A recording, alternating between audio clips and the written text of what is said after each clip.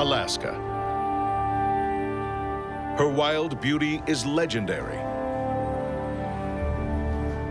But this vast, majestic landscape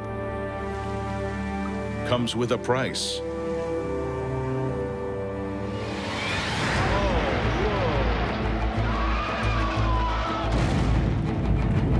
It's just a land of extreme everything. Here in the last frontier, cataclysmic natural forces come with the territory.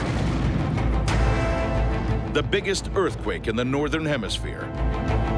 It sounds like a freight train, and it's coming right at you. The most massive volcanic eruption of the 20th century. Katmai was many, many, many times bigger than Mount St. Helens was. Glaciers bigger than a city.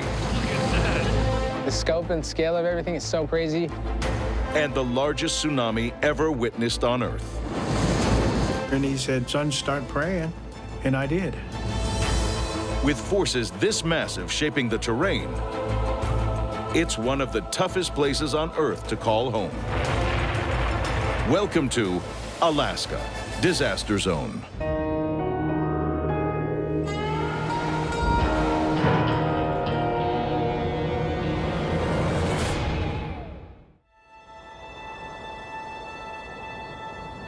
Deep beneath the rugged land of Alaska, devastating forces are waiting to be unleashed. One of the most powerful can reshape mountain ranges in seconds and leave whole towns in ruin. California likes to call itself the earthquake capital of the country, but they're not even close. This is earthquake central.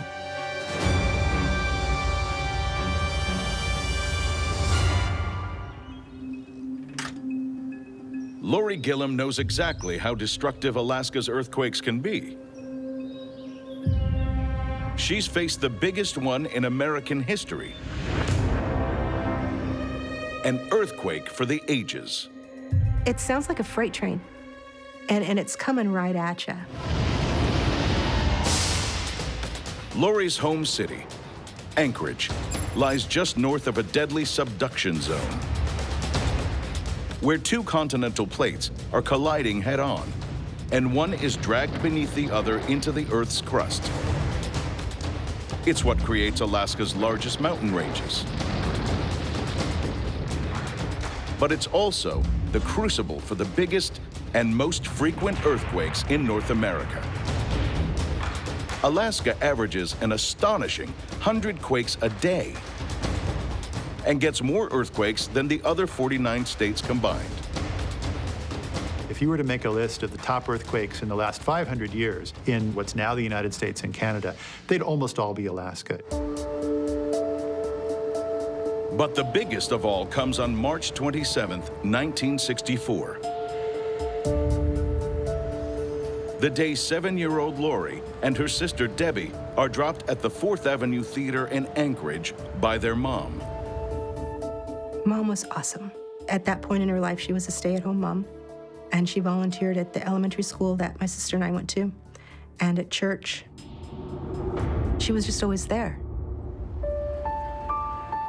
Lorie thinks she's about to watch Disney's The Sword in the Stone at the theater. Instead, she'll have a front row seat as one of the biggest earthquakes in history unfolds. Mom bought our tickets, we got popcorn, she sat us down in the theater. She left. We didn't exactly know where she was going, but we kind of figured she'd go shopping. 80 miles away, deep beneath the ocean floor, the crust begins to rupture with a force equivalent to 63,000 atomic bombs. It's the epicenter of a massive quake. The 1964 earthquake started rupturing underneath Prince William Sound. But in seconds, the rupture spreads, heading for Anchorage, then a city of 100,000. Beneath the 4th Avenue Theater, the earth begins to tremble.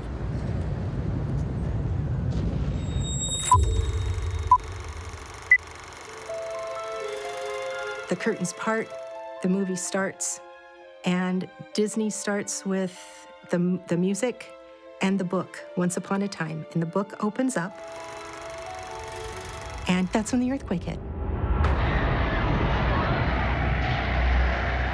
My sister flies over the top of me, throwing her popcorn, and starts running up the aisle. I run after her, and we made it outside when the earthquake was still rolling. 7-year-old Lorie witnesses Alaska's fury firsthand. We were hanging on to the parking meter because by this time the earthquake was really rolling and shaking and we couldn't stand up. And the flagpole is waving back and forth and back and forth, and you can see the rolling waves just come down 4th Avenue as it comes down the street. The curb separated from the sidewalk, and I'm thinking, wow. And it was loud. I remember the noise. It sounds like a freight train, and it's coming right at you.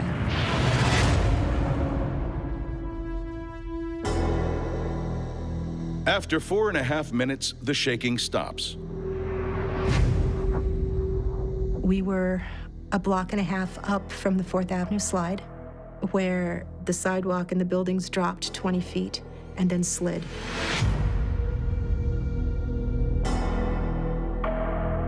The damage you see in the photos from 4th Avenue, for example, were caused by a cliff that basically just collapsed, and whatever was on the top just slid down somewhat to the bottom. The theater stands its ground, but just 2 blocks away, the J.C. Penney store slumps into the street, killing shoppers. The corner of the building collapsed. I think my sister was, being 4 years older, was more in tune to what was going on. Her concern was that Mom was in Penny's. Have Lorie's family paid the ultimate price for living in this disaster zone?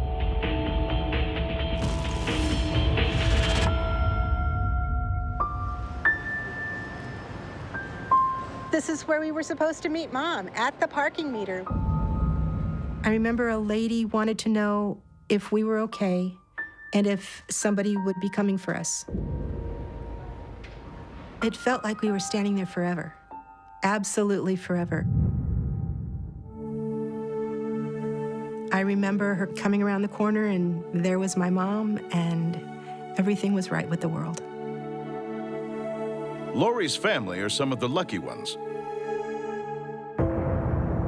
But their city is devastated. The earthquake rates a 9.2 on the Richter scale, the second largest in world history. What was exceptional about this earthquake was really the size of the area that slipped. In 5 minutes, this area that's 450 miles long and 150 miles wide moved an average of about 30 feet. The quake thrusts up whole sections of the seabed. Jetties are left high and dry. And coastlines change so radically, maps have to be redrawn. The uplift was as big as 30 feet off of the edge of Prince William Sound. So huge amounts of uplift, which all of a sudden brings stuff right out of the ocean. Also coming out of the ocean immediately after the quake, 30-foot tsunamis. Created by vertical motion of the seafloor, these giant waves devastate southern Alaska and more distant shores. It went across the ocean, it hit Hawaii, it hit California. And so it killed people in California from the earthquake in Alaska. The final death toll from the 1964 earthquake and tsunamis stands at over 130. And although that quake is unprecedented in size, since it happened, Alaska's had no less than 6 earthquakes, ranking over magnitude 7.8. The most recent big one in 2002 cleaved massive glaciers in half.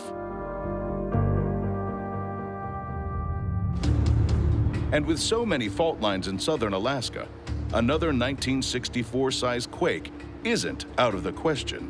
It's not likely to get something in the same place of that size, so close to the event, but there's places right next door that could be ready to have a sizable earthquake. So the risk is always there.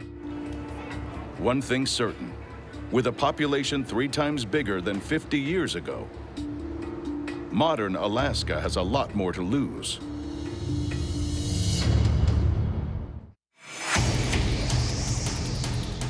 Alaska is a breeding ground for disasters.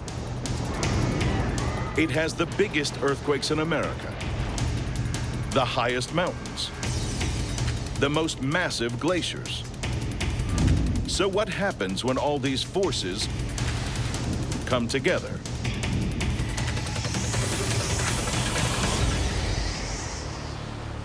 Ask Howard Ulrich Jr. He's the only man alive who has seen it firsthand. I saw this big wave. It was coming around on the far side of the island. I was scared, you know. It's the biggest wave in the history of the United States and potentially in written history.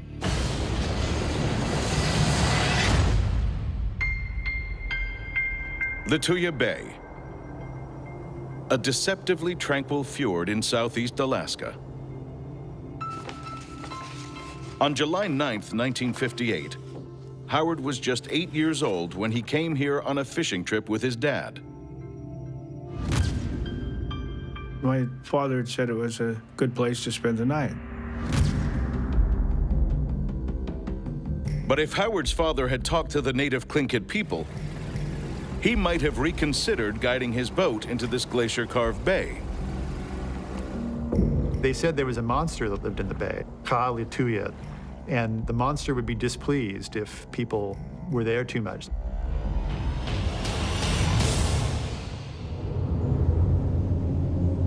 Little does Howard know, he's about to meet that monster. It was very quiet, glacier water, chunks of ice, icebergs. All you could hear is the engine just moving. Calm, gray water. Icebergs are not even making hardly a sound. 10:15, we're anchored right here. So I went to bed and went to sleep, I guess. And then my dad came down and woke me up and he said, "Son, you'll never see another earthquake like this in your life." A fault line in the huge mountains at the head of the bay has spawned a massive quake.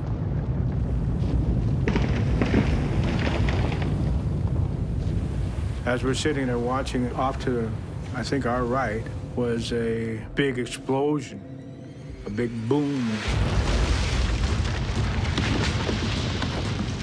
40 million cubic yards of rock and ice, dislodged by the earthquake, plunges into the bay. It came down from a great height, too, so when it hit the bay, at the head of the bay, there was a gigantic splash. This simulation, created by a scientist at the University of California, explains what happens next.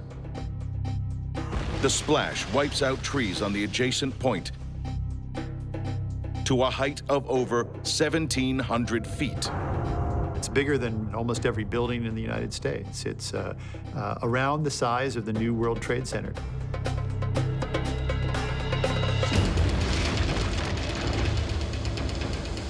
The displaced water then becomes a wave of devastating power. It was coming around on the far side of the island, and it was a big black mess. It's got all this dirt, I figure, was making it real black. And it's got these little things sticking out of it like porcupine quills or something, but those are trees inside the rolling black wave. This is no ordinary wave. Bearing down on Howard and his father is a mega tsunami. The largest ever faced by a human in recorded history. And my dad, about that time, he threw me the life preserver and he said, "Son, start praying." And I did.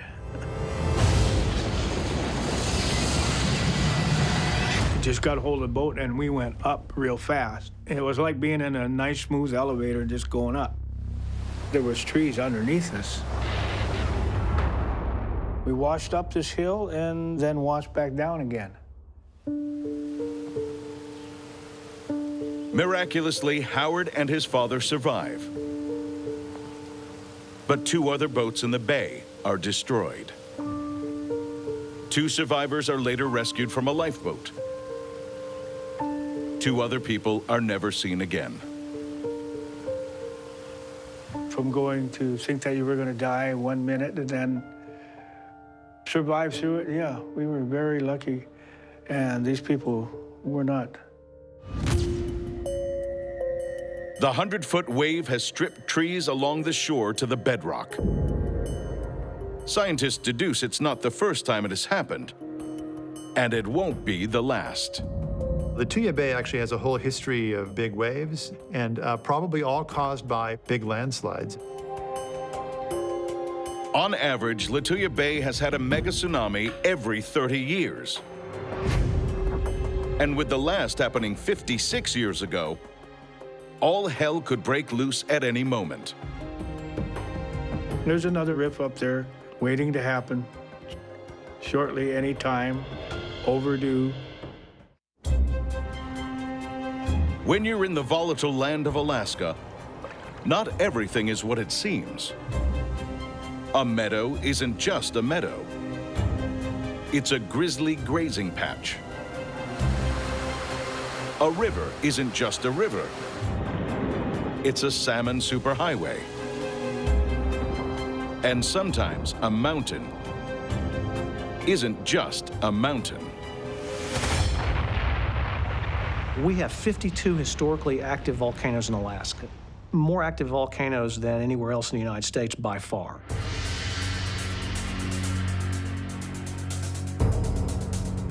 They range from really large ones to small ones and everywhere in between, and with large eruptions and small explosions and everywhere in between. Alaska's volcanoes include perfect cones like Mount Cleveland in the remote Aleutian chain, or Mount Augustine in Cook Inlet. But there are also less picturesque, but more menacing peaks, like Mount Redoubt, one of the closest volcanoes to Anchorage. If you see something like Redoubt with a great big breached crater in the top, well, that says to me that it has more violent eruptions. In this disaster zone, there are 3 to 5 eruptions a year. Here at the Alaska Volcano Observatory, scientists monitor a 2,000-mile-long arc of Alaskan volcanoes.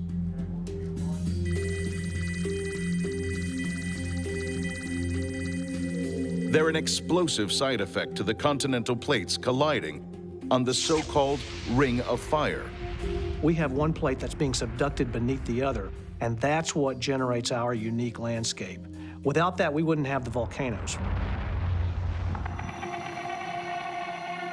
In true Alaskan style, the state holds the record for the biggest eruption of the 20th century. In 1912, Mount Katmai exploded with power 30 times stronger than the lower 48's most famous eruption. Katmai was many, many, many times bigger than Mount St. Helens was.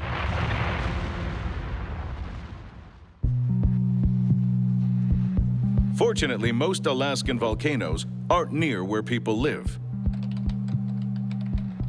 But volcanologist Game Machimsey has been closer than almost any man alive to an eruption at its angriest. It happened in 1992.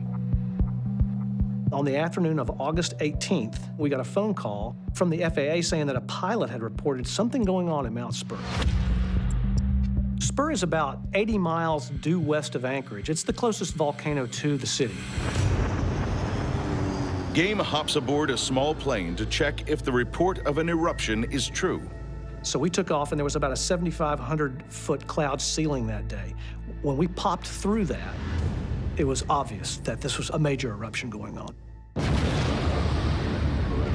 As they approach Mount Spur, Game starts rolling with his handycam, capturing some of the most violent footage of an Alaskan volcano ever.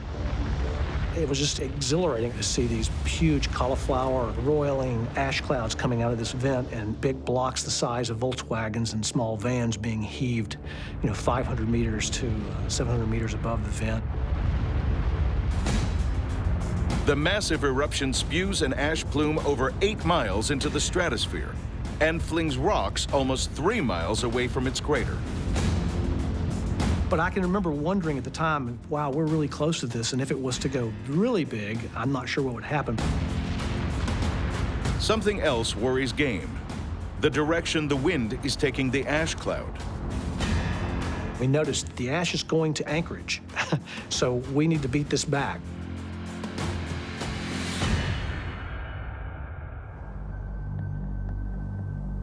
Game's plane lands at Anchorage Airport just before it's shut down. Because if there's one thing Alaskan airports don't take any chances with, it's volcanic ash clouds. The North Pacific air routes are a very busy air corridor. There's about 250 flights per day, up to maybe 30,000 people on those flights, and then billions of dollars of cargo and equipment. And all of those flights are passing over Alaska's active volcanoes, so potentially in harm's way. I'm standing just inside the inner operations room of the Alaska Volcano Observatory. We use this room primarily when we're having an eruption of one of the Cook Inlet volcanoes, or if there's a large-scale eruption somewhere else in Alaska.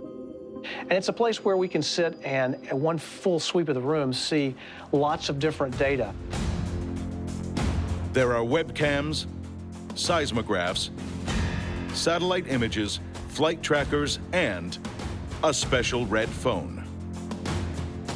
This phone has one purpose and one purpose only, and that's to put the people in the ops room in direct contact with the people over at the Federal Aviation Administration, so that in times of volcanic eruption crises, we can speak directly. Volcanologists know aircraft and ash clouds can be a bad combination. It's a lesson the world learned over Alaskan skies on December 15th, 1989.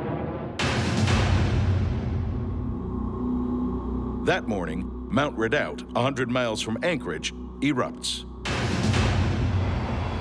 Just as a 747 from Holland is coming in to land at Anchorage Airport. The jet, with 231 passengers, flies straight into the ash cloud.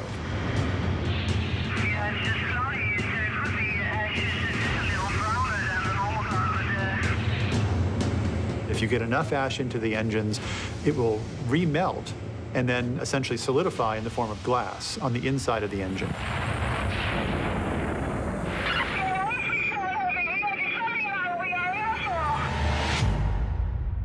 All 4 engines flamed out. The cabin of the plane became very thick with ash.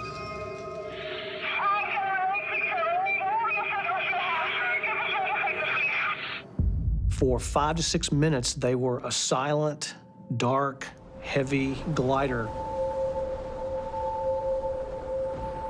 The pilots were desperately trying to restart the engines, and every time they restarted, they were knocking a little bit more ash off of those turbines.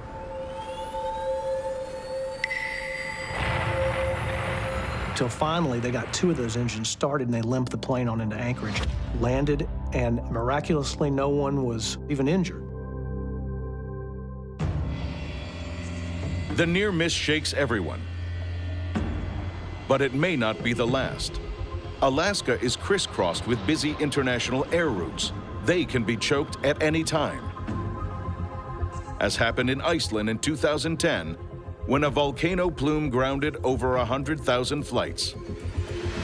And there's every chance Alaska's next eruption could be the biggest ever, affecting not just aviation, but weather across the globe.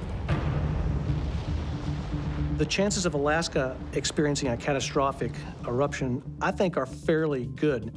They happen in Alaska about every 100 years or so. The last one happened in 1912, Katmai. So with as many active volcanoes as we have, with it being so tectonically active up here, It's only a matter of time until we have another Katmai-style eruption.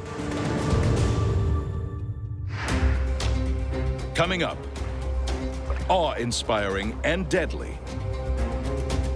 The billion-ton juggernauts reinventing Alaska's most spectacular terrain. To be near the glacier in that kind of a time would be a frightening experience.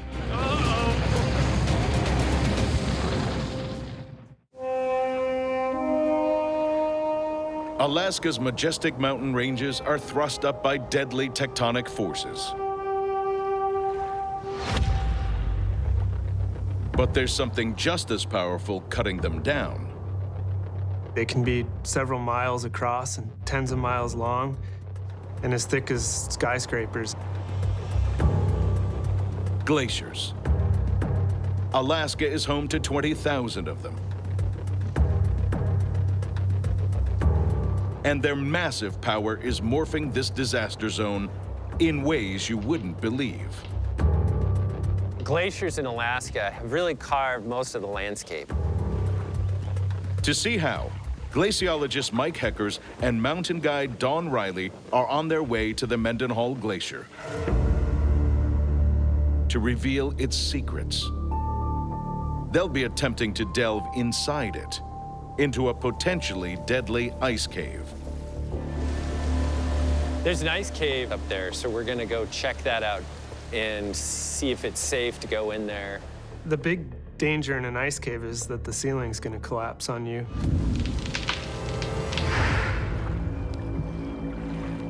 But before they even get to the glacier itself, there are other hazards.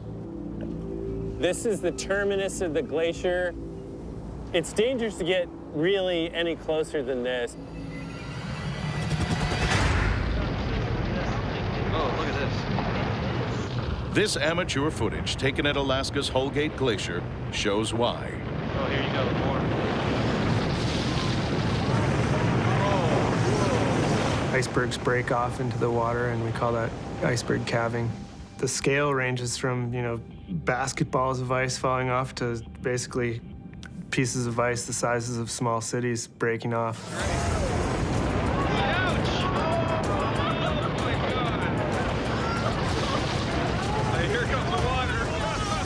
If you get a big piece that hits flat, then there will be this huge wave.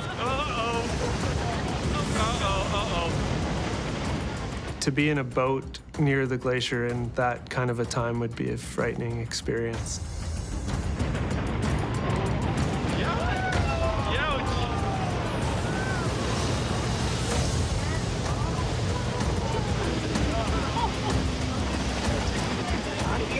We'll be all right.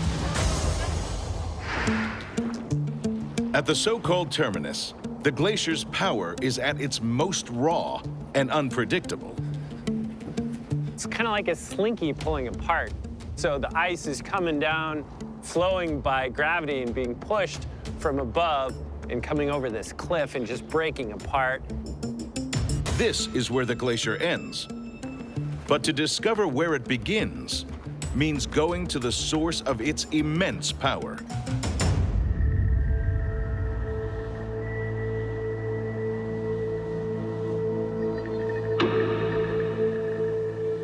On the flanks of the monumental Mendenhall Towers, a death-defying peak, where mountain guide Dawn feels right at home. So we're up here at 5,500 feet, and we're up in the Juneau ice field. And up here, we get more snow each year than can melt. So once you get about 90 feet of snow piled up over the years, just the sheer weight of it will compact and form glacial ice. And it's heavy enough that it flows downhill just like a river does. The ice's journey to the glacier's end takes 200 years. They're big conveyor belts. They're moving the ice down through the mountains.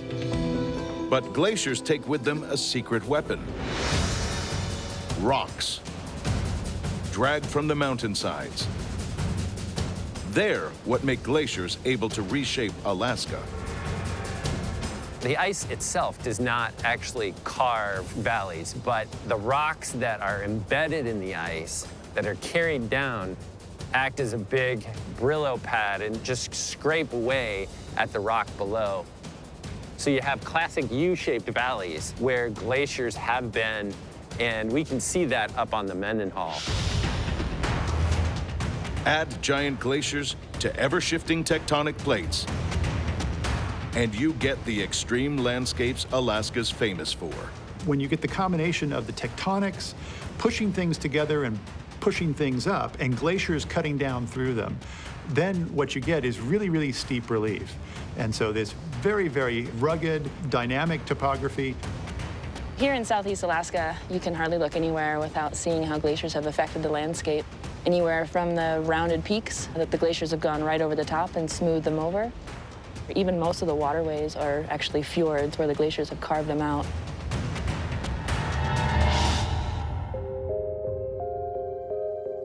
Just as a river forms whitewater, a glacier will splinter as it hugs a bend in the valley, or crack as it falls down steeper slopes. The result? Some of the most dramatic and forbidding terrain on Earth.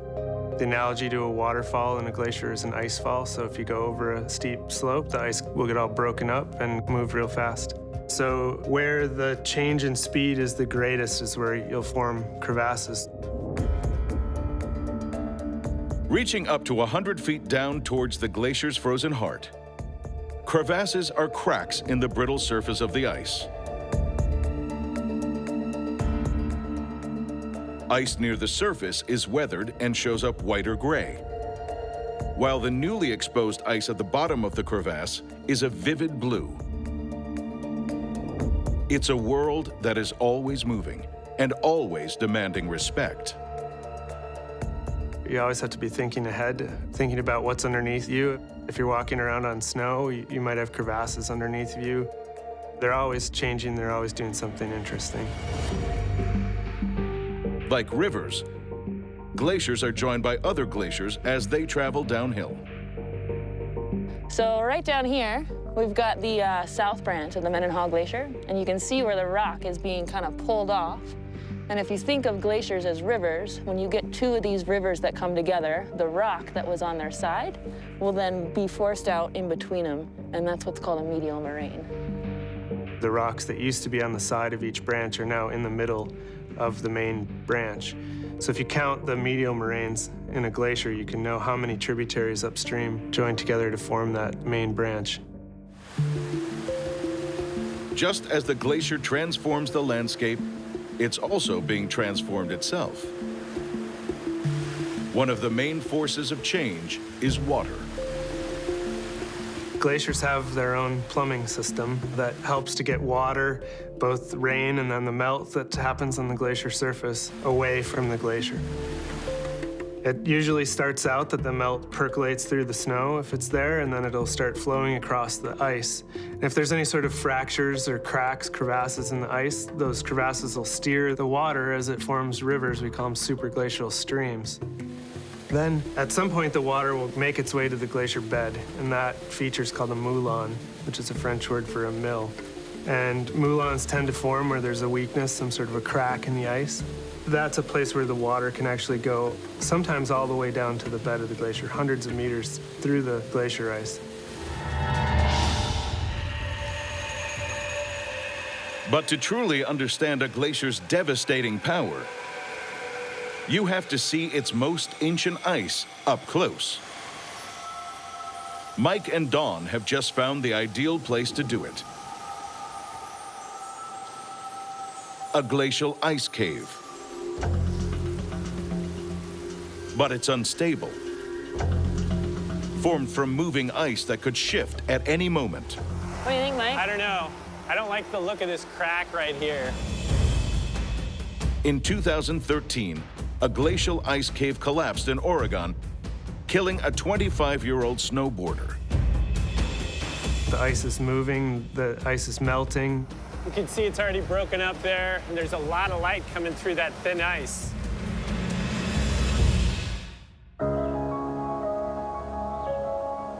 Alaska is a land shaped by awe-inspiring forces.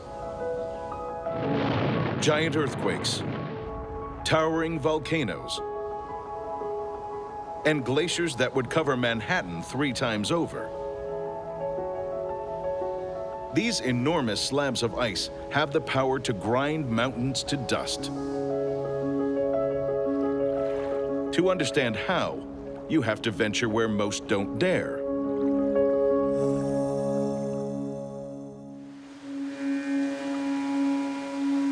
Into the glacier's frozen heart. A potentially deadly ice cave. Wow. You can see these cracks where it's really thin right in there. So this whole section could come down. You've got a dynamic environment in which you're visiting, and there's always potential for something to go wrong. I think we should go in on this side. Yeah, that looks better. Cool. Glaciologist Mike Heckers and mountain guide Dawn Riley carefully pass through the unstable entrance.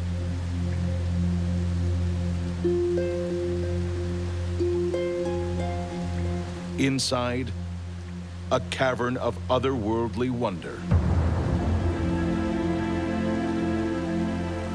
Look at this ceiling. This is gravy. It's probably, what, 20 feet of ice above us, maybe? Towering over their heads, enough ice to fill 10 Olympic swimming pools. If the glacier shifts, it could all come crashing down. I mean, it's amazing, these features. You can see some of these bubbles and cracks. Yeah. See a big boulder up there.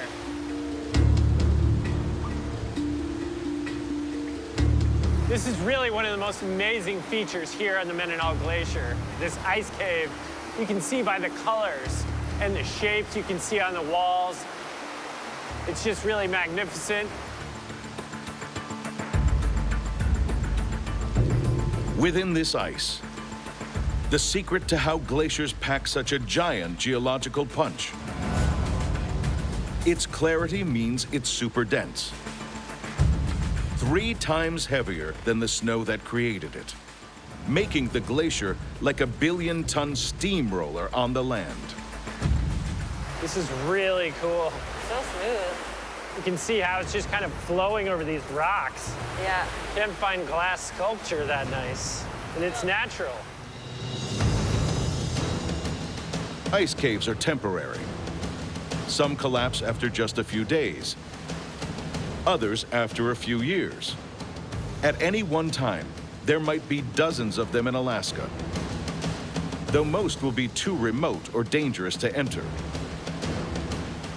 They're dynamic natural wonders created by water and wind. This ice cave is formed by the heat from this creek right here and the wind blowing through here, just basically melting and sculpting the walls as the heat flows through. This cave is unusually large because it's drawing air not from one entrance, but from 2. Ah, look at this. I think I even see blue sky up there. This shaft was first cut by water boring down from the glacier's surface, a feature called a moulam.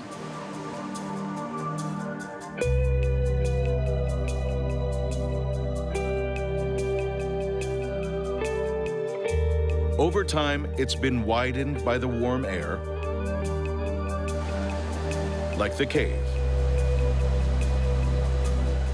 There's a nice cross ventilation blowing in here. Warm air from the forest up there is just coming right in through here. Constant melting creates one of this cave's most striking features. You can see the sculpted ice on the side. It's caused by differential melting, just by streams of air blowing through here and water trickling down in some places and not in others. Where it's trickling down, it's going to melt more. So you get these really fascinating shapes. Oh yeah, you can see water coming right down this edge. So you were saying that's what kind of carves this sculptedness? Is Right, kind of how yeah. the water's running? It's a little differential melting with water flowing down on these edges, kind of eating it away and then starts somewhere else.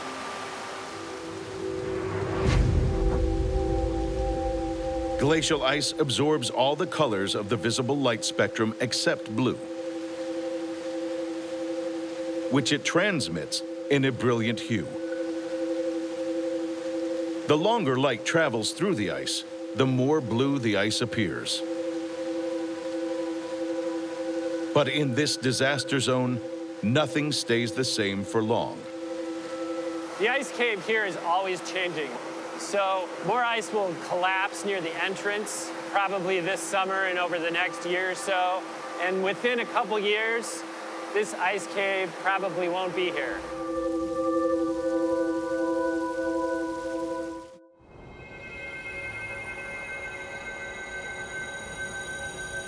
Beneath an ancient Alaskan glacier,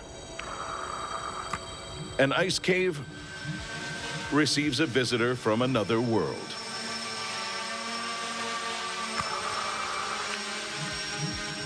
What's great about the quadcopters is that we can get into places that are really dangerous. Fitting into, extremely tiny places, into crevasses, into glaciers. You can get shots no one's ever seen before.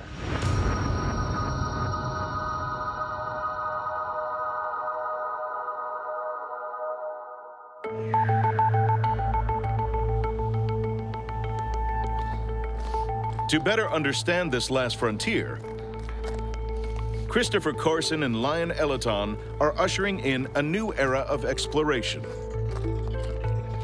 They're looking for an undocumented ice cave, a place human eyes have never seen before. Check that out down there. Is that one? Maybe. We walked all along the ice right alongside the glacier, and we found a new one. Gosh. Oh, man, look at that. That is amazing. They're not sure how stable it is or how deep beneath the glacier it goes. For a human to go down there might be deadly. So they've enlisted some high-tech help. This is our quadcopter. This is used to record all of our aerial shots. It has a HD minicam and 9-inch blades that keeps it up in the air. It's gyro stabilized so that no matter where you turn it, it stays in that same area. Over the past months, they've used their quadcopter to reveal views of glaciers that have never been captured before.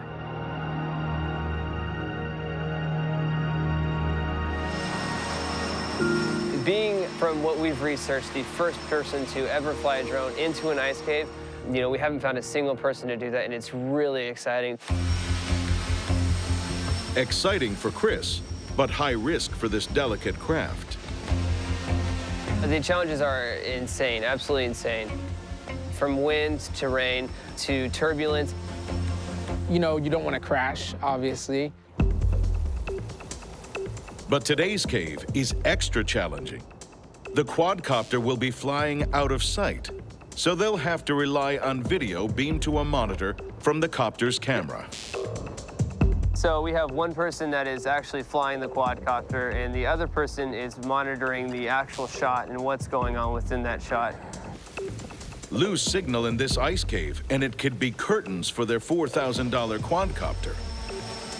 So there's a lot of things that can go wrong, and you can lose your drone any which way.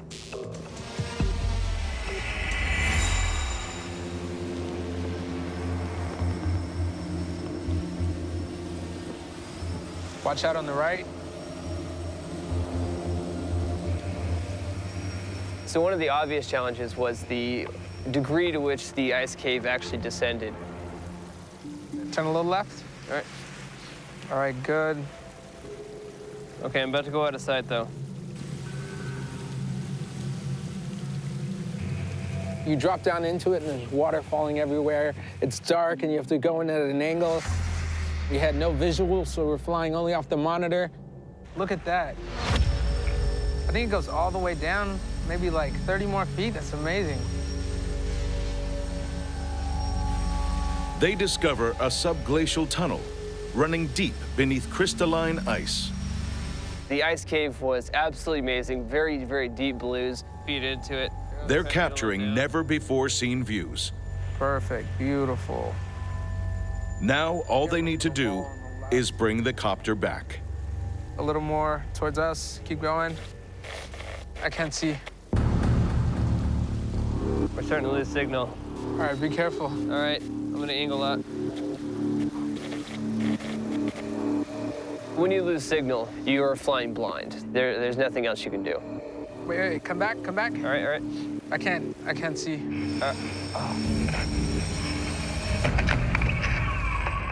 Did you crash? It's done. You crashed it. It's done. I didn't know if it fell into an abyss somewhere.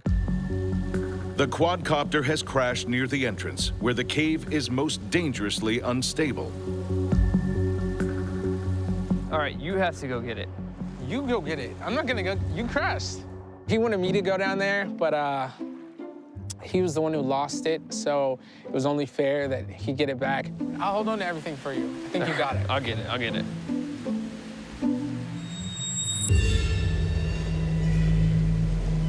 Despite the risk, Chris isn't prepared to abandon his quadcopter. Ice caves are really dangerous. I mean, these things calve or collapse all the time. You got it. Are you okay? Yeah. Chris, like a true champion, went down and he got it back. Their quadcopter is damaged, but its camera still captures a few fleeting images.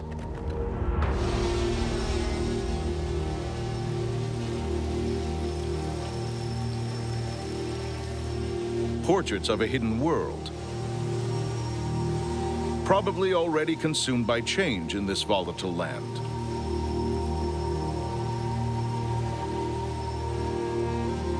These things are melting so fast and moving so fast that some of these shots that we get might never be seen again. So it's pretty humbling to be able to see it, you know, for the first time.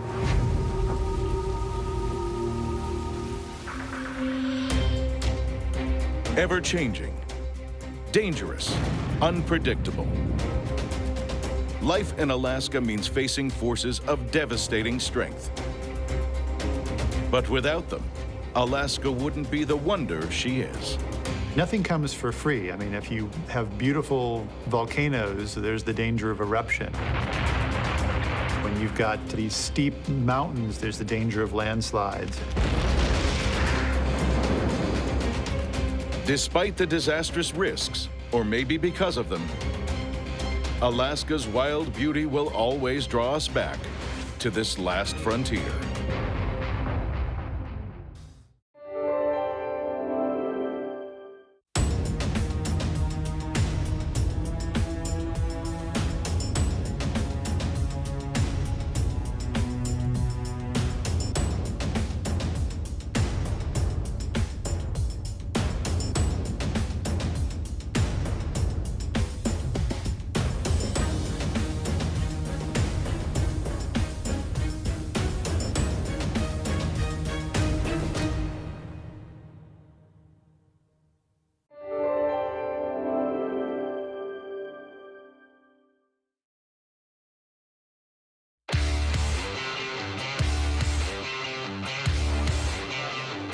They're sexy, provocative, dare we say, titillating? Hi, welcome to Twin Peaks! Welcome to the world of bosom bars, where the dining experience is stripped back to the bare essentials. We're America's only restaurant. You got some good friends, good drinks, good food, it's all good. Don't dare call them sleazy. There has to be a little bubble, as we say, and like a little distance. They are perfectly formed, socially acceptable business models. We're opening a new restaurant approximately every 2 weeks. Growing 30% faster than regular restaurant chains. It's hanging out with your buddies and looking at beautiful women. The American way. Sure, skimpy outfits help, but there are secrets to succeeding in the themed restaurant end of town. We work hard at it. It's all about names, it's about unique, it's about identity. There's 1,000 things that can go wrong. Sit back with a cold one while we dig deep to discover why the Bosom Bar business is booming.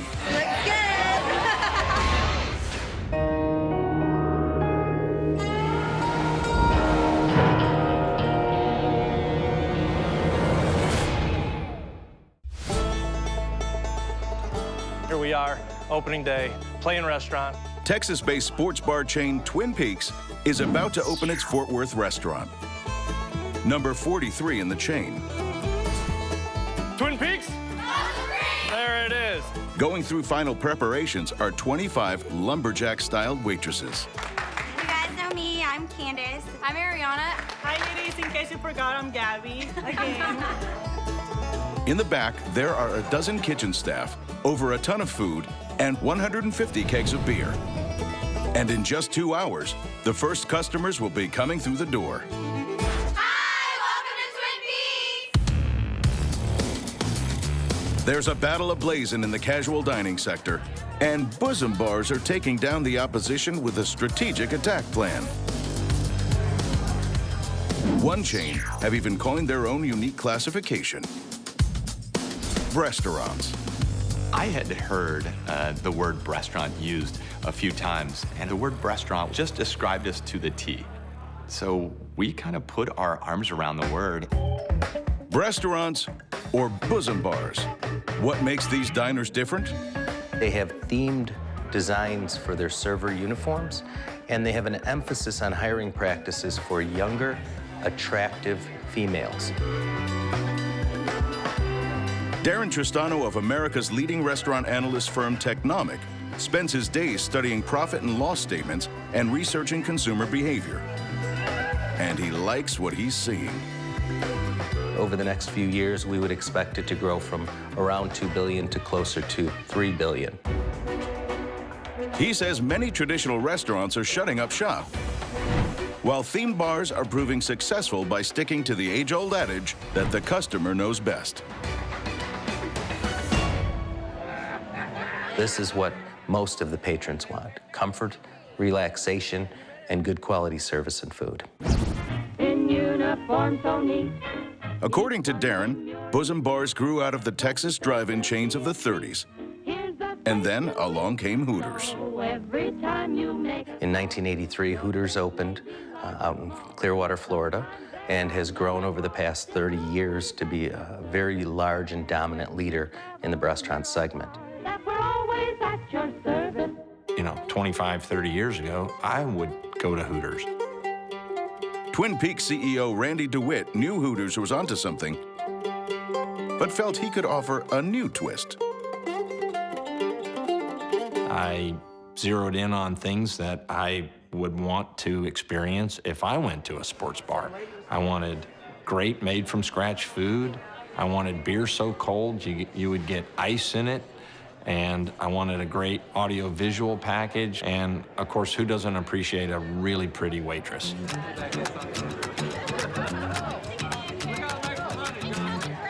It would seem thousands of American men agree, because Twin Peaks and its fellow Bosom Bars are hitting a very profitable purple patch. Turns out, there's a science to Bosom Bar success. And not surprisingly, the main ingredient to keeping customers focused is our first secret: the girls. Yeah, that's what I'm talking about right here. The right attitude is key. So, back to opening day in Fort Worth, where a flying squad of experienced waitresses inject sports bar savvy into the new recruits. So we're gonna wanna pull from here. This is our man mug. See how cold it is? Feel it. Oh, yeah, it's really cold. Yeah, so it's super cold. We're looking for the girl next door. Just approach the table always with a smile. We use an acronym to tell them the way we want them to behave while they're at work. It spells PEAKS, P is for playful. So let's pour a naughty brunette, you know, since I'm a really cute brunette. Okay, so you're gonna wanna hold it. E is for energetic. We always want to greet them with a huge smile and a huge welcome. A is for attentive. Set down your coasters. Awesome. And then this is when you can take a seat. Oh. K is for knowledgeable. They have to know about the beers. Look at all those beer crystals. They have to know about the food they're selling. And we want them to know the customers too. So we teach them to ask the customers' names, get to know your regulars. And start a conversation with your table, ask them how they're doing. And then S, that stands for sexy. Okay, so right now there's a guest walking in. Ready? Hi, welcome to Twin Peaks. Sexy girls. Surely that's a no-brainer in an industry dubbed bosom bars. But these girls have a trick they use to make their customers feel extra special. One section is 6 tables. What does that mean? Two girls wait on 6 tables. It's not flaunting. This is professional flirting. They only work a handful of tables at once. Do you guys need another beer, water? So for a short time at least, they're your new best friend. The chain simply known as Bikinis wants an even closer relationship between staff and patrons. We need to be selling everything that we can at the tables. Eye-level service, name exchange, looking people in the eye. And I am Reagan. Every waitress is instructed to sign her name on the beverage napkins. What do you do to Reagan's Bev Nap? What do you do to Reagan's Bev Nap? The more y'all are around, the more y'all are around each other's tables, it's gonna create a thing where we're making a connection and everybody in the room is making a connection with these people.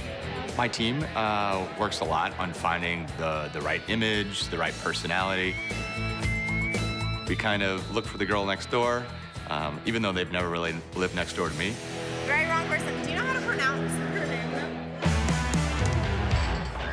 Yet the girls in what they wear, or perhaps what they don't wear, do attract criticism. But according to restaurant consultant Linda Duke, bosom bars are servicing a legitimate niche. You know, you have to find your niche.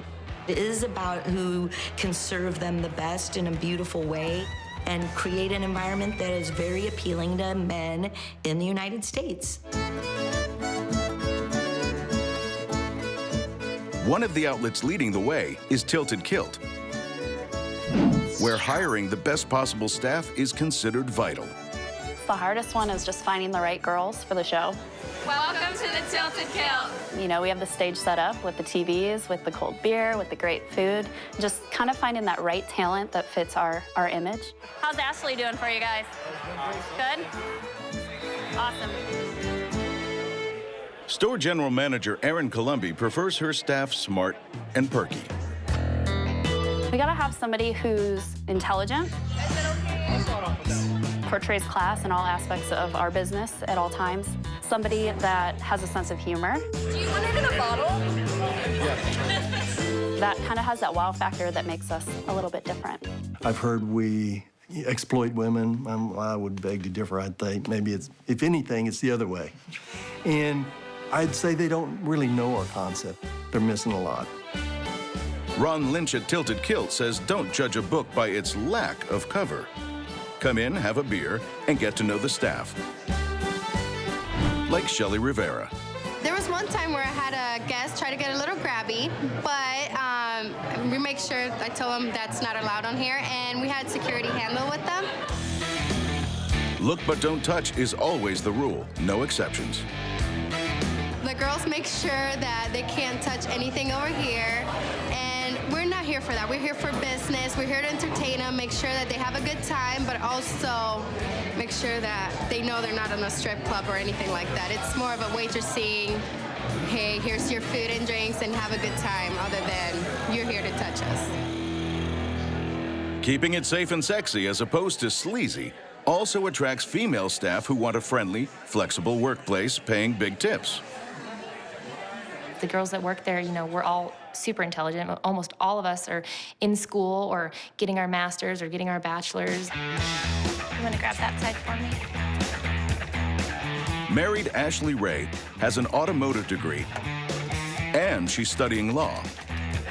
But her job at Tilted Kilt is what pays the bills. I don't feel exposed in any way. And, you know, it's not for everybody, and that's all right. But the girls that are there, you can tell they're outgoing, they're happy, and they're confident. Do you guys have anything special planned for today? 19-year-old Michaela Francis is a dedicated Twin Peaks girl. She relies on her job to help her care for her grandparents who raised her. Basically, my mom decided that she couldn't take care of my brother and I. So my grandparents came and got me. My grandpa has kidney failure, and they both have diabetes. How are you guys doing today? As a Twin Peaks girl, she earns better money than she would in other retail jobs, meaning she can repay her grandparents' kindness. Hey guys, how are you? You guys have me as your party today. There are many secrets to running a successful Bosom bar. She's doing a wonderful job for us, but she has not given us any free drinks yet, and this is a bachelor party weekend. If hiring the right waitress was rule number 1, rule number 2 is all about creating the best customer experience. And for that, you need a theme. A lot of restaurant concepts focus on their lighting or decor or their music to be what makes their theme. And what makes these types of places the theme are the women. How they wiggle at your table. 1, 2, 3, bikini!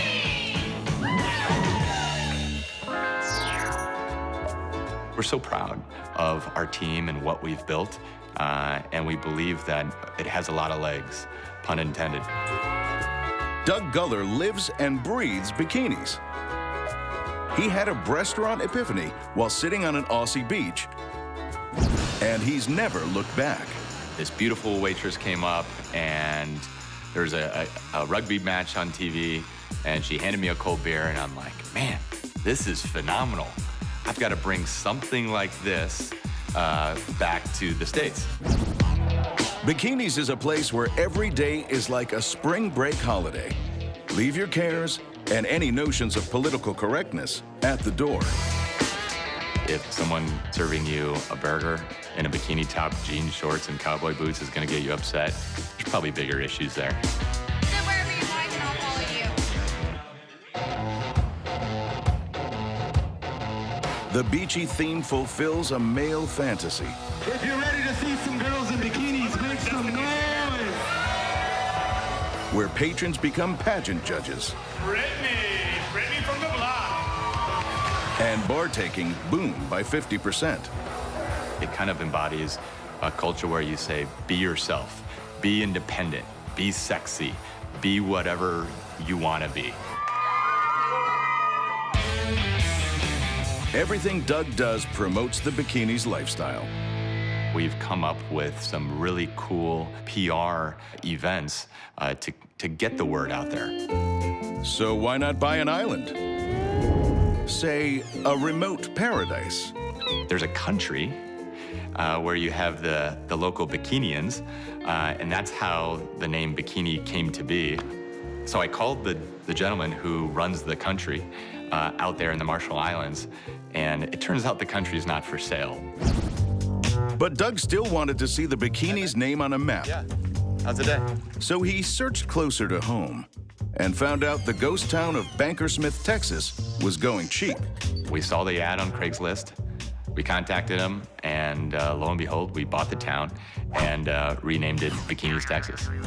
Doug plans to turn the entire town into an outdoor music venue.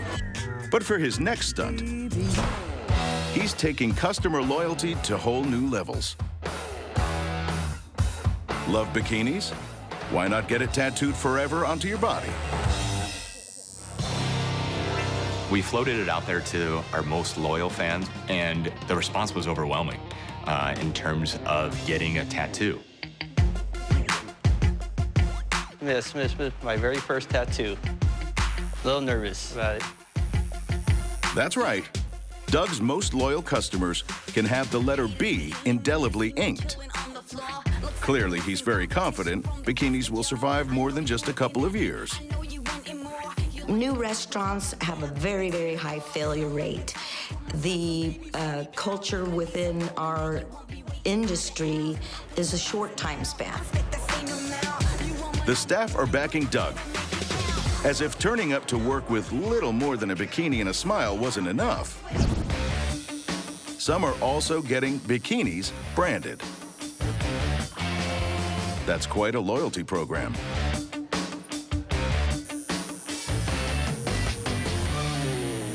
Just pretty much figured, why not?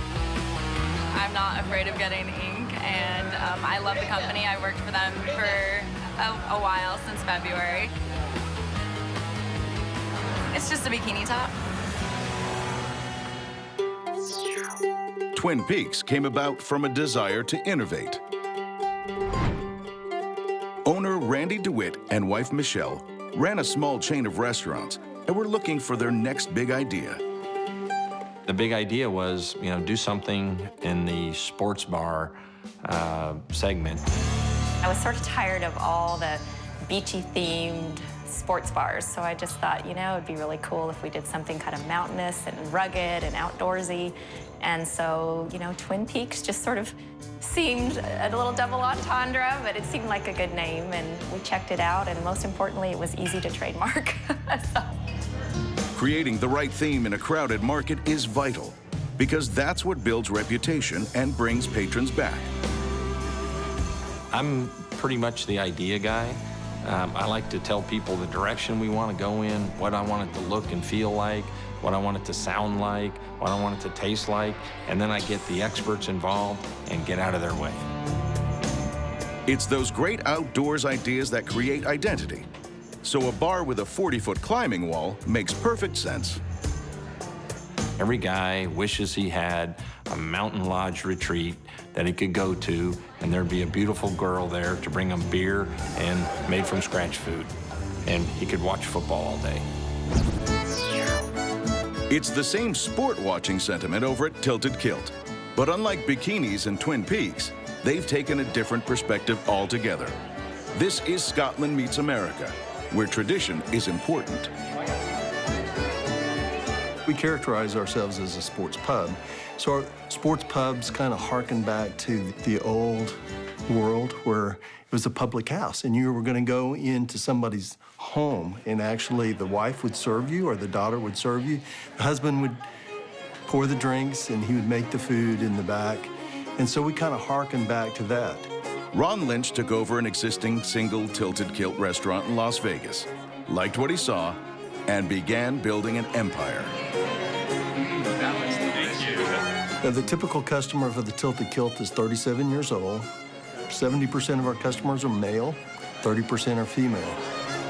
Sports bars or sports pubs still are primarily the domain of the guys, to watch the sports. It was kind of what I was looking for. I wasn't looking for another boring restaurant. This world has enough boring restaurants. Then there's the new kid on the block, Bombshells. David Simmons saw an opportunity in the Bosom Bar's market for some military muscle.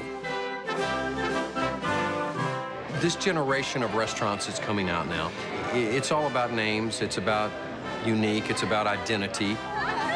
The girls that we have in here are part of our atmosphere.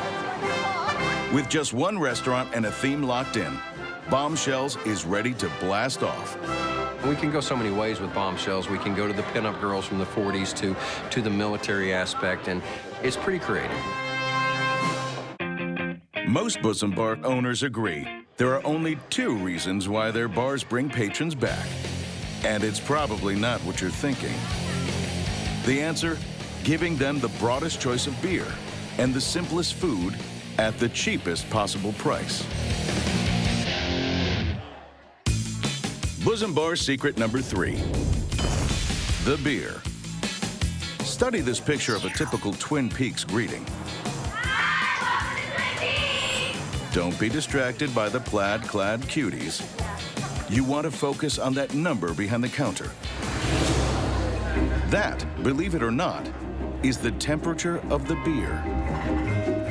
That is our secret weapon here. It's not a secret, we advertise it. It is our competitive advantage here at Twin Peaks. We serve beer coming out of the tap at 29 degrees. We pour it into a frozen mug every time. It's so refreshing, and we have to deliver it every time. Sounds easy, it's really difficult. If you want warm ale, go to England. But here in America, beer is a drink served cold, frosty cold. There's an estimated 20,000 beers in the world, and most bars will offer 60 or more. Bikinis keep their beer in a cooler just like you're at the beach. Staying on their summertime all the time brand requires that much attention to detail. We believe it's sort of Darwin's theory. You know, it's going to be the survival of the fittest out there. It may seem obvious, but you can never take your customer for granted. As restaurant consultant Linda Duke constantly reminds her clients. You can't make mistakes in the restaurant business. It's every customer, every day, every meal. So it's not just about the bikinis. There's an old saying in the Bosom bar business. Come for the breasts, stay for the wings.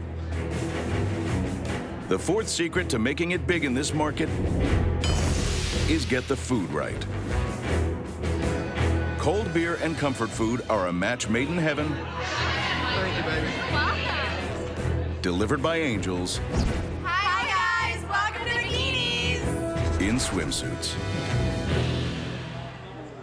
In a sports bar, when the game's on, you don't want to fuss with cutlery.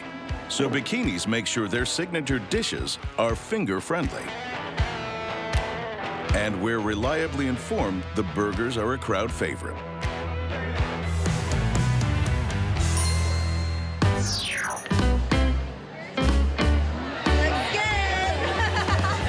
Bombshells and Twin Peaks stick to much the same safe food formula.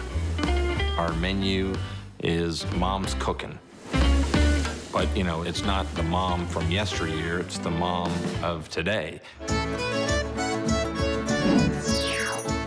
Standing by at the tartan end of town, Tilted Kilt believe they have a dining secret that sets them apart.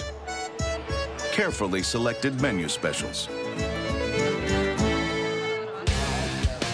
We probably have the best food in the sports bar segment.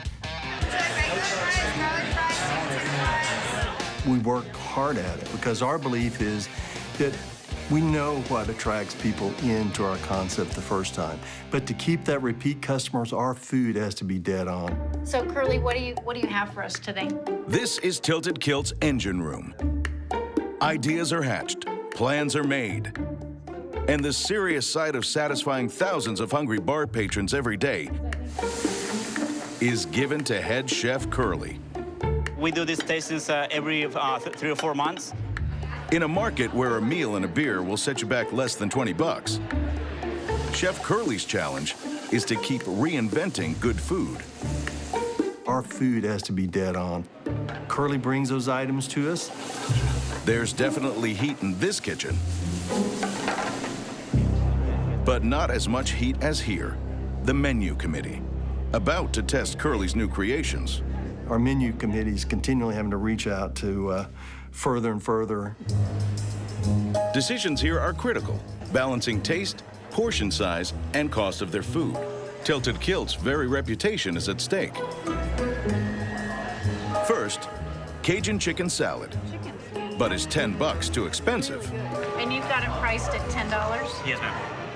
Do you think that this would be something we'd sell for $9.50? 10's not a lot for this much food, but 10, get over the $10 starts to scare people a little bit. That's an additional challenge. They have not just, is it good, you know, is it priced right? Thumbs up for the chicken, now priced at a thrifty $9.50. Next, curly shrimp. Smells a little spicy.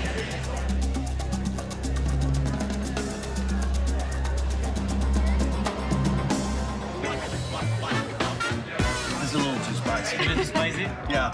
I mean, I like it this way, but I don't think... Excuse me, I gotta have a... Yeah, there we go. Your nose is turning red. It literally goes right to the back of your throat. It's back to the kitchen for Chef Curly. Live sports, cold beer, hot girls. The testosterone-fueled end of the food chain doesn't want for much to satisfy customers. even when there's no testosterone. Got the tatas showing and the plaid. It's awesome. But get a tiny part wrong, and sexy can turn shabby. Secret number 5 in Bosom Bar's success: the uniform. You can have the best furniture and the best TVs and the best food, and that's expensive. But our greatest asset is really the girls that we have working in here. This is Bombshells, a military-themed sports bar. CEO David Simmons has a Bosom Bar predicament. I think the uniforms that we had initially were conservative. They were very basic. They did have the military feel. We had a bullet belt on, we had camouflage shorts on, and we had our logo on there. But they just didn't really complement the girls the way that we wanted to. A Bosom Bar's uniform needs to be like a cheerleading outfit. Revealing, but socially acceptable. So David called in the grand mistress of the uniform makeover, Tara Saunders. Well, we originally started doing restaurant uniforms, and we actually got a trademark on the term restaurant uniforms. 1, 2, 3. Great. Tara knows her tops from her bottoms. This former Dallas Cowboys cheerleader perfected her skills designing cheerleader outfits. One day, I had a phone call from a person who said, "Hey, I'm opening a restaurant. Would you like to make me some uniforms that look like cheerleading uniforms?" And it was like, ding.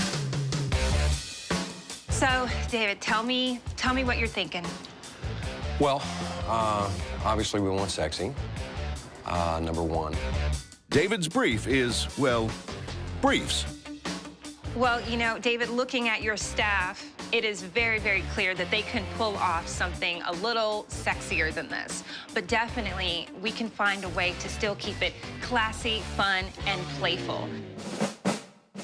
Bombshells is an amazing concept. It is very, very throwback, Army, all-Americana. The look is sexy, military, hot. Sexy, military, hot, but not offensive. Can Tara pull it off? David sure hopes so. It's important to create the uniform to keep Bombshells in here and the concept of that, but I want their personality, whether it be their tattoos, their hair, maybe a piercing or two. I want them to shine through. While Tara sweats on the Bombshell shine, she may reflect on what's working for other brands. Tilted Kilt avoided a dress dilemma. Their cue came from a Scottish tartan. It must be incredibly challenging to serve food and beer with next to nothing on, and you have to be very confident. I don't think I could do it myself. It's all about being sassy, not crassy, because you never know who's the next customer. Like a mom who's dropped in with her boys to watch their favorite team. I don't even notice it really myself. I'm kind of like, oh, whatever, I talk to my kids and stuff. But I know that my boys notice it.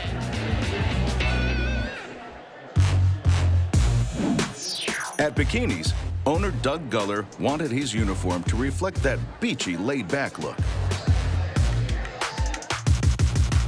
I think society wants you to operate a certain way. Take, for example, you have a runway model. What she's really doing is selling those clothes as she walks down the catwalk. We kind of are doing the same thing. We're just selling chicken wings. Meanwhile, at Twin Peaks, the scenic views double entendre makes the perfect peekaboo pairing. It's playful, it's tongue-in-cheek, we're not serious, and there's no misbehavior. That's just not tolerated at Twin Peaks. So, back to Tara Saunders at Waitressville. Can she create a uniform that's all class with a hint of sass? I want every detail of this outfit, from side to side to front to back, to say sexy and say military. Let's do it! The uniforms begin to take shape. It's surprising how much can go into so little. I think restaurants got a bad rap in the past. All you should know is that you can go to this restaurant with your wife, with your kids, with your boys, with your friends, with your business partners, and have a great time and feel like you're seeing something that's attractive and still appropriate.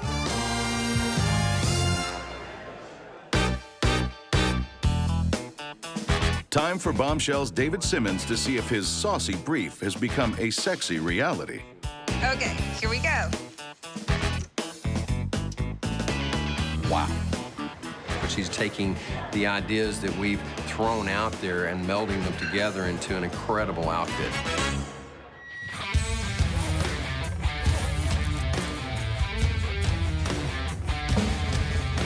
When customers walk in now and see it, there's a, without question, a wow factor. Thank you very much. Bye, guys. Thank you. Appreciate you. Remember, these designs are not just for the customers, they're for the staff. Let's see what they think. Oh, I'm loving them. I love the cufflink. I'm loving the material. It's actually quite durable and you can move in them. So far, so good. Well, I love them. I love how form-fitting they are, but my favorite part is this right here, because you can do that and, you know, it looks nice on everybody and it helps everybody out a little bit right there, so. That's 2 for 2. I really like our new uniforms. I think they're very complimenting to our bodies. And it's also going to help us make more money. I feel very confident. I feel sexy. I want to come to work and I want to show everyone what I look like, how great I feel, and I feel like it's just going to help my tips overall. I look great. Meanwhile, with their new uniforms hitting the target, Bombshells has begun looking for ways to attract new customers. Luckily, they've got one of Dallas's busiest freeways right outside their door. If you look at the simple concentration out the window of the cars driving by, there's plenty of business. In an effort to drag that business off the freeway and into his restaurant, David's begun a Wednesday afternoon tradition out front of his store. We have a big balls tournament, which is basically beer pong on steroids. They've got giant trash cans and giant balls that they have to throw to get into the trash cans. The most 10 wins. But this Wednesday, there's some competition on the way. There is no way that we're going to lose against Bombshells, right? Yeah, all right. Never one to let a PR opportunity slip by, Doug Guller's bringing a van load of girls from his Bikini's Dallas store.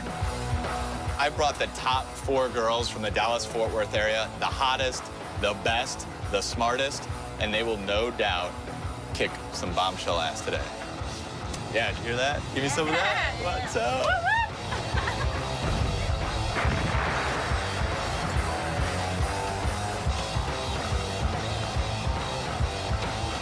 We don't want our girls just to come to work and have to wait on tables and take care of customers. We want them to also enjoy a certain level of lifestyle when they work for us. And part of that's the playfulness and the fun. Today's tournament may be playful, fun, and of benefit to both brands, but to Doug Guller, it's still a competition. They've been really good to communicate with and set this up, but I'm pretty sure we're going to be victorious on this. It's not about win or lose, it's just about having fun, and maybe we'll win. A chorus of honks from the freeway heralds a contest like no other. We have it set up outside where Bikinis is there and Bombshells is there, and they'll go back and forth and compete. The battle for sports bar supremacy has come down to this. Sure, we shop our competitors. We make sure that we know what they're offering, and then we internalize that and make sure that we're putting out the best offering that we have. As for the game itself, in 10 minutes of play, no one scores a point. But passing cars are honking and exiting the freeway. It's putting butts on Bombshell's seats.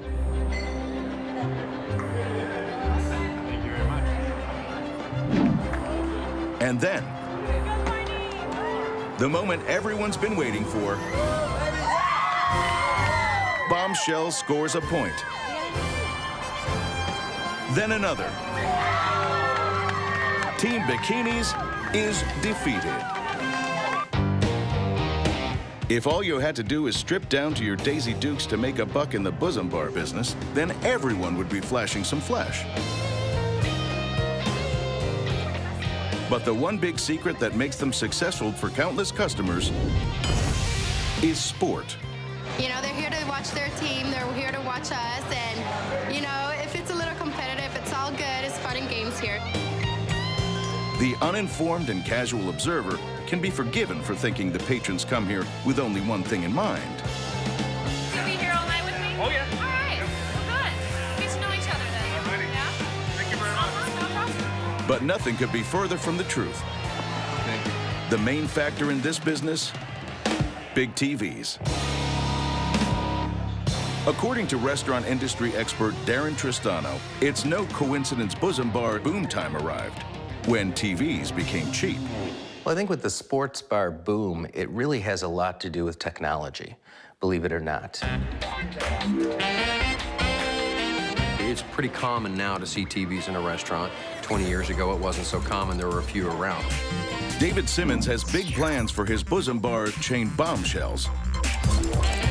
A plan based on watching TV. Lots of them, all at once.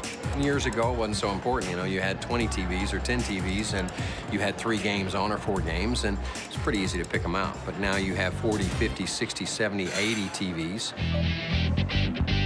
Dave's picked up on the Bosom Bar patron-to-screen ratio. Every seat must be able to see at least one game on TV, preferably more. Over at Bikini's, it's pre-game day briefing. Football slang is drilled in. First off, being at 3 o'clock, being A&M versus Alabama, and I've had a lot of people calling over the last couple of days, reserving tables, wanting spots to come in and watch that game. Bama and Aggie fans, everybody wants to watch Johnny Manziel today.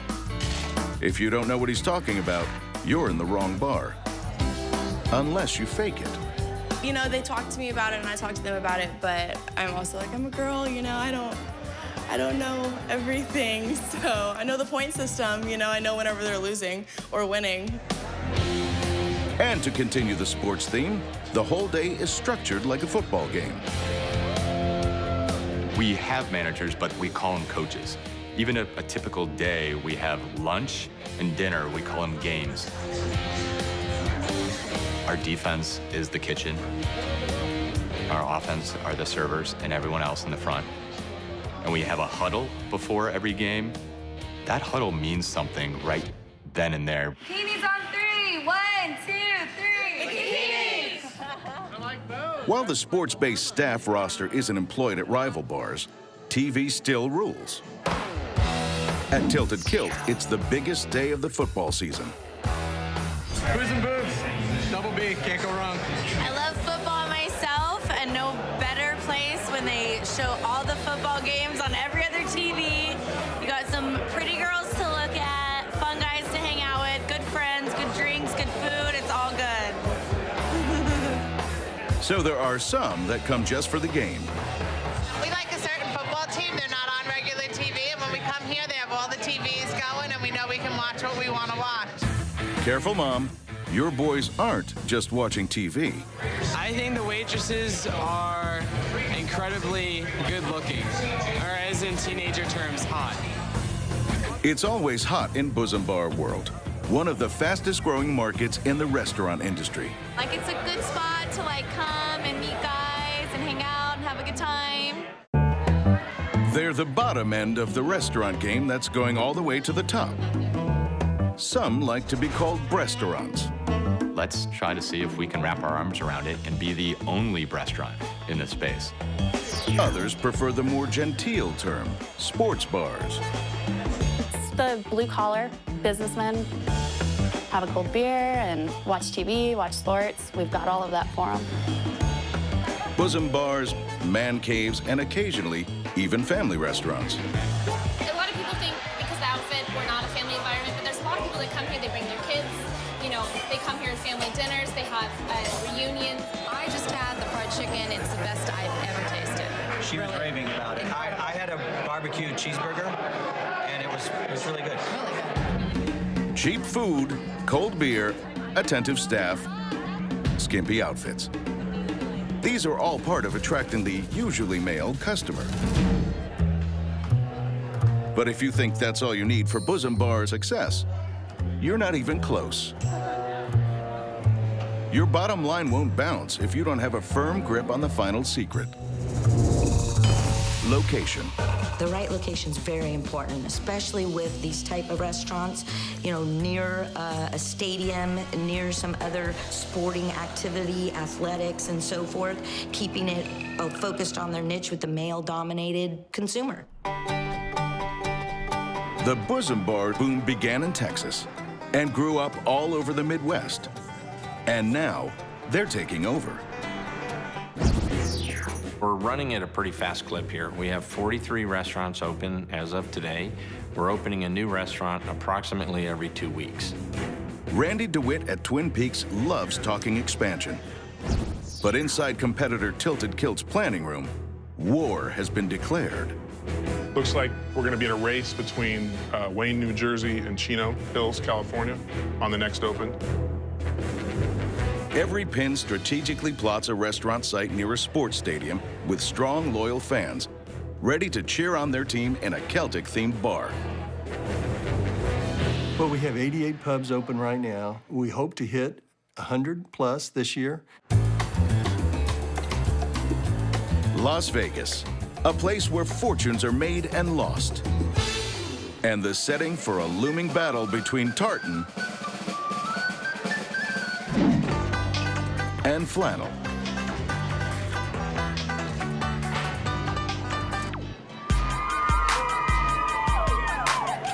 In the red corner is Twin Peaks, with a gigantic store on the Strip spanning over 1/3 of an acre. This store is its own separate type of animal. It's got 3 stories. We could get a party of 20, we could get a party of 200. There's something going on all the time.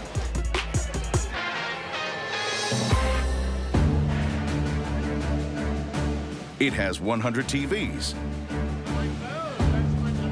150 staff, and cost $8 million to build. There's even a 40-foot climbing wall. This is our largest restaurant. It sees more customer per week than any other Twin Peaks. But guess who's moving in just a few blocks away? 20 million people walking by this site. You can't beat that anywhere on the planet, I don't think. Our pub will be 9,000 square feet, Nice. 2 levels. Nice. It's going to be great. Right. Ron Lynch's chain Tilted Kilt was founded here in Las Vegas in 2003. And he's looking forward to reclaiming his home turf. Our competitors have a very large store in this area, but we're on the center of the Strip, right on the Link project, right in this block where we're at. There's more hotel rooms than all of San Diego County. We have a better location. But Twin Peaks owner Randy DeWitt says Tilted Kilt will have their work cut out for them. The Tilted Kilt is building their new restaurant up the road here a little bit, and that's good competition for us. I think it's a brave move by them to enter this market, and they're going to be surprised at how difficult it is to execute here on the Strip. And, not to be outdone, at Bombshell's restaurant, it's boom time. I really expect us to open at least one every 60 days going forward, and we'll probably pick that pace up by the time we get to 2015. All right, y'all want to follow me? And then there's Bikinis, the skimpiest of them all. And business has never been better. The first one opened up in '06, and then we just opened up our 14th in Dallas. Bosom bars are taking over, fearlessly treading where other restaurants are failing. And that spirit isn't going to stop. All right. Bosom bar expert Darren Tristano thinks this sexy formula will be the next American cultural gift to the world. The American market has proven the fact that this is an opportunity and a place that customers want to go. There's a global opportunity for it. But is the world ready for this battalion of beauty, sports, and beer? Ron Lynch is betting on it. It takes a lot of resources to go international. And so we finally decided that we're positioned to do that. And we're getting a lot of interest abroad. In 2014, that's going to be one of our initiatives to find some key partners internationally to work with. World domination awaits. But for now, this rapid rollout is keeping owners busy. Randy DeWitt spends his days ensuring the Bosom Bar secrets to success are hitting the mark. He knows the location is right. The promotion is perfect. It's a surprise visit like all of my visits to my restaurants are.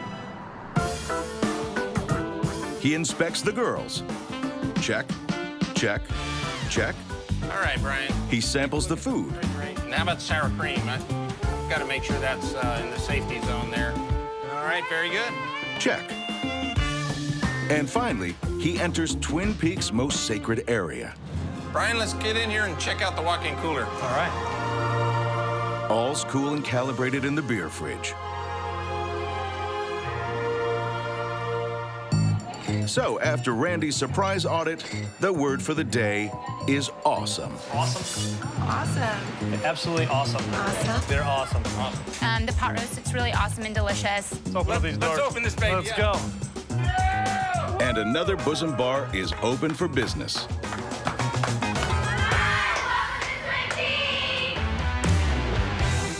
Those titillating drive-ins that morphed into Hooters are now spawning a whole new food fight. Our restaurant's a passing fad. It's part of our culture. That's right, this is culture. As refined as a Rembrandt. With a tried and true flavor that's purely American. Whether it's tame or not tame, it's been in our American history, from the pinup girls to Miss America and the swimsuit competition. You know, back in the day, there were flappers and strippers, and now we've got restaurants.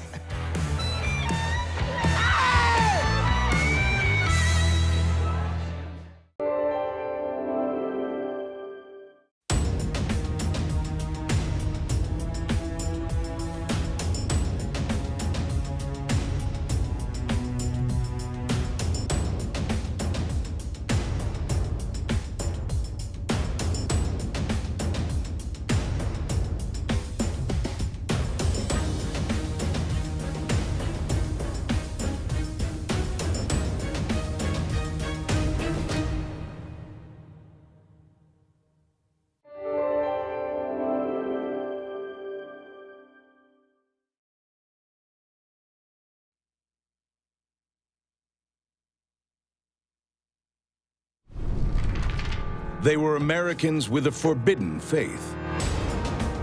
The reason we were brought to Mexico was to create a place where we could live our religion freely. But this colony of polygamous Mormons will be the setting for a murderous tale of Cain and Abel. Anybody that opposed him, he went after him. At its center, a cult leader whose decrees will lead to up to 30 murders.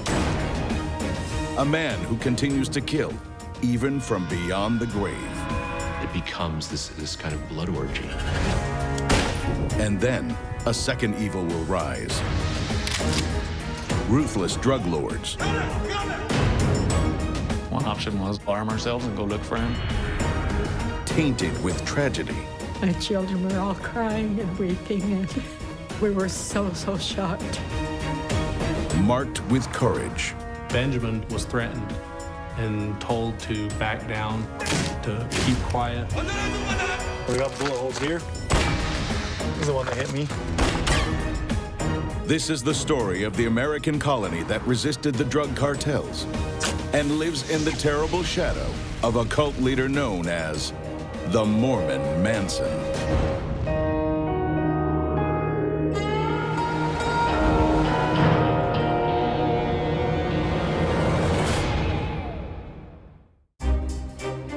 "200 miles south of the U.S. border in northern Mexico lies a community with a history like no other. Its children learn American-style English. 2 + 1. Many of their parents have American and Mexican citizenship and drive American cars. It's called Colonia LeBaron, and it's home to 1,200 descendants of Mormons from America. Tough men like Brent LeBaron. I'm from Colonia LeBaron, Galeana, Chihuahua, Mexico. Born and raised here. I'm a Mexican-born American. So what are these American fundamentalist Mormons doing here in Mexico?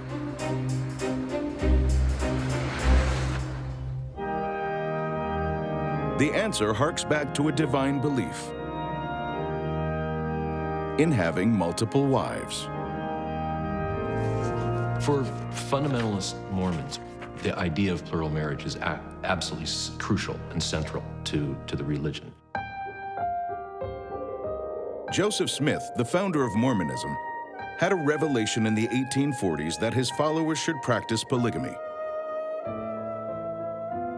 But under pressure from U.S. federal authorities, the Mormon Church removes the practice from official doctrine in 1890. Polygamy becomes illegal, forcing so-called fundamentalist Mormons who believed it should not be abandoned to split from the mainstream Mormon Church. A few small polygamous colonies form, while other fundamentalists avoid the law by heading south of the border. After polygamy was outlawed, there was a huge move of fundamentalists, of polygamists, to Mexico because they could continue to practice polygamy and not be ostracized or attacked by the authorities. In the 1920s, a Mormon named Alma Dayer LeBaron is excommunicated from the Church of Latter-day Saints because of his polygamy. He moves from Utah to Mexico, hoping to practice his religious beliefs in peace. Their beliefs were they lived plural marriage, so my great-grandfather actually moved to Colonia LeBaron kind of for that purpose, to escape a little bit of the persecution that he and his family were getting. The reason we were brought to Mexico was to create a place where we could live our religion freely. In 1944, Alma Dayer and his two wives found Colonia LeBaron, raising their family as Mormon fundamentalists. It's supposed to be a place of peace. But little do they know, their colony will spawn a horror far worse than the persecution they left behind.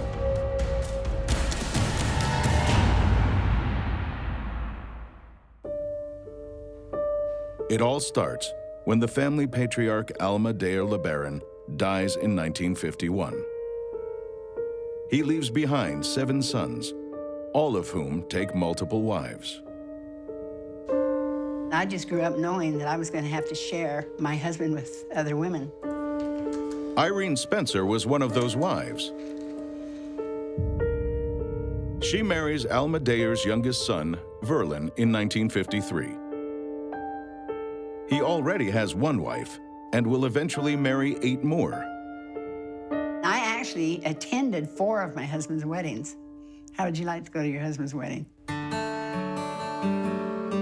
Just like Mormonism's 19th century pioneers who founded Salt Lake City to escape persecution, Irene and the LeBarons face a hardscrabble existence. When I came here and just saw the adobe houses, that was bad enough, but I walked in, there was adobe walls, no plaster, no paint, just plain cement floors. We had no electricity. I actually lived for, I think, 17 years without electricity, and it was very rough, very hard.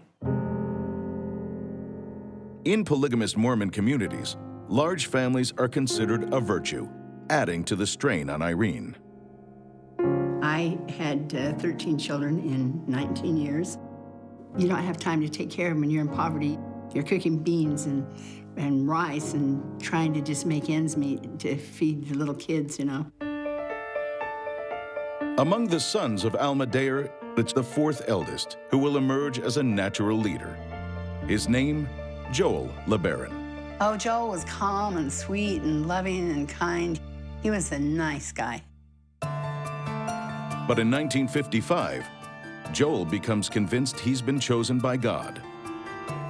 He got this revelation that he was to be the one mighty and strong, and the redeemer, essentially, of the Mormon faith. Revelations, where a believer receives a divine instruction from God, are a cornerstone belief of the Mormon faith. In 1832, Joseph Smith claimed to have a revelation that predicted, "The Lord God will send one mighty and strong, holding the scepter of power in his hand to set in order the house of God." Over 120 years later, Joel LeBaron claims he is that fabled one mighty and strong. He journeys to the Mormon heartland of Salt Lake City, where in the Utah State Capitol building, he files articles of incorporation for a new church, entirely separate from the mainstream Mormon church. We are gathered here today under the guidance of the Lord, who has made me your... He calls it the Church of the Firstborn of the Fullness of Times, and recruits his family to join it. And we shall always be here. I will tell you the reason I joined was because I didn't want to be left out. Joel bases his church in colonial LeBaron, where it continues today. He's revered as the church's true prophet, but it's a role for which Joel will pay a heavy price. Charlotte LeBaron marries into a polygamous Mormon family in the 1950s, and later finds herself embroiled in one of the deadliest family feuds in American history. It wasn't just a political or religious rival. It was against men, women, and children. At the epicenter of the conflict, two LeBaron brothers. Joel, the self-proclaimed prophet and leader of the fundamentalist Church of the Firstborn of the Fullness of Times, and his younger brother, Ervil. It was as comfortable being with Joel as it was in an old pair of shoes. That's the way people felt with Joel. And Ervil resented that.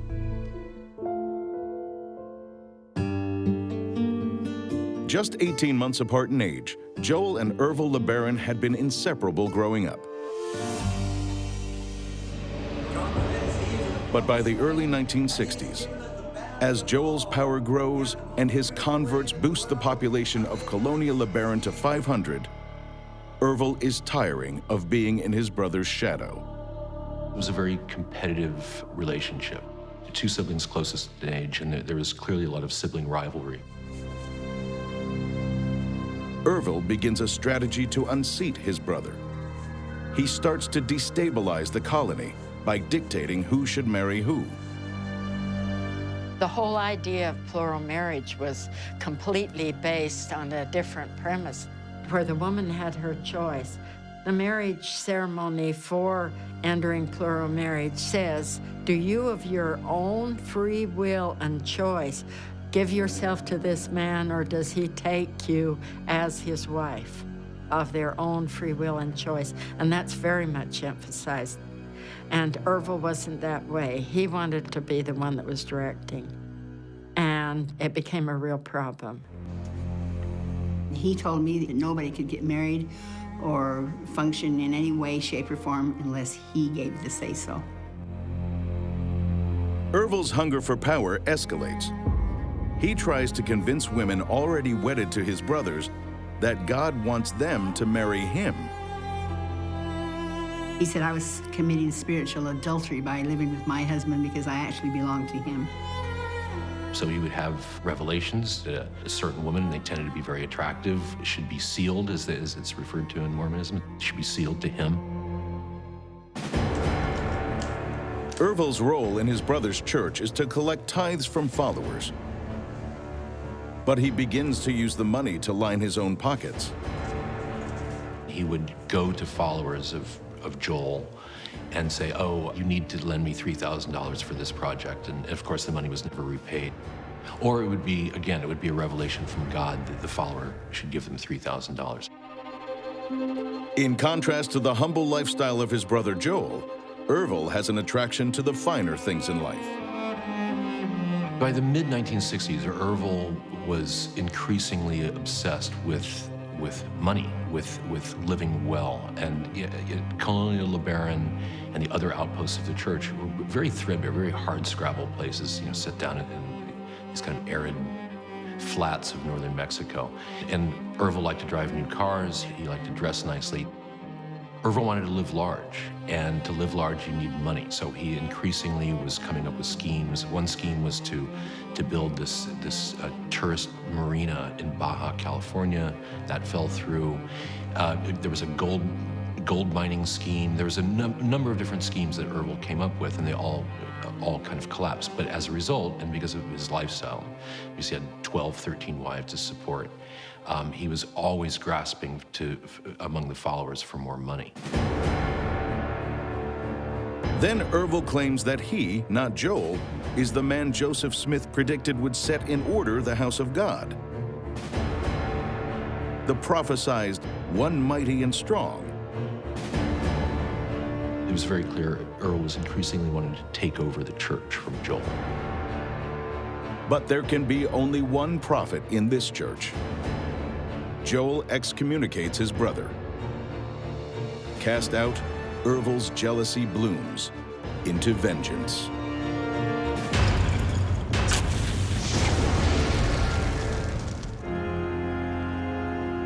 Now in San Diego, Ervil starts his own church.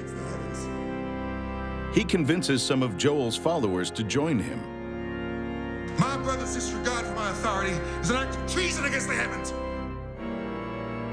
He tells them they've been called by God to rid the world of sinners who have lost their way. And it is punishable by death in this world.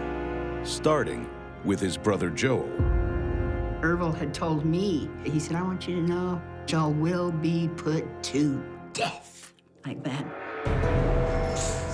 Irene decides to warn Joel of the death threat Ervil has made against him and his younger brother Verlin. I said, Ervil said that you and Verlin are going to be put to death. And he shed tears. He said, you know what? If he wants to be a son of perdition and kill us, why, let's find out, To motivate his devotees, Ervil claims that any killing will be justified by an ancient doctrine long abandoned by mainstream Mormonism. Punishable by death. A doctrine called blood atonement. In Mormonism, what blood atonement is that a person who has fallen, a son of perdition, can be saved by a chosen person killing him. So it becomes this license to kill. Blood atonement had been advocated by Mormon prophet Brigham Young over 100 years earlier. In 1856, Young said that when a person violates a covenant with God, their own blood must atone for it. The LDS Church denounces blood atonement in 1889. But Ervil LeBaron resurrects it to motivate his followers to do the unthinkable.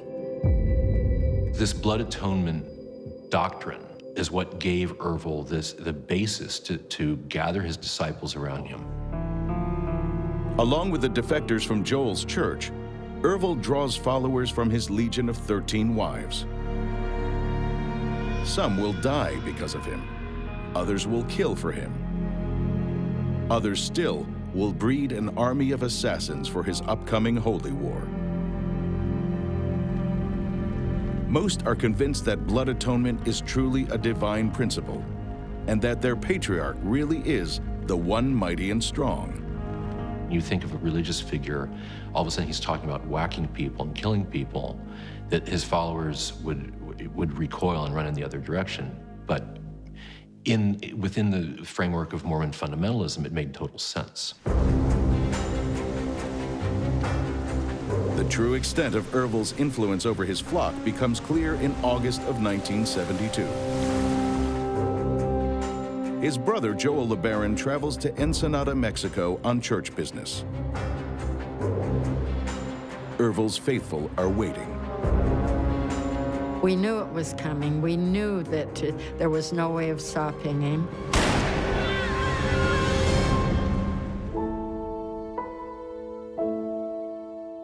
Ervil's chief lieutenant, a man named Daniel Jordan, killed Joel in August of 1972. Like the biblical tale of Cain and Abel, the brotherly feud has ended in blood. Joel's sister-in-law, Charlotte, takes the news hard. We had been worried about it for a long time, but it was a blow. It was a blow. My children were all crying and weeping, and I mean, we were so shocked. But if Ervil believed his bloody coup d'etat would send Joel's followers flocking to him, he's mistaken.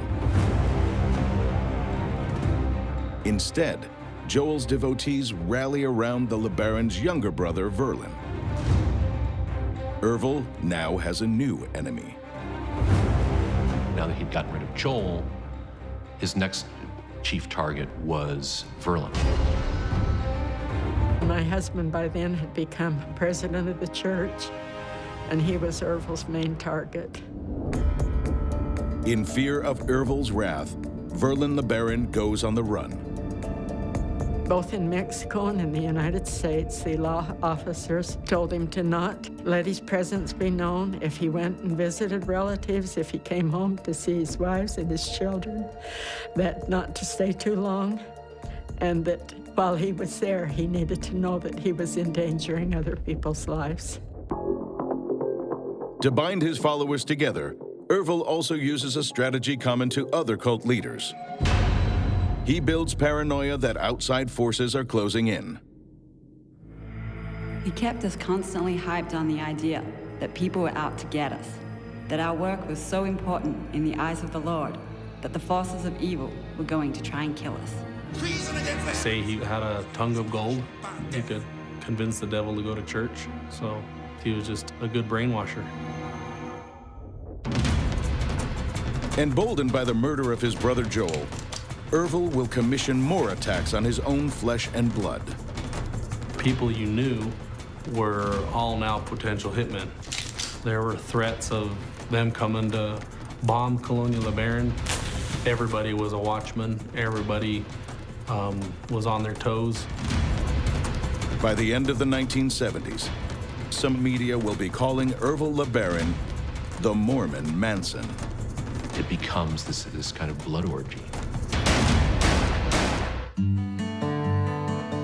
When Colonial LeBaron was founded by a Mormon fundamentalist family in 1944, it was supposed to be a promised land. But in just a few short decades, the town would be living in fear of an evil spawn from within.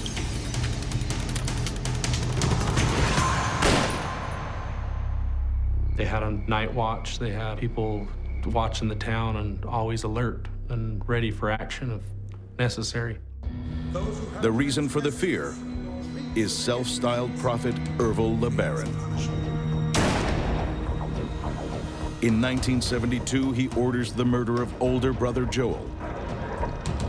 Ervil claimed to be a prophet, and he actually had his brother Joel put to death.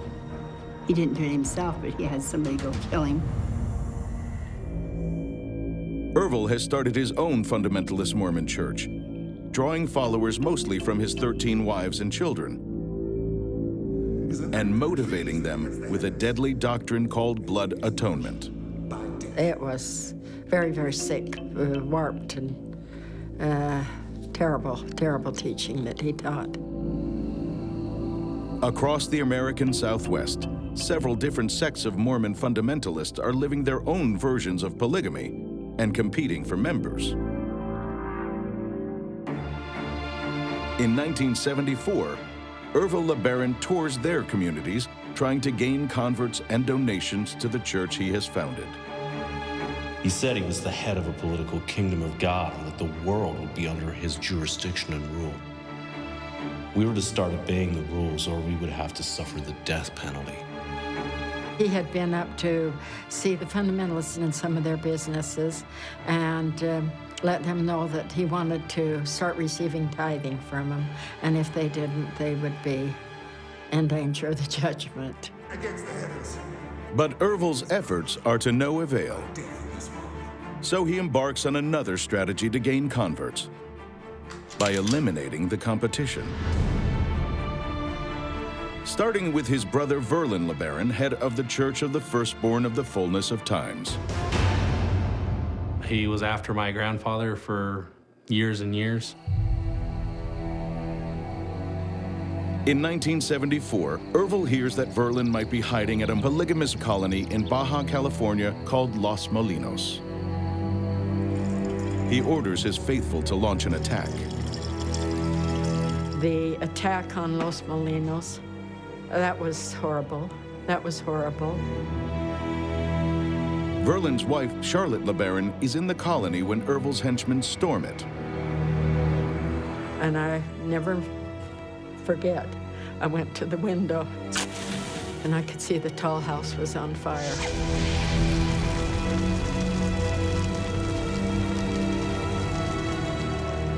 And I says, it's Ervil's people. Charlotte's home is burned to the ground. 13 people are wounded, 2 shot dead. But Verlin is not in the colony. He's hiding in Nicaragua. So Ervil concocts a diabolical Plan B. So the most amazing tactic that Ervil came up with was he thought, if I kill another Mormon fundamentalist leader, Verlin will have to come to the funeral. And then I can kill Verlin at the funeral. The man singled out to die is Rulon C. Allred, head of a polygamous sect in Salt Lake City. I grew up in his group, and he was really a wonderful man. At the time when I knew him, he had 7 wives. But in 1977, Ervil tells his followers that the Lord wants Rulon Allred to be blood atoned. His 13th wife, Rena, is allegedly chosen as the assassin. She walks into Rulon Allred's office in Salt Lake City and shoots him dead.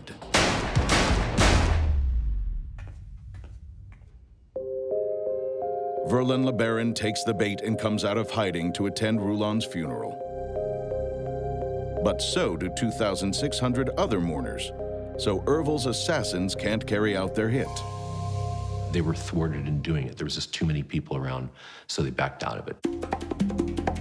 While Ervil's deadly hit squads roam from Utah to Mexico, in colonial LeBaron, where inhabitants are loyal to the slain prophet Joel LeBaron, a culture of terror reigns.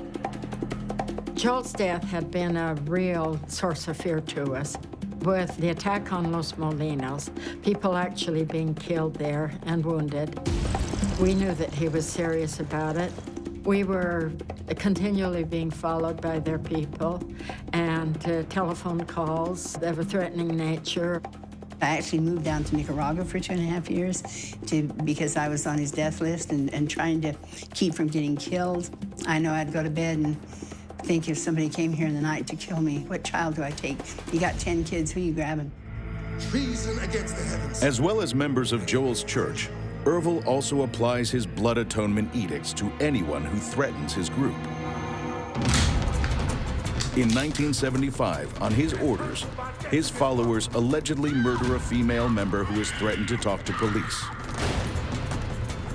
Later that year in San Diego, his 10th wife, Vonda White, shoots a male member who wants to leave Ervil's cult. In 1977, one of Ervil's daughters is also allegedly murdered on his orders. To his devotees, many who are his own flesh and blood, the message is clear: obey or die. So there was an element of terror also in keeping people tied to Ervil. Not one of the victims dies by Ervil's own hand. A fact that often attracts comparison with 1960s cult leader Charles Manson. Both didn't like to get blood on their own hands. They much preferred their followers to go out and do their dirty work for them. What's driving Ervil's murderous desire? Author Scott Anderson believes the only answer is clinical insanity that his followers mistake for divine guidance. As the killings went on, it was clear to a normal person that he was becoming mentally unhinged. But to his followers, you're inside this hermetically sealed goldfish bowl where really crazy and really erratic behavior was in a way just more signs of Ervil's godliness.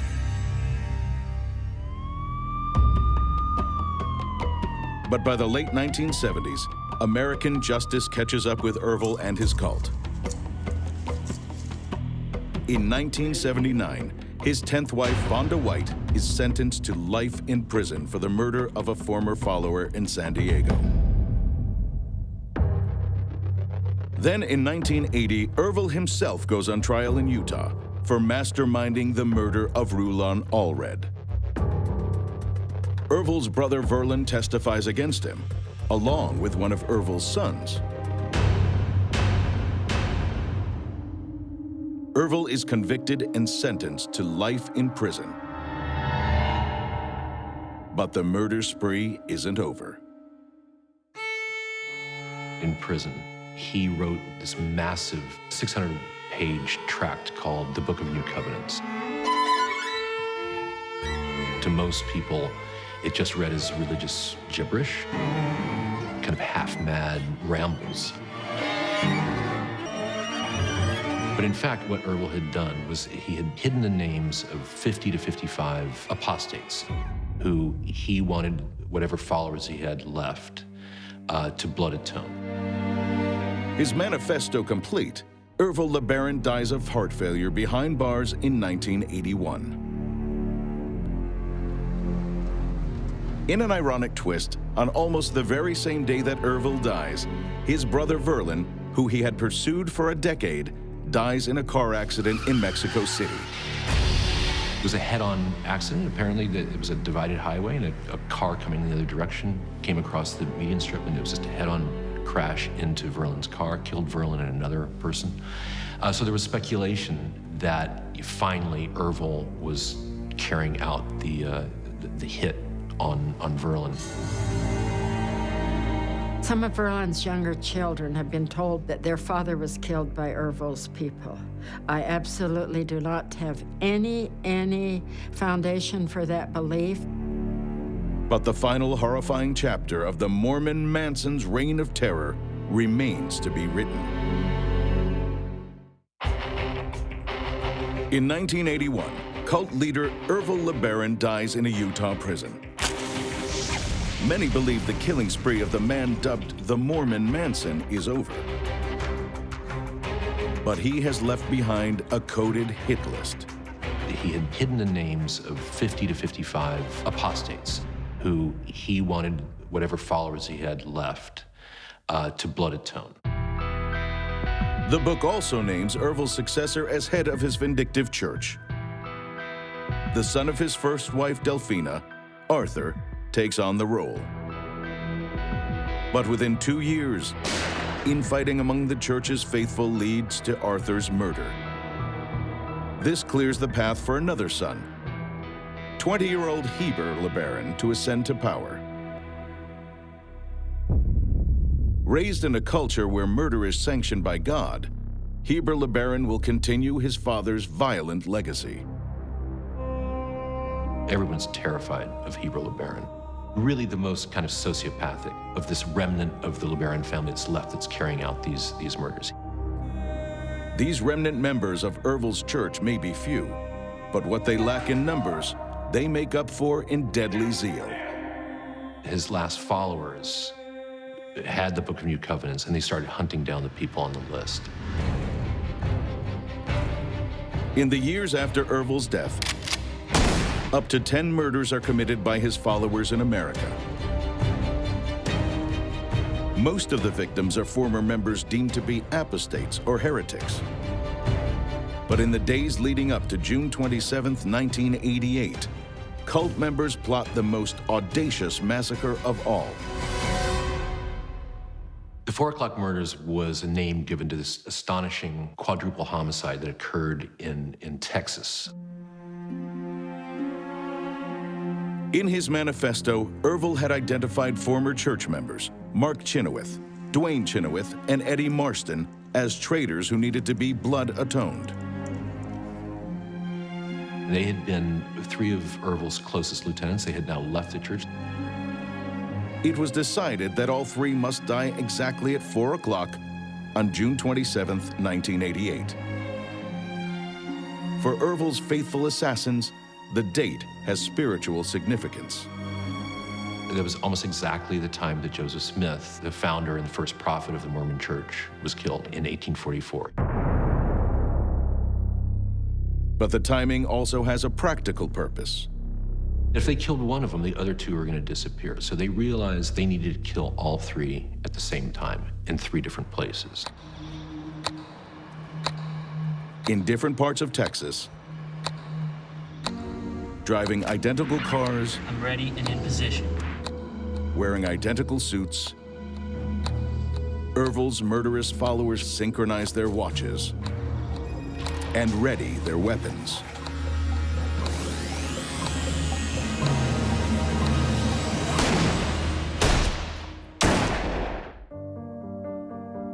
Houston, 4 o'clock. Mark Chenoweth is shot in his office. Dallas, 4 o'clock. Eddie Marston is slain. Houston, 4 o'clock. Dwayne Chenoweth is also gunned down. Then, his 8-year-old daughter, Jennifer. She was murdered also because she was the eyewitness to the murders. So there were 4 people killed. But these brazen murders will signal the beginning of the end for the cult's vicious vendetta. The killers had worn identical suits and driven identical stolen cars in an effort to confuse investigators. But a routine traffic stop will foil their plans to escape the law. A few days later, they're still driving the stolen pickup trucks. And they're stopped in Phoenix with the stolen pickup trucks. The killers are brought to justice, including Heber LeBaron, who receives 4 life sentences for his role in the 4 o'clock murders. The last of those involved, Jacqueline Tarsa LeBaron, is caught in 2010 and sentenced to 3 years in prison. In all, the horrific body count attributed to the cult of Ervil LeBaron is estimated at up to 30. There was an ingenuity, a kind of a diabolical ingenuity about this cult. I mean, it started under Ervil, but it continued under his sons and daughters. Today, it's believed the church started by Ervil LeBaron is no more. But in Colonial LeBaron, the fundamentalist church founded by his brother Joel continues to this day.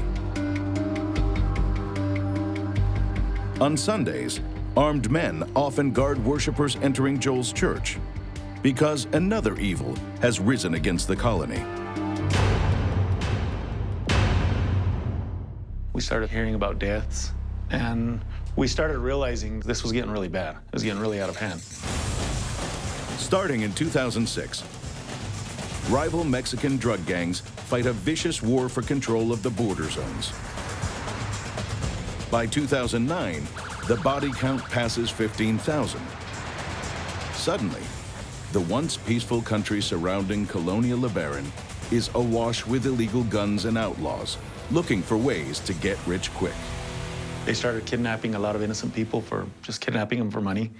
They were searching out wealthy people. In the decade since Alma Deo LeBaron came to Mexico, Colonial LeBaron has advanced. It's grown from just a single founding family to around 1,200 citizens.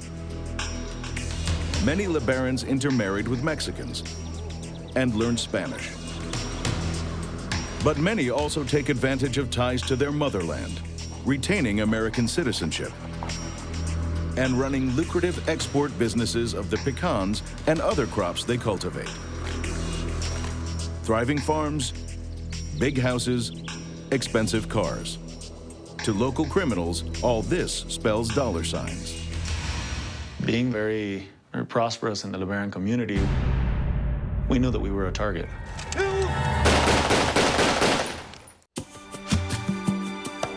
Colonial LeBaron, Mexico. Throughout the 1970s, the inhabitants of the town were subjected to a brutal vendetta by a murderous cult leader named Ervil LeBaron. But after that evil passes, the town prospers. We've been very fortunate because most of us have dual citizenship, so we can go to the U.S. and work, bring back some money, and start something.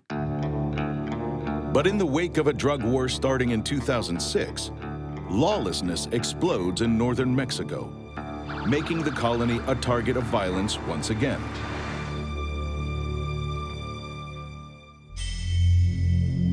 On May 2nd, 2009, 16-year-old Eric LeBaron is kidnapped from Colonia LeBaron by a drug gang. They demand a $1 million ransom. The men of the colony come together to decide how to respond to this new threat. We got together and had a meeting with Eric's father, Joel, and told him, hey, whatever your choice is, whatever we can do to help, we're there. One option was we'll all arm ourselves and go look for him. And the other option was, do we pay the ransom? And everybody said, no, if we pay the ransom, they're going to be back tomorrow for 2 more. As for using guns to settle conflict, the LeBarons have lived through that during Ervil's murderous spree, and know it can only lead to more violence. The LeBaron people were in a sense, spiritual, and it would go against our conscience and our religious belief to arm ourselves and go up in war. So instead of paying the ransom or taking up arms, the LeBarons do something almost no one in Mexico dares to do. They stand up in public to demand action. Our entire community went. We petitioned the government, and we were at the state capitol for 3 days. We blocked the streets and just held signs. We're kind of on strike. It had never been done before. The LeBarons appealed to the government to do their duty and protect its citizens. We had a meeting with the governor, and we pushed, and we said we wouldn't leave this place until Eric was free.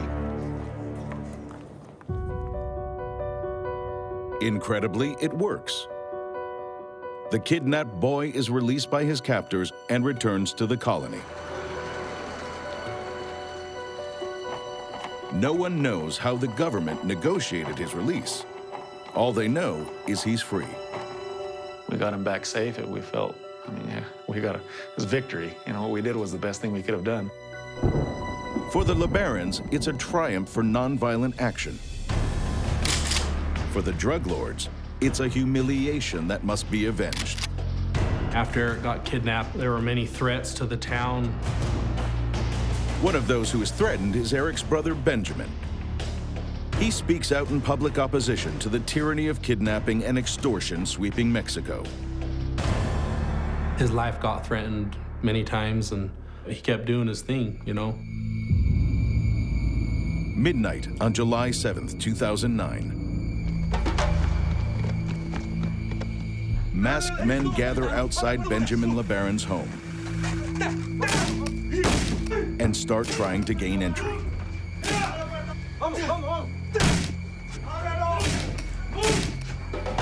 He calls his neighbor, Luis Widmar.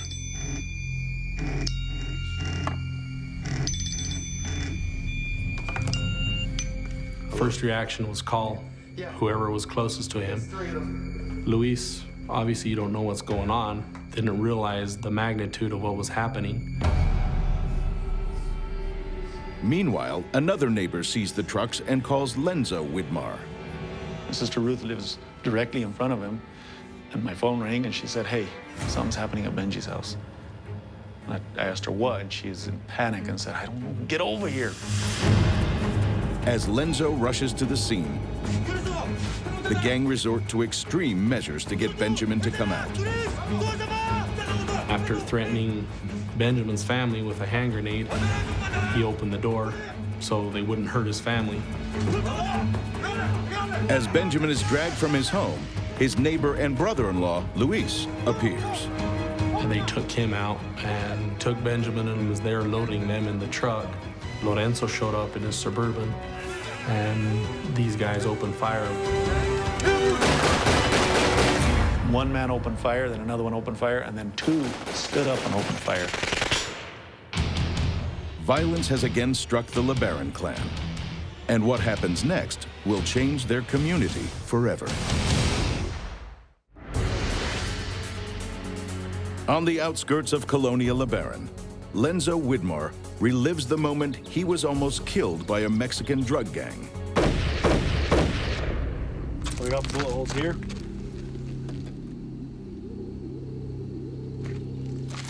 And here, this one went all the way through to the other side. There's one down here. And this is the one that hit me.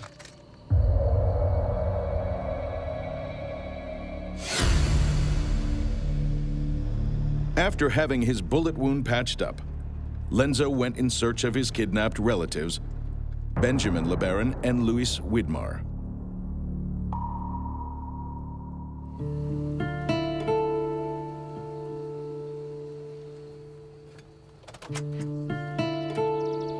This is where I found Luis's and Benji's body the night they were killed. I showed up here with the state police, and I believe Benjamin was laying right here, and Luis right here, face down in the dirt. They were shot in the back of the head, apparently execution style.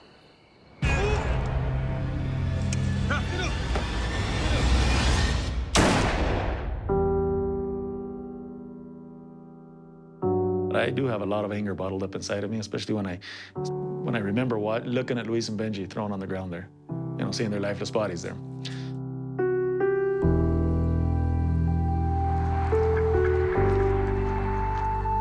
So yeah, there was a sign posted right up there that said, "This is a warning to the LeBaron people." And it was kind of a threat to the LeBaron people to back off with supporting government and catching these guys.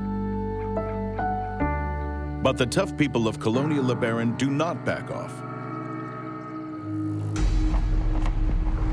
They use their dual nationality to demand justice for the murders from the governments in Mexico and the USA.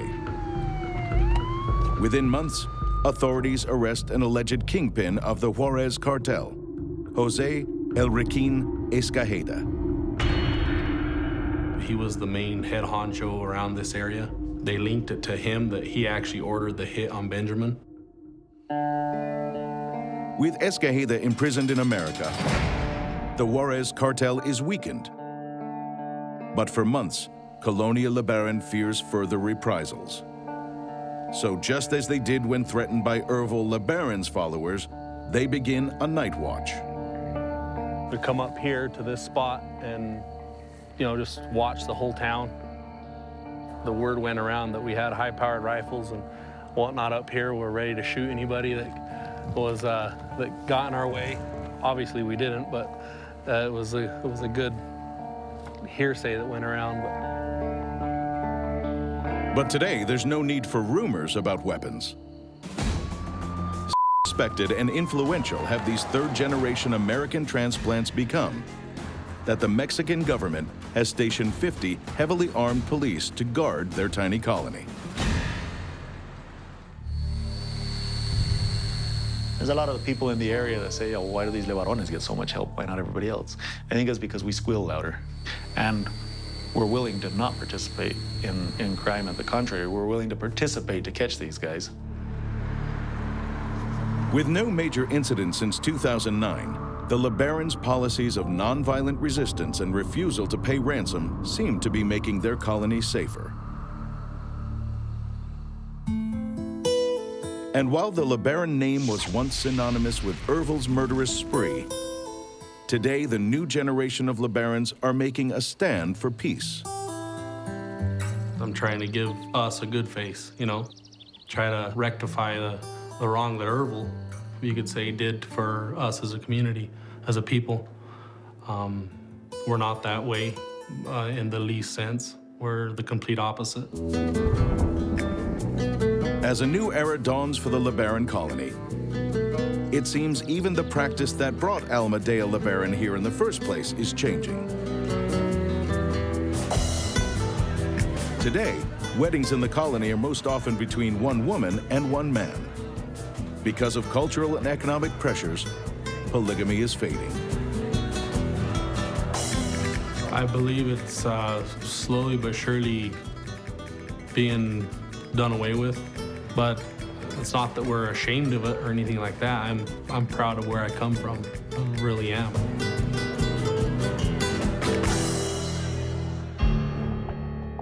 In the years since they came to Mexico to find peace, these sons and daughters of America have battled evils from without and within. But their colony has weathered the storm. And its greatest strength in the future may be the spirit forged in its tumultuous past. I think because of these events, it's made us stop and recollect our thoughts. So we're definitely progressing in our values. We're progressing in industry. You know, our farms are growing. These events have made us more courageous people. They've brought us closer together as a community. We've been able to overlook a lot of differences and focus more on looking out for each other.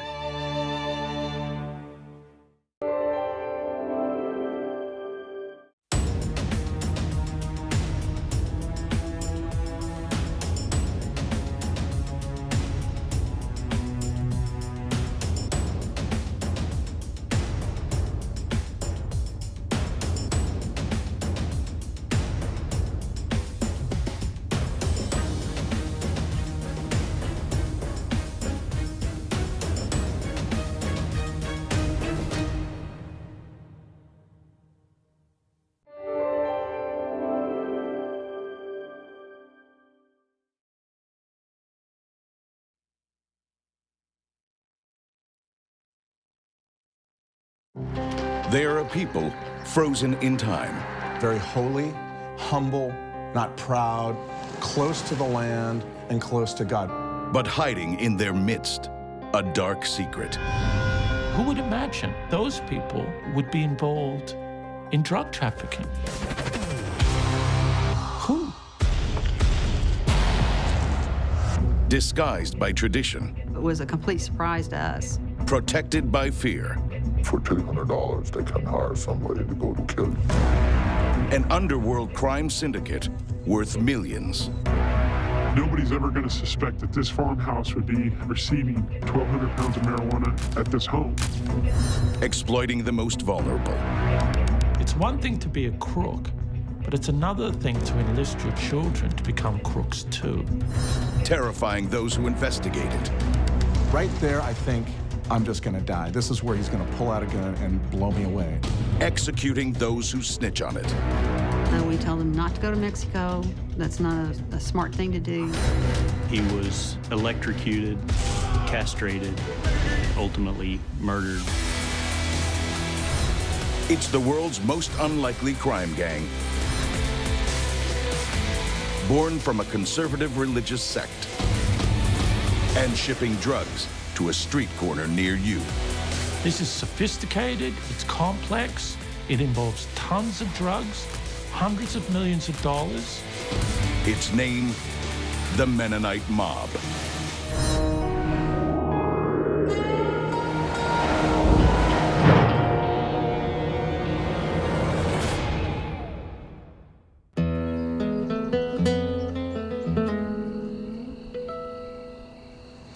Thanksgiving Day 1989. In northern Mexico, a simple farmer is on his way to the American border and into the history books. Cornelius Bandman was a cattle farmer. He was married, he had children, he was church-going. The church Bandman belongs to is one that most consider a pillar of virtue, an ultra-conservative Christian sect who, like the Amish, hold fast to traditional dress, customs, and values. He was a devout Old Colony Mennonite. People have the concept of Mennonites as being very holy, humble, not proud, close to the land, and close to God. Very religious folks. But this Mennonite has a secret. You could not believe this. It went against everything you imagined the Mennonite community to be. Bandman's secret, 255 pounds of marijuana. Crime is the last thing most would associate with the Mennonite faith. Mennonites have been part of the North American landscape since the 17th century. It's ultimately God who allows us to have all these good things. Some, like this congregation in Seminole, Texas, are progressive in outlook, wearing modern clothes and speaking English. But others hold fast to an age-old farming lifestyle, rejecting some forms of technology, wearing traditional clothes, educating their children only to elementary school level, and speaking only Low German. They're known as Old Colony Mennonites. Well, the Old Colony mentality is simple way of life. They really try to maintain their order or their way of life, their traditionalism. They really do try. Born out of the 16th century Anabaptist movement in Europe, which also spawned the Amish, the Mennonite religion is named after Menno Simons, an Anabaptist priest from present-day Holland. A core belief of the Mennonite faith is that only adults can be baptized. They also revere family, hard work, and they're committed pacifists. Some of the core issues that are very important and dear to an Old Colony Mennonite setting would be peace. Apart from that, retaining the Low German language is important. Retaining the traditional way of life is important. Low education in the Old Colony setting is important. And then, of course, the whole God-fearing religious component, church life, is important for anyone that is under the umbrella of Mennonite. Mennonites are God-fearing, pacifist, and most people assume too morally pure to be tempted by crime. Until that incredible day in 1989, when Cornelius Banman becomes the first Old Colony Mennonite convicted of drug smuggling in America. Even more amazing, Banman's just the tip of a very big iceberg. It's inconceivable, it's unimaginable that a community that has a fidelity to God and the land and hard work would turn to drug trafficking.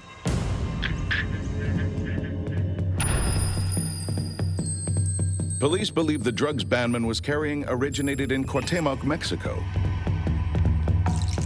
An Old Colony Mennonite community, now numbering 50,000, was established here in the 1920s by Mennonites from Canada. They tried consciously and to separate themselves from the poisonous influences of the outside world. Here in Mexico, the faith's true believers face hardship, much of it imposed by their religion. There was a feeling in this community that the harder you worked, the more likely it was that you were going to get into heaven. So the elders in the community prohibited rubber tires on tractors because this would have made it very difficult to work the land, and therefore you were more likely to get into heaven that way. One man whose place in heaven seems assured is hard-working Mennonite father Abraham Harms. Abe was a church-going family man, devout Old Colony Mennonite. Abe kept, to some extent, simple, austere lifestyle that is the staple of many Old Colony Mennonites. In the 1970s, Abe, like many of his kinfolk, earns a living from making cheese. They develop a cheese that's extremely well known all throughout Mexico. Queso Mennonita is pretty much sold throughout the country.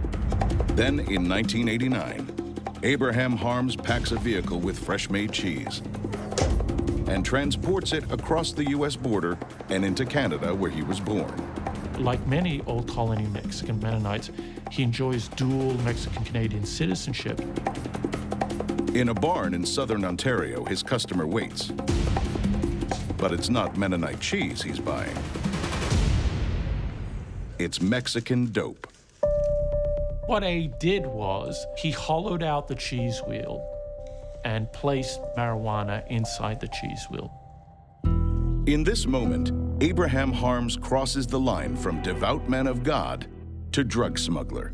And in the coming years, he'll assemble his fellow Mennonites into the strangest drug syndicate America has ever seen.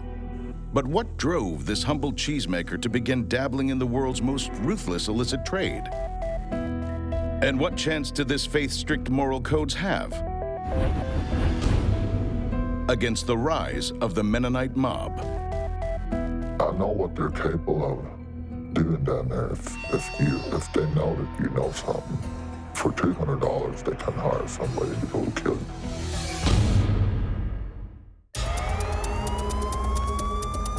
Across America, law enforcement are struggling to contain a drug syndicate that stretches from Mexico into every corner of the nation. You know, it's kind of like you're putting your fingers in the dike when you run out of fingers. Cocaine, heroin, methamphetamines. But this isn't any ordinary cartel. Its members come from a conservative Christian sect most consider morally pure.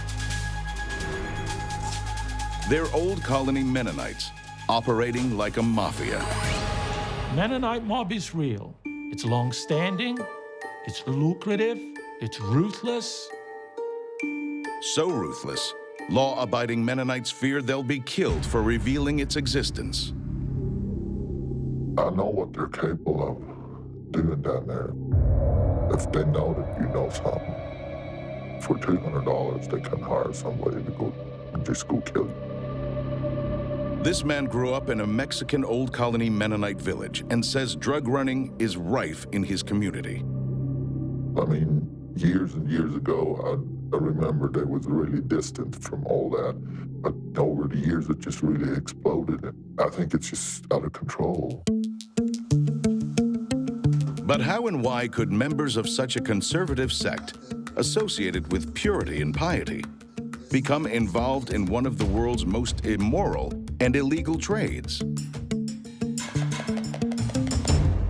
Most people will look at these sort of bucolic scenes of Mennonites in their horses and buggies, and the women in their simple gowns. And that, for the longest time, was a pretty picture. But the picture has turned, to some extent, nightmarish. The nightmare starts off as a dream of a new beginning in a new continent. Originally from present-day Holland, Old Colony Mennonites immigrated from Russia to North America in the 19th century. I think our track record shows wherever we have been, whatever country we have been, we've never been violent. But in the 1920s, their pacifist ways, along with their refusal to speak English, placed them at odds with some authorities. There was a feeling like these folks needed to get more assimilated. Some people decided to do that, and a chunk of people really decided they did not want to do that. So 5,000 Mennonites settle in Cuauhtemoc, Mexico, and begin farming. But by the 1960s, they begin to run out of land to work. After a while, there really wasn't the same kind of land available to the younger folks that there had been to their fathers or their grandfathers years before. Then in the 1970s and 80s, droughts sweep the Mexican countryside. Poverty and hunger take hold. We couldn't win for losing. I mean, the house we lived in, there was no running water, there was no electricity. It was very poor. Many of the Mennonites fell into destitution. They became poor. They couldn't live off the land. There had to be other ways to make money for their families. Yet with limited education and no Spanish or English, the Mennonites' options are few. But there's one industry where lack of education and language isn't an obstacle to success. And in the 1980s, it's beginning to boom. That's when it really exploded. That's when it really started coming out. The 1980s sees the rise of Mexico's drug cartels, starting with Felix Gallardo, the former Mexican federal cop who is known as the godfather of Mexican drug syndicates. As well as controlling all drug trafficking in the country, in the early 1980s, he cultivates a 2,500-acre crop of marijuana worth $8 billion called Rancho Buffalo, not far from the Mennonite colonies. Before long, some Mennonites realized dope could be an answer to their desperate plight. The Mennonite godfathers feasted on this vulnerability. In the 1980s, Mennonite father Abraham Harms begins smuggling marijuana to Canada in wheels of cheese. According to journalist Sam Quinones, he may have been motivated by money, but also by the value Old Colony Mennonite culture places on acts of boldness.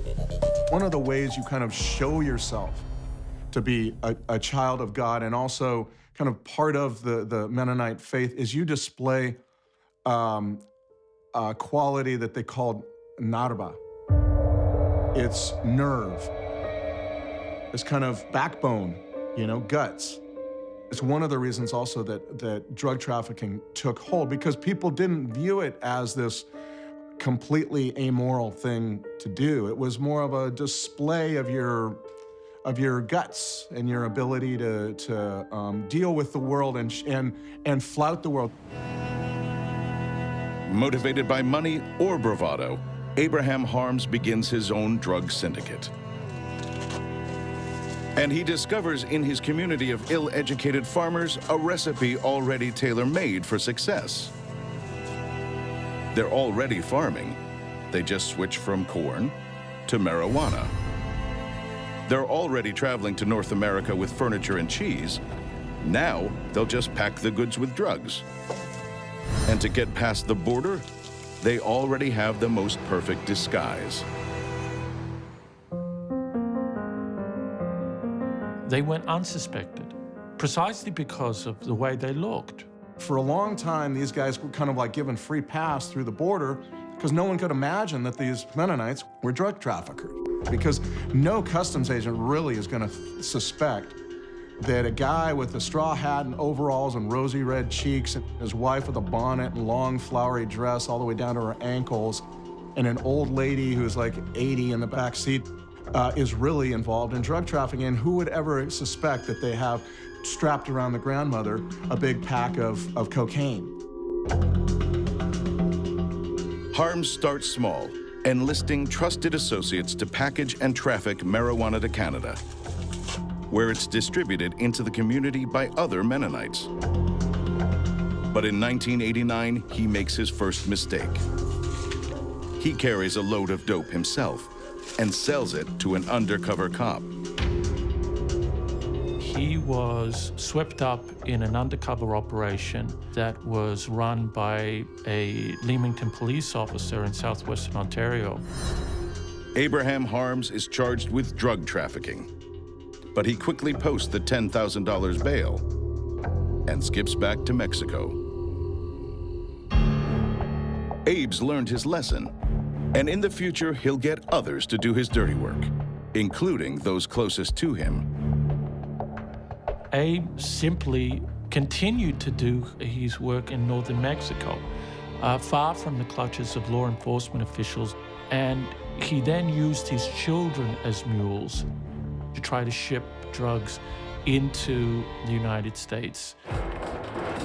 In 1993, Abraham's 17-year-old son Enrique is caught on the Mexican-U.S. border with 90 pounds of his dad's dope. He does time in a Mexican prison. It's one thing to be a crook, but it's another thing to enlist your children to become crooks too. So that tells me that he was prepared to do anything for money. As his son languishes behind bars, Abraham maintains the facade of a faithful Mennonite. And church leaders' attempts to stop their flock entering the drug trade fall on deaf ears. The pastors have tried. Every Sunday at the sermon, they might make mention of what's going on. They've reached out to some of the key Mennonites who were involved and asked them to stop what they're doing. Indeed, I spoke to a pastor who approached Abe Harms and tried to get him to stop. obviously with little success. The lure of money is just too great. Some Mennonites pay a heavy price. Between 1989 and 1995, U.S. and Canadian customs catch at least 30 of them smuggling drugs. But the rise of the Kingpin, Abraham Harms, seems unstoppable until a November morning in 1994. My understanding was he was headed to church, and it was a Sunday morning when it happened. He may have been a drug trafficker, but he was a churchgoer too. And he was still a devout Old Colony Mennonite insofar as that he believed in the Lord. But today, on his way to church, Abraham Harms mysteriously loses control and crashes. He may have been drunk or high on drugs or a combination of both. There's another theory that Harms was run off the road and killed. Others believe that it wasn't an accident, that he was in fact murdered. And ironically, a Bible was found a stone's throw away from his body. As the godfather of the Mennonite mob lies dying, it seems the syndicate he founded might die with him. Because in the Mexican drug industry, a new, more ruthless age is dawning. A vicious world of multi-ton deals and massacres, where there'll be no place for a syndicate spawned from a quaint, pacifist Christian sect. Or will there? Nobody's ever going to suspect that this farmhouse would be receiving 2,300 pounds of marijuana, 1,200 pounds of marijuana at this home. We were told that he was electrocuted, castrated, and ultimately murdered. In the late 80s and early 90s, a drug smuggling syndicate is born in the most unlikely society. Among pious, conservative, Old Colony Mennonites. It bothers me a lot that our backgrounds is just falling completely apart, that they're completely into that instead trying to move ahead legally. They became expert at the entire complicated infrastructure of drug trafficking. The simple people. It's unbelievable. Then, in 1994, Mennonite mobster Abraham Harms is killed in a car wreck. And pastors pray Mennonites' involvement in this ungodly trade will die with him. But 5 years later, in Thomas, Oklahoma, there's a sign those prayers may be in vain.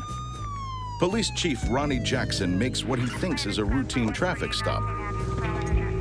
He pulls over a Mennonite farmhand, Abraham Wiebe. Just a laborer. He worked for a local farmer.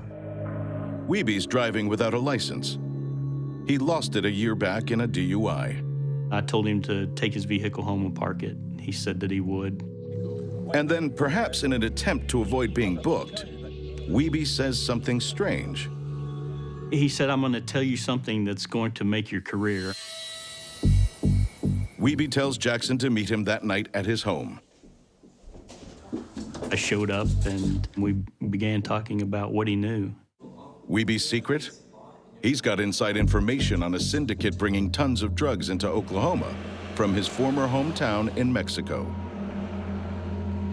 A syndicate run by Old Colony Mennonites.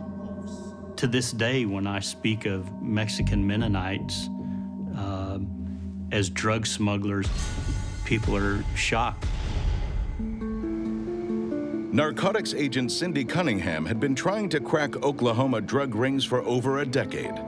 She'd never heard anything like this. One day we get a call from Ronnie Jackson, and he said he had stopped Abraham Wiebe, who happened to be a Mennonite, had information about Mennonites from Cuauhtémoc, Chihuahua, smuggling drugs from Mexico throughout the United States and into Canada. So it was a complete surprise to us. Could the Mennonite mob still be active and now be operating in rural Oklahoma? And if it was, who was the kingpin behind it all? To answer those questions, Oklahoma drug agents begin a complex undercover operation. They secure a remote rural house, tap its phones, wire it up with surveillance, and put inside it the man who tipped them off in the first place. Abe was the contact person for the organization that was shipping the drugs into Oklahoma. Abraham Wiebe has agreed to cooperate with cops by running a so-called stash house for the Mennonite mob. He tells cops he's motivated by a desire to do the right thing by his people. But as a police informant, his life is at risk every moment. If they even have a hint that you're cooperating with the police, you know, you're done. At first, the only activity is late-night phone calls.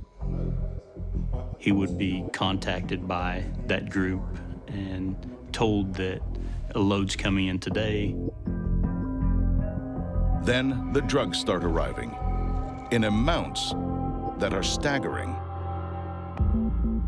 When the load of drugs would come in, Abe's responsibility was to unload it from whatever it was concealed in.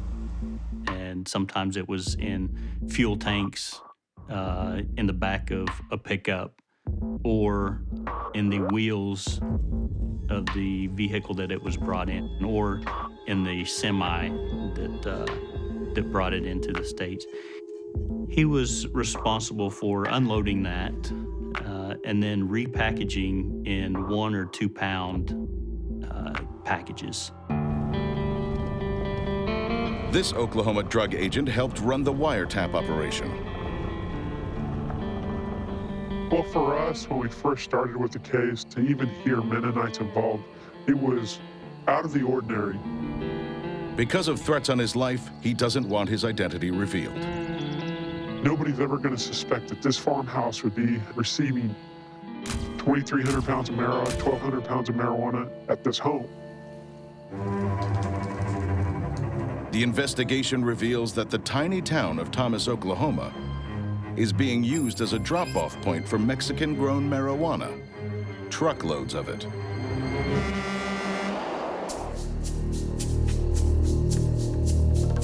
So we'd back up to the barn, they'd close it, unload it, walk over to the house, obviously they'd package it, and all the dope was stored in the attic of the house. We had a flatbed that came up here 2 different times, and it had about 1,000 pounds each time. The largest load we took off had a ton. For Western Oklahoma, there's probably never been a case this large with those amounts. Using small towns instead of large ones as trafficking hubs is a relatively new method for sophisticated drug cartels. A method that makes sense because outside of the major metropolitan areas, smugglers believe they'll be able to operate under the radar. One of the new trends that Mexican trafficking now uses small towns as hubs for drug distribution. What used to be that the smaller towns were the destination point, you know, that's where people would buy and use the drugs most of the time. Now those are the areas, particularly the rural small towns, where people send their 30 kilos or their 50 kilos of whatever, and they break it up into 2-kilo loads, and they take some over here and some over there. The reason is because they know, I think there's a general realization the cops are outgunned, outmanned in those areas. And it's a real new trend, last 10 years or so, maybe, and growing, I think. And within weeks, agents have the name of the man said to be sending all these tons of drugs north. To cops in Mexico and Canada, it's a family name that is chillingly familiar. We identified him through these series of wiretaps, as well as the information we got from Abraham Wiebe. The alleged kingpin's name is Enrique Harms. The former teenage drug mule has taken his father's place at the top of the Mennonite mob. Well, after Abe's death, I suspect that there was a period of mourning, but Enrique became the head of allegedly the drug trafficking syndicate in Cuauhtémoc. A new leader heralds new, more sophisticated methods for the Mennonite mob. Gone are the days of cheese wheels and Chesterfield sofas. Now Mennonites use their skill with machinery to hide the dope deep inside vehicles. One concealment method was the wheels of the vehicle. They would take the tire off the wheel and construct a round tube that would be welded to the rim of the vehicle. In that tube, marijuana would be packed. They would put the tire back on, air up the tire, and then place it on the vehicle, and you could drive on those wheels. Another method involves stripping the floors out of semi-trailers. They would remove it, and it would expose the frames of the trailer, which were tubular. And then they would just place packages of marijuana as far as they could push them into the tubes, and then put the tailboard back on, and you would never know that anything was in it. And though traditionally Mennonites stayed with their own kind, Enrique has strengthened his syndicate by forging links with Mexican cartels, including the notorious Escajeda family of the Juarez cartel. This was the first time since I've been here, since 1980, that we were able to actually link people in Oklahoma back into cartels in Mexico. So this was really a substantial case. And more strange, of course, because it's all coming out of this religious community known for piety, for humility. After 6 months, cops bring the Oklahoma operation to an end, arresting 15 of the Syndicate's drug wholesalers and drivers. But there's one Mennonite they can't touch, and another they can't protect. He wanted to go back to Mexico. We told him not to go to Mexico. That's not a smart thing to do. I said, don't. I said, you know what you did? I said, don't go down there.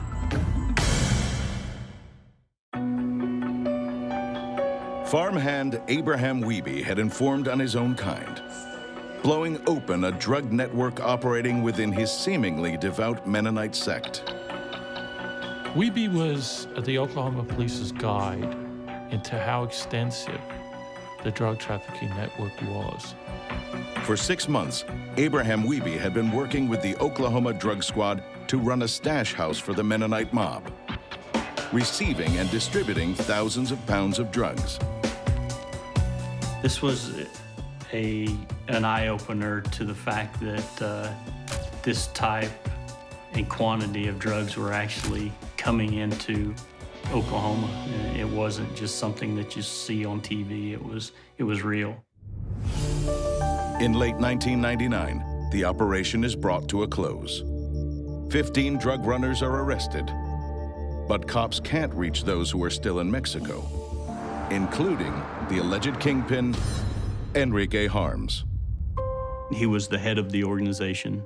I've been told that he's very powerful and controls a large drug organization and a lot of people working for him. After the Oklahoma bust, the informant Abraham Wiebe is offered state protection and advised to go into hiding. We told him not to go to Mexico. That's not a smart thing to do. You need to stay here, in Oklahoma, or we would send him someplace and set him up. But Wiebe doesn't think he needs protecting. After all, the Mennonites have always been pacifists. To engage in violence would break with 500 years of tradition. He told me I'm going to go to Mexico. And I said, no. I said, you can't. I said, there's no way. And he said, nobody is going to tell me what to do. He said, I'm grown. I said, do it at least for your kids. I said, don't. This man is a former associate of Abraham Wiebe. He does not want his identity revealed because it might risk his life. I said, you know what you did? I said, don't go down there. I told him straight up, I said, all the families, they know what happened here. And I said, all of a sudden, you're going to show up? I said, that's not going to work. Don't do it. And he left that evening. And I said, I don't think we'll ever see him again. Wiebe travels to Cuauhtemoc, Mexico, his hometown and birthplace of the Mennonite mob. Probably part of him believed that they were still faithful, that they would forgive him. Because he likely thought that, well, they are Mennonites. They are like me. They can't have abandoned all of their faith, all of their belief, all of their pacifism. After arriving in Mexico, Wiebe is seen drinking in a bar in a border town. He gets drunk, and while he's drunk, he confesses his role as an informant to other Mennonites. Soon after, Abraham Wiebe, the man who informed on the Mennonite mob, disappears. We were told that he was electrocuted, castrated, ultimately murdered and dumped into a lake. His body has never surfaced. To the family, there's never been any closure. For Abraham Wiebe's grieving friends, only scars and fear remain. So, are you afraid? Yes. Are you fearful for your family just because you knew him? Yes. Discarding 500 years of pacifist tradition, the Mennonite mob have proved they can adapt to drug trafficking's new, more violent age.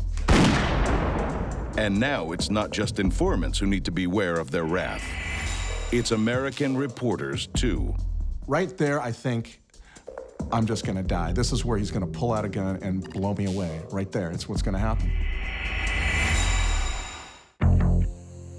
In the late 1990s, a drug kingpin rises out of a conservative Christian sect renowned for piety and pacifism. His name is Enrique Harms, and he'll shatter every code of the Mennonite faith in his scramble to build a drug syndicate worth millions. He's alleged to have expanded the network in the United States, so they're going to more cities, selling in more towns. But like any successful businessman, Enrique must also learn to adapt to market forces. In the late 1990s, the Mennonites had to change tact because the US market and the Canadian market was being flooded with high-grade marijuana that was being produced in British Columbia. It's more commonly known as BC Bud. And the kind of the seedy, low-quality Mennonite dope was being pushed out. So they needed to diversify. Enrique Harms also expands by handling harder drugs like cocaine. And when a police wiretap operation knocks out one of his supply hubs in Oklahoma, he just creates a new trafficking route further west through Colorado.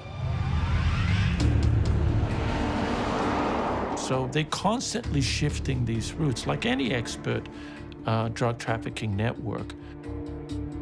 They're not a static organization. They're an organization that adapts and changes its tactics, particularly how they route drugs into and out of both Canada and the United States. My impression that Enrique Harms is kind of like, was the mastermind behind all this. The guy who had most vision and entrepreneurial vision over what was possible and what could be done. According to some, in the formerly pious Mennonite colonies of northern Mexico, drug running has become deeply ingrained. It wouldn't surprise me if there's not like 10 or 15%. They're heavy in it. They drive brand new vehicles and dark windows. When I go to my families, they just say, "Oh, did you hear about him? He's big involved in shipping stuff to the States." You hear that constantly. journalist Sam Quinones first hears of Old Colony Mennonites' association with the drug trade in 2004. Like everyone else, he's amazed. I was just blown away. I just could not believe it. And I began to think, wow, that is a great story. I gotta go do that story. This is fascinating. To find out more, Quinones travels to Enrique Harm's hometown of Cuauhtemoc, Mexico. But he finds it's a community that doesn't give up its secrets easily. It was not a world where I had any entree. It was a low German-speaking, very cloistered world. Quinones starts probing about drug smuggling, but hits a brick wall. Then he makes the mistake of mentioning the name, Enrique Harms, to a restaurant owner. And I say to him, and if Enrique Harms wants to speak to me, here's my card. I was just clearly perceived as a threat. Encountering hostility, Sam decides it's time to leave town. About a half mile after the restaurant, I look in my rearview mirror, and I'm being followed. I begin to get seriously terrified. At some point, I realized, I gotta do something here. I grew up in the 1970s watching all those detective movies, and so I start to do like these, what I take to be some kind of evasive maneuvers or some damn thing, right? So I make a right turn and then a left turn. For a moment, Sam thinks he's escaped. Get to a stoplight. I'm sitting there in my car waiting for the light to change, waiting to get on the highway to head back to Chihuahua City, take my airplane out of there.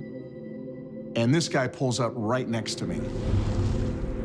Right there, I think, I'm just gonna die. This is where he's gonna pull out a gun and blow me away. Right there, it's what's gonna happen.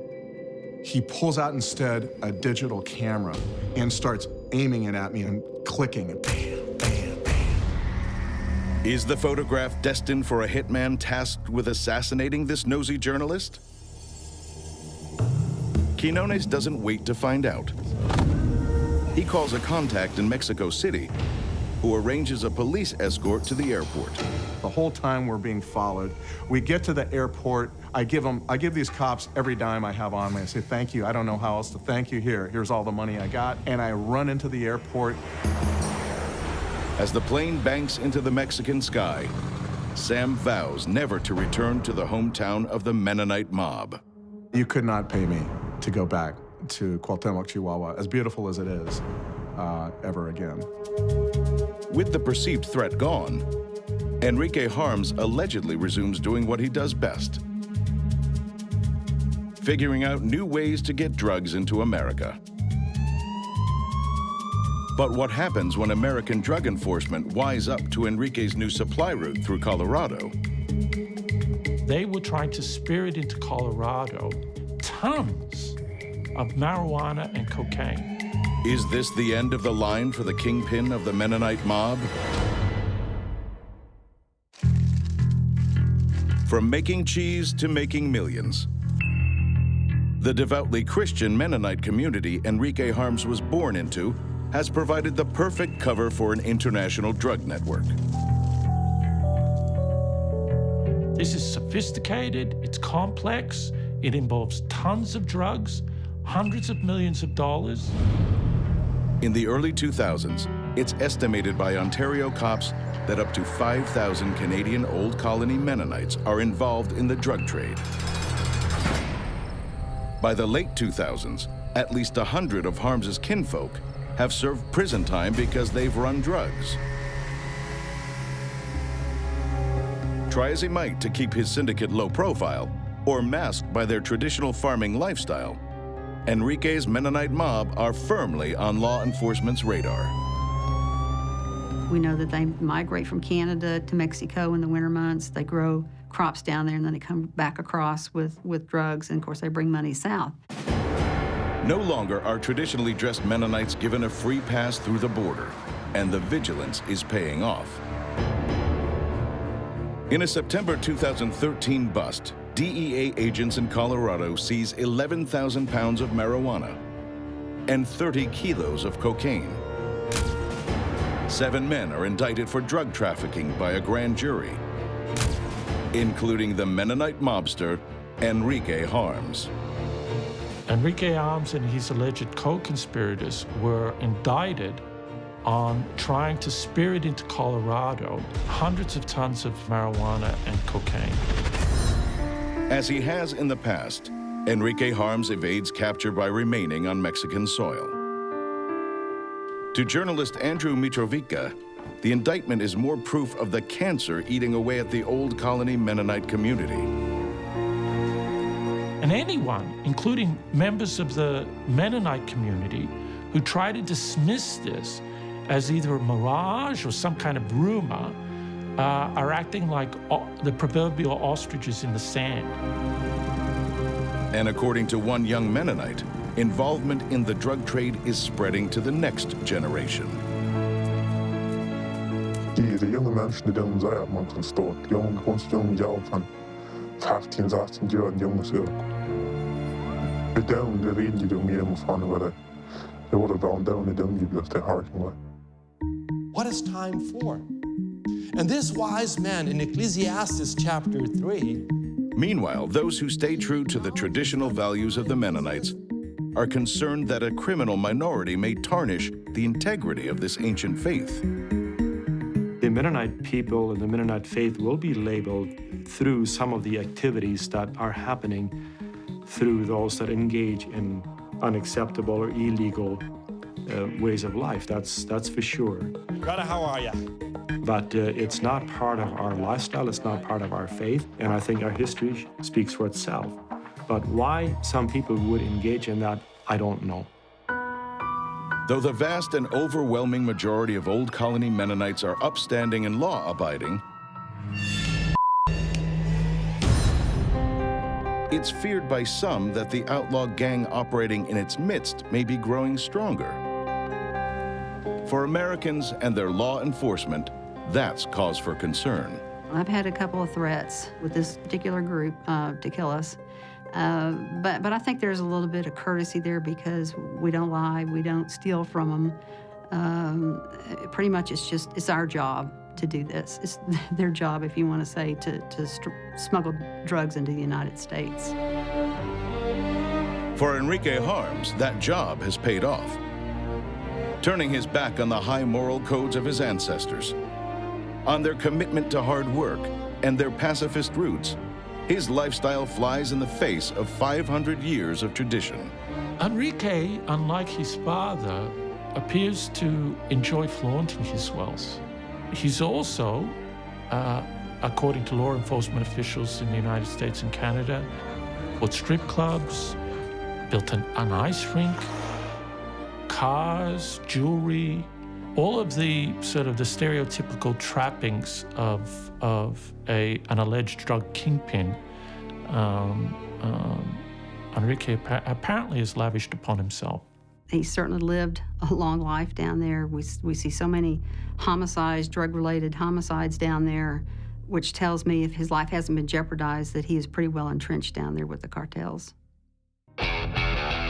To many, Enrique Harms embodies all the vices the Old Colony Mennonite faith tried to protect its people from.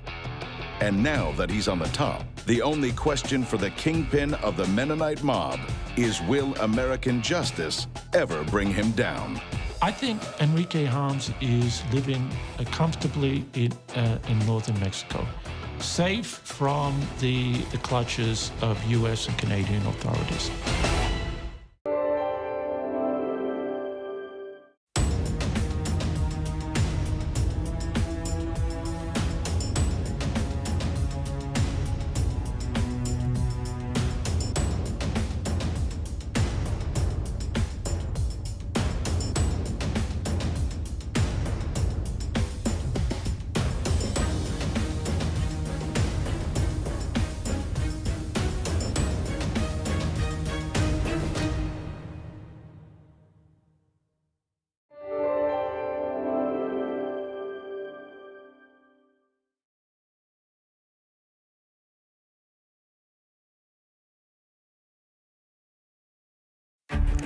stockpiling Bibles, gathering supplies, making bunkers, training children.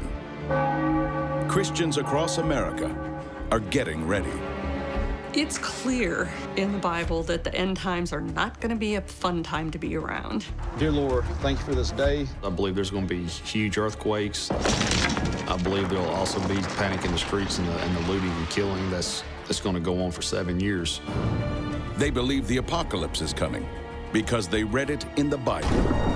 The elements will be destroyed by fire, and the earth and everything in it will be laid bare. I mean, you talk about Noah's flood, that's nothing compared to what we're talking about here. Going off the grid. Well, this is what they call a sun oven. You can put a whole turkey in this thing. Digging deep underground. It's approximately 14 feet down. Packing heat. This is great to have in case for a home invasion. And spreading the word. We decided pretty much that we were going to blow Operation Security in the interest of getting the word out to other people. With one hand on the holy book and the other on their survival gear. Is the tool itself, the Bible. This is the word, this is the ultimate survival manual. Meet the Bible Preppers.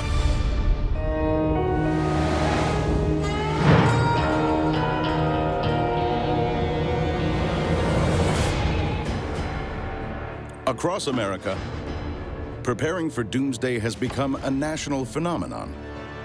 But now, a new type of prepper is taking the country by storm. They get their guidance from the Bible. To have everlasting life. I believe the Bible is the first and the main prepping tool out today. These Bible preppers use the scriptures to tell them what's coming and how to prepare for it. From the suburbs of Georgia to the deserts of Arizona to small-town Ohio, they're sounding a holy warning. Things are going to get crazy before the Lord returns.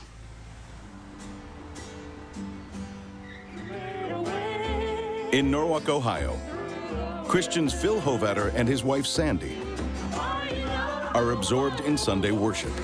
King of kings and Lord of lords. Sandy's not just a follower, she's an ordained minister. And made his home among us. He was full of unfailing love and faithfulness. Say that. My calling is to help people to create an environment where people can grab hold of the truth and the grace that God has for them. Hallelujah. But Sandy and Phil have another calling too. One that involves stockpiling supplies, preserving meals, and studying the Bible for survival clues.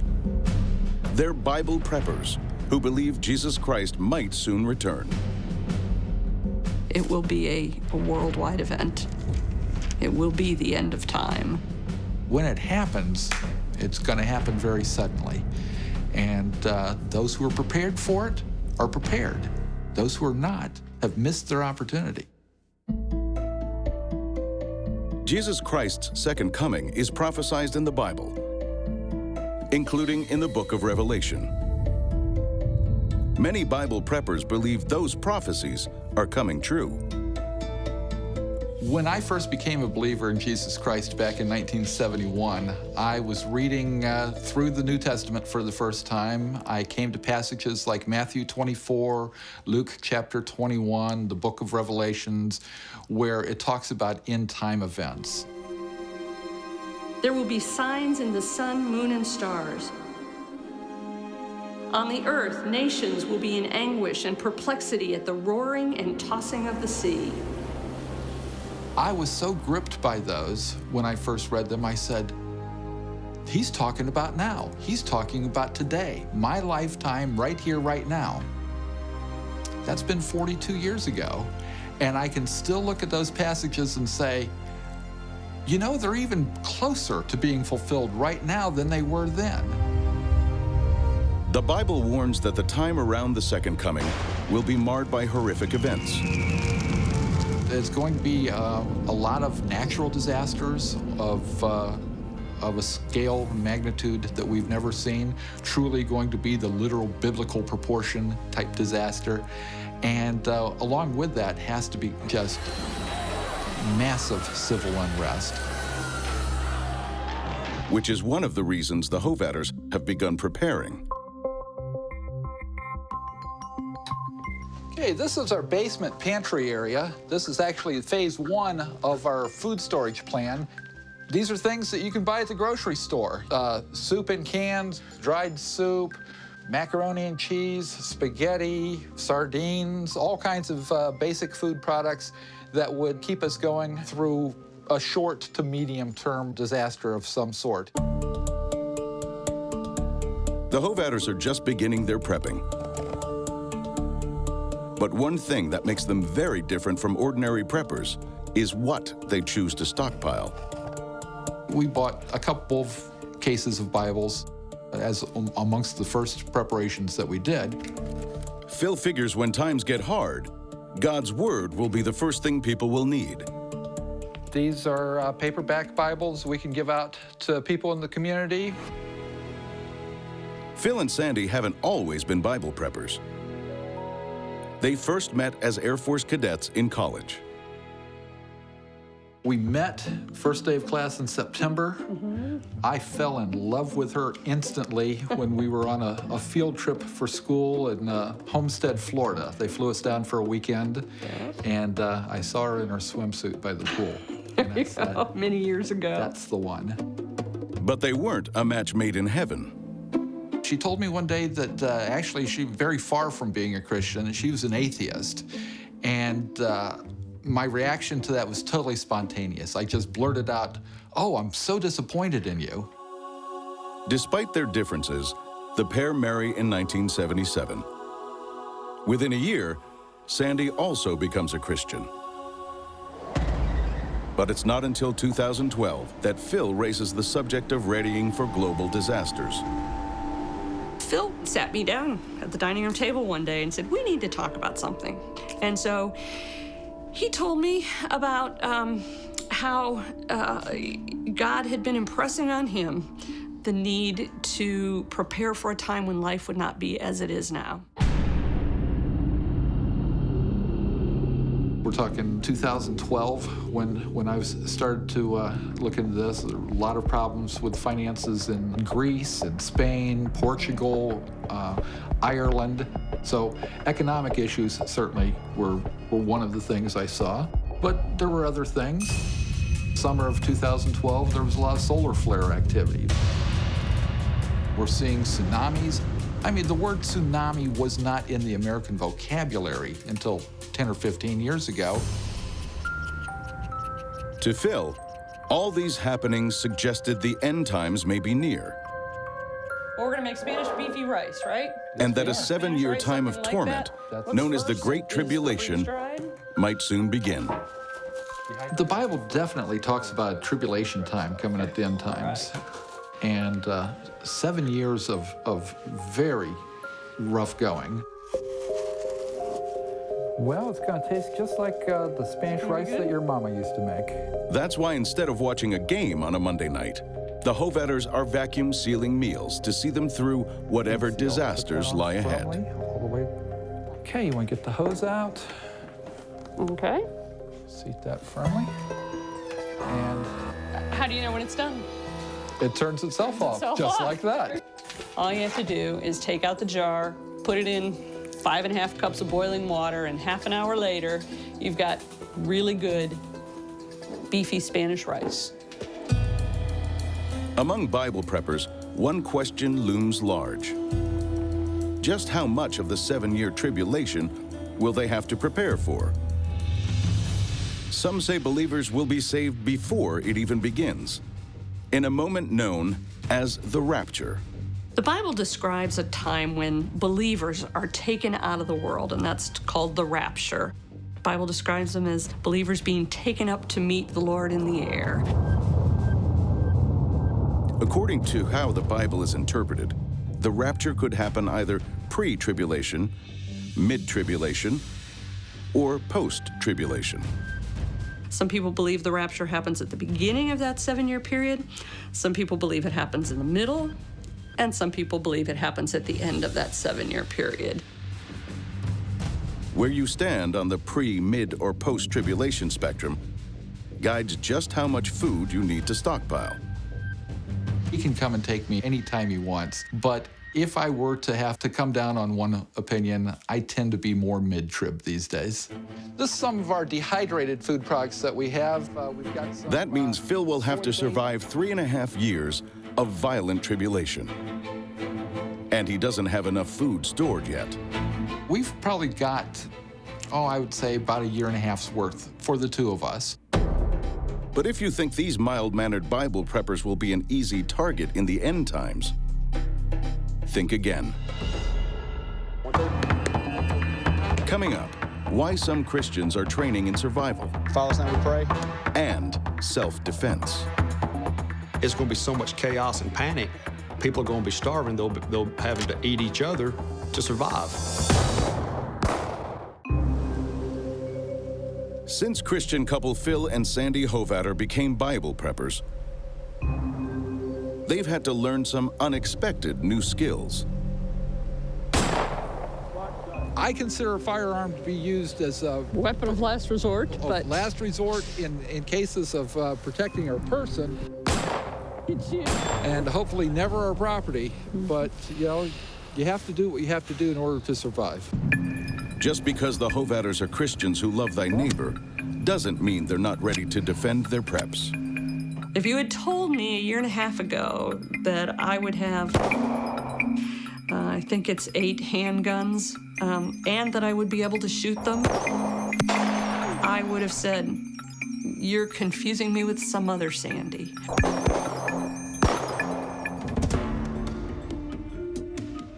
But how does using lethal force jive with the Hovatters' Christian principles? From a Christian perspective, the 10 Commandments in common English say, thou shalt not kill. A better translation of that passage would be, thou shalt not murder. God doesn't sanction murder. God has sanctioned a lot of killing over the course of human history. He calls nation to go to war against nation. So God is not strictly opposed to killing. God is opposed to murder. And when I defend myself, I am not committing an act of murder. I am committing an act of self-defense. I'm not a marksman by any means, but I've become confident that I can hit a person's center mass if I need to. I've never had to point a gun at someone, even in jest, and pull the trigger. I hope I never, ever have to. It's against, decent human nature to even do such a thing as that. But when you're faced in a life-threatening situation, you do what you have to protect your life and the lives of your loved ones.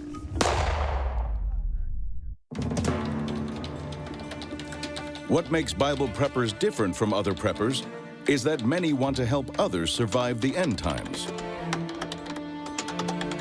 We started our website called The Approaching Day Prepper. We post articles on there.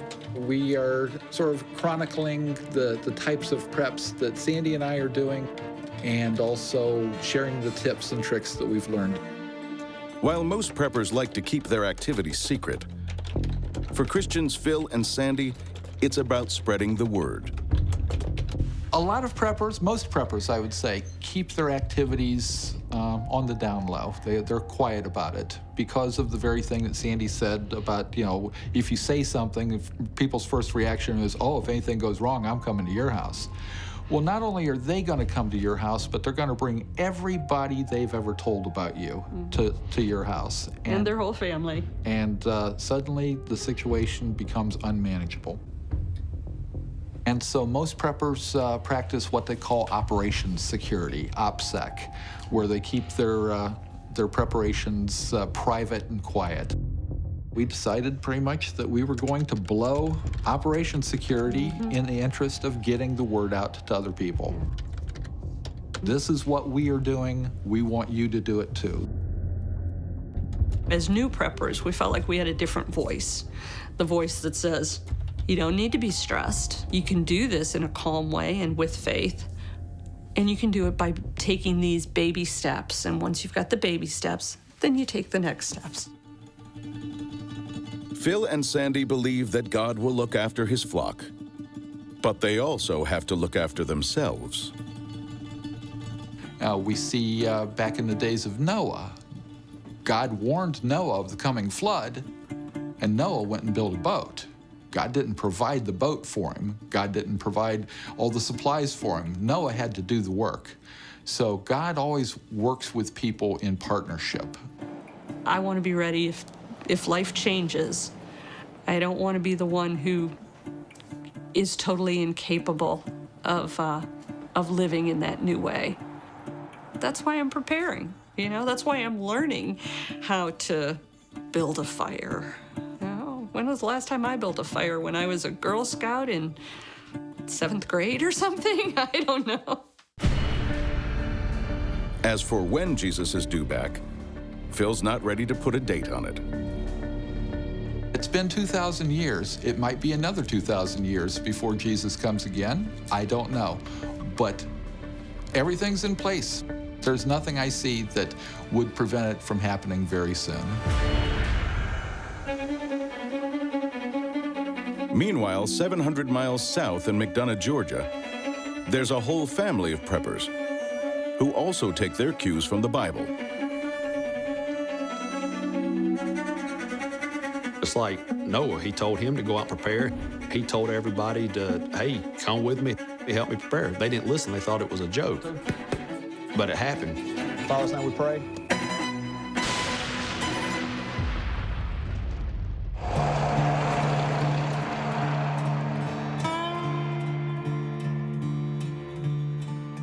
Today we're going to be going over John 3:16, so turn to the book of John. Mark Sanders is a Georgia 16. father of 4.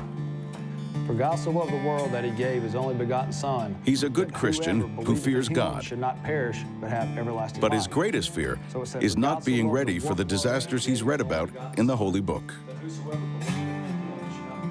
In the Bible, it states that in the times comes during the tribulation, it's going to be so much chaos and panic. People are going to be starving, having to eat each other to survive. So Mark's begun preparing his family. He believes prepping is part of every Christian father's God-given role. If it was a stiff snatch, I believe, being the man of the family, I believe God's given me certain skills to be able to prepare and the mindset. It's a role he sees outlined in the Bible's Timothy chapter 5. But if any provide not for his own, and especially for those of his own house, he hath denied the faith and is worse than an unbeliever. It states that if I don't prepare for my family and friends, and especially my immediate family, that I'm gonna be worse off than a non-believer. What I have here, I have a bug-out bag. It's for me personally. It's to put anything you can put in there to survive on. Fire starters, food, cook kits, medical equipment, your shelter, that sort of thing. Here we have my hatchet. You gotta have your flint and steel to start fire. What are you gonna do? If the trucks stop rolling because they're out of fuel, there's not gonna be a grocery store around where you can just go pick up the nearest hamburger. And the very last thing, but it's the first thing you should put in your bag, the Bible. And I believe you should have the Bible with you in your bug-out bag, because that's gonna be your manual and your word. This is the ultimate survival manual. It will give you all the answers, and it has the Word of God in it.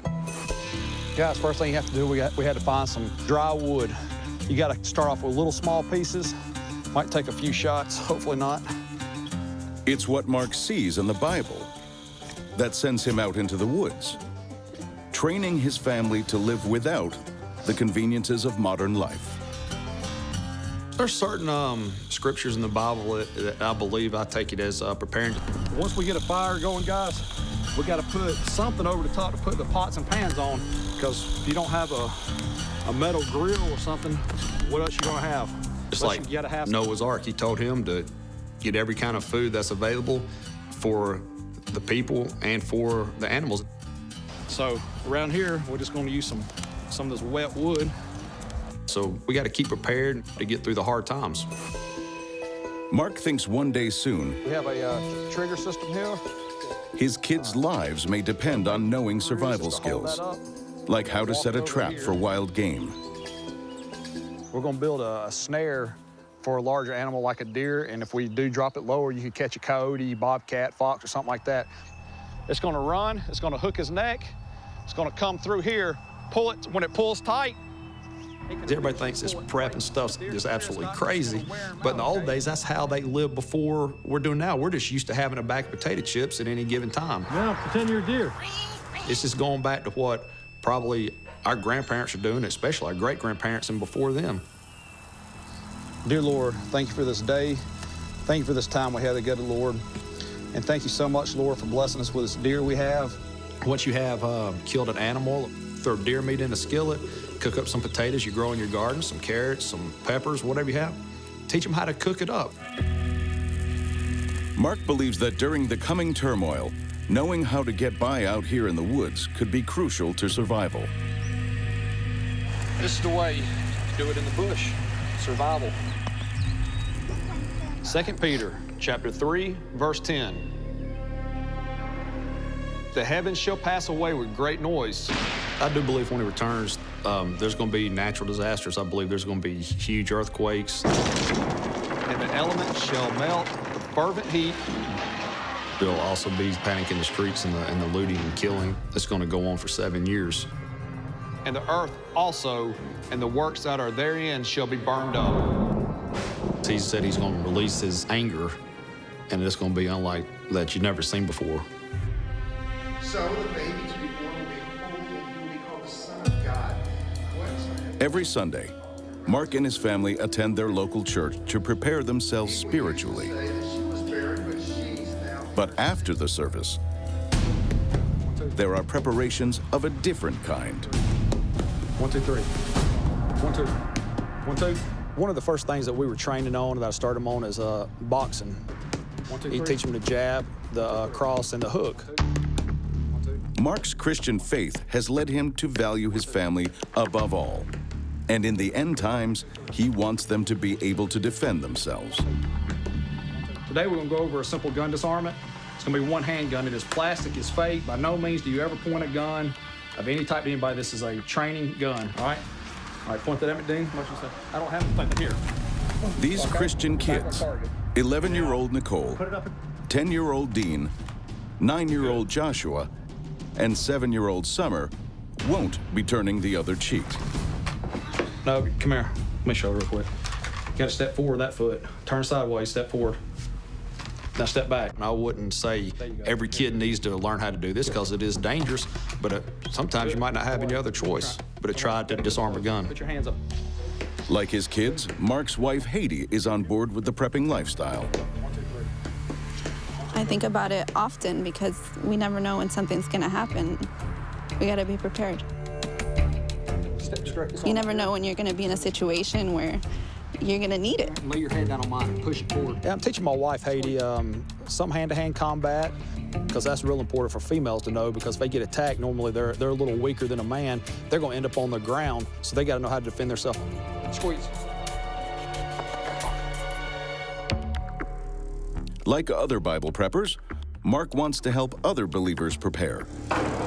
So he has started a web channel to tell them how. It's gonna be the warning from this right here. He says sourcing water should be #1 in everyone's end-time survival plan. 1 month supply of food. Food should be #2. Go ahead, little single shot. And the third essential? 12 gauge. And I believe the third thing is gonna be firearms. You gotta have a means to protect yourself. You gotta have knowledge of firearms, different ammo, when to use it, when not to use it. Mark is armed for the apocalypse with a 7.62mm rifle, 38 revolver, 45 pistol, 9mm pistol, 12-gauge shotgun, 410 shotgun, and a military-style AR-15 assault rifle. Some of these guns are for hunting. You can kill anything from a squirrel with a smaller caliber, a rabbit, all the way up to deer, elk, moose, whatever you can get your hands on if when times get tough. But other weapons are for self-defense. So this is great to have in case for a home invasion or somebody wants to get a little crazy and come in on you and try to take what you've worked for. I believe God allowed us to have weapons to defend ourselves. I wouldn't think twice about using a firearm if it has to do with protecting my family and myself and my friends. He hopes it won't come to that, because his fourth essential tip for when the tribulation starts is get out of town. Way out of town. because when it gets bad, people are gonna come loot and take what we have. So we have stuff stored out in different places. We have a place in Kentucky where we keep a large amount of food, large amount of water. That would be our meetup place. It's kind of hidden away, so we'd get out of this area. According to Mark, the most significant prepping advice of all within the Bible is that Jesus and the Great Tribulation could come at any moment. In Matthew 24, it states that you don't know the time or hour that the Lord's coming. So in my eyes, that's telling me I better be prepared. It could be now, 5 seconds from now, it could be 1,000 years, because you do not know. So I believe that is a huge sign to always be prepared. Don't ever turn your back on it. But there are many different views on how to be ready. Coming up, one Bible prepper who may have the ultimate preparation strategy. Satan and his fallen angels are standing outside that door right now, puking their guts up about me telling the truth about how to be prepared for this end time.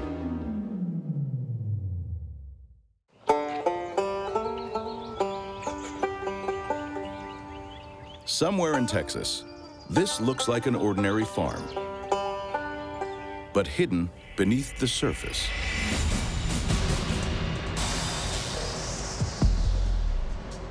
We've done the food, off-grid solar power.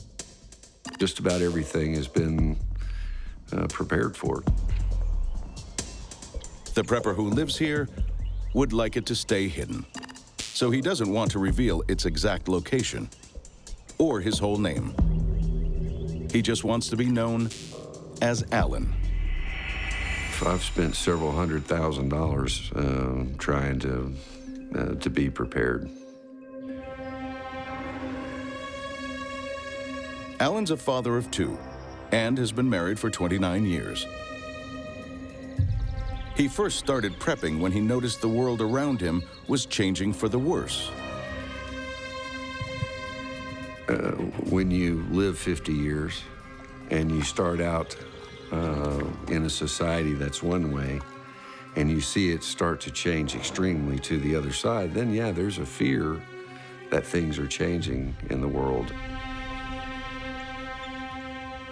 And it's pretty clear in Revelations what we're facing. You know, everything that's mentioned, earthquakes, wars, rumors of wars, pandemics, they're all present. Convinced the prophesied end time was near, Alan began readying. I started by moving to the country, and then as things progressed along with the almost financial collapse in 2008, I started getting real serious about preparing. Serious enough to dig a bunker deep below his farm.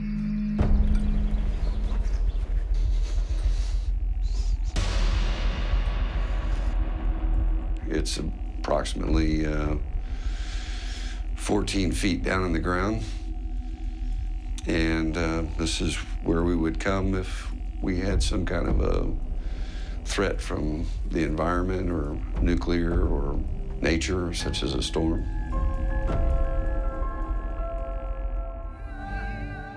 Alan believes in a post-tribulation rapture, which means enduring all 7 years of tribulation.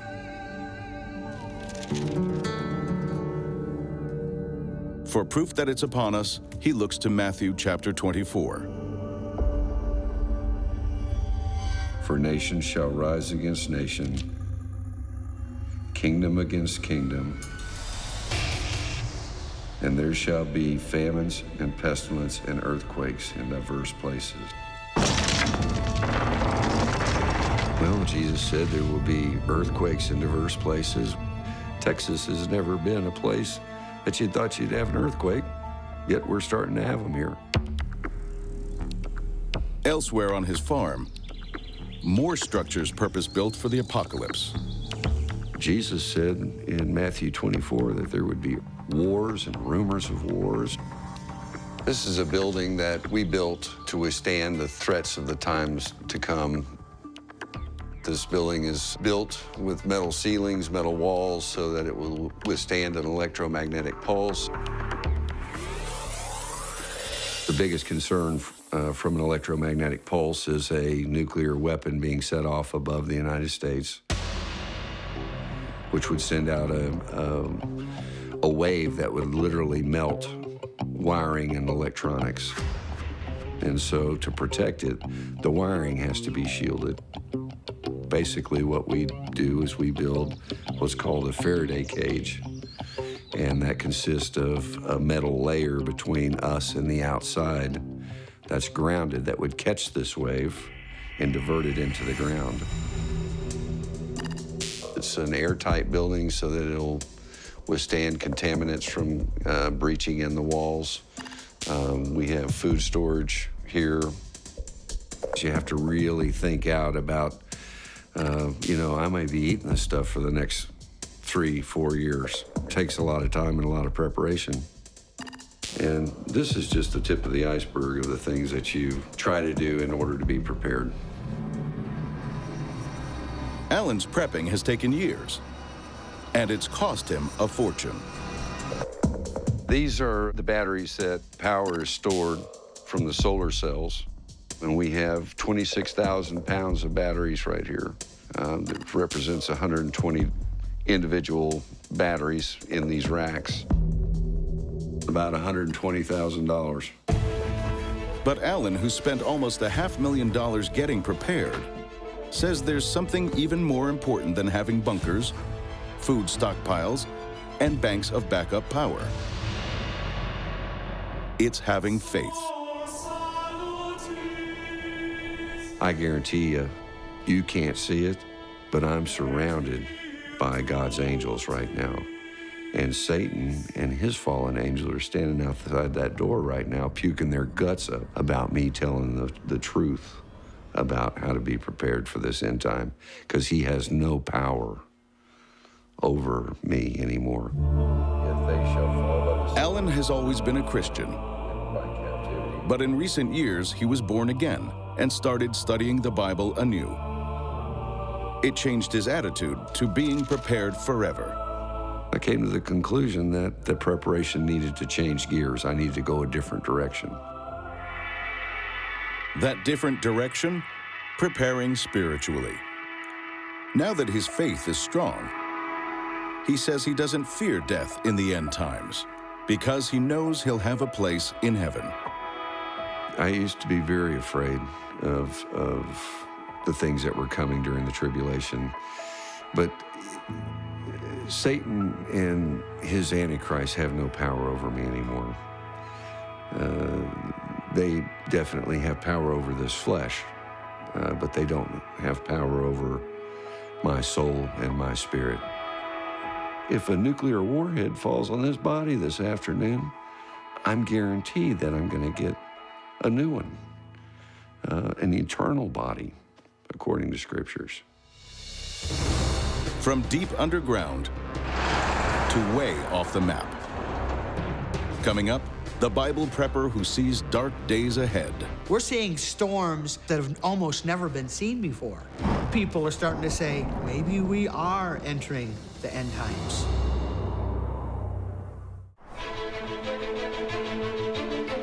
Across America, devout Christians are preparing for disasters predicted in the Bible. Be prepared and stock your food and be ready. Food is going into storage. Children are being trained. Guns are being stockpiled. And in Texas, Bible prepper Alan spent years getting prepared for every possible scenario, including the crash of America's currency, when he'll start trading in gold. You can just barter with it. It's a means of barter. People recognize gold as a store of wealth, as something of value. The face value of this coin is $50, but in actuality, at the time that we're currently in, this coin's worth about $1,300 to $1,350. That's $25,000 in small change in Alan's hand. And to protect these preps, there's no shortage of options. Everything from ARs to AKs to SKs to Mini 14s to you name it. Well, I think we pretty much have it. If for some reason he can't get to these guns, he could always stash some anywhere on his property using a special technique. Well, this is a way that you store guns for long term. Oil them and vacuum seal them, and then they can be stored underwater, in the ground, anywhere for long periods of time. This particular gun's been bagged up like this for 3 years. I've both tested them by burying them, and I've tested them by storing them underwater. The reason secretive Alan's revealing some of his preps? It's because by doing so, he hopes to warn other Christians what's coming.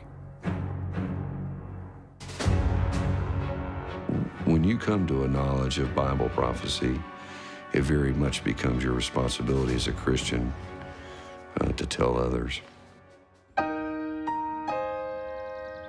Alan's final message for Christians. As the end times near, even if you haven't prepared physically, make sure you're prepared spiritually. You can be at comfort and peace during the tribulation and know for a fact that you've got your ticket, and that's the most important thing. But to other Bible preppers, the best ticket to survival is to get way off the beaten path and way off the grid. The sooner, the better. There will be famine, and there will be wars, and there'll be anarchy. If you're out in the country, you know, where there's less people, it's probably a safer place to be.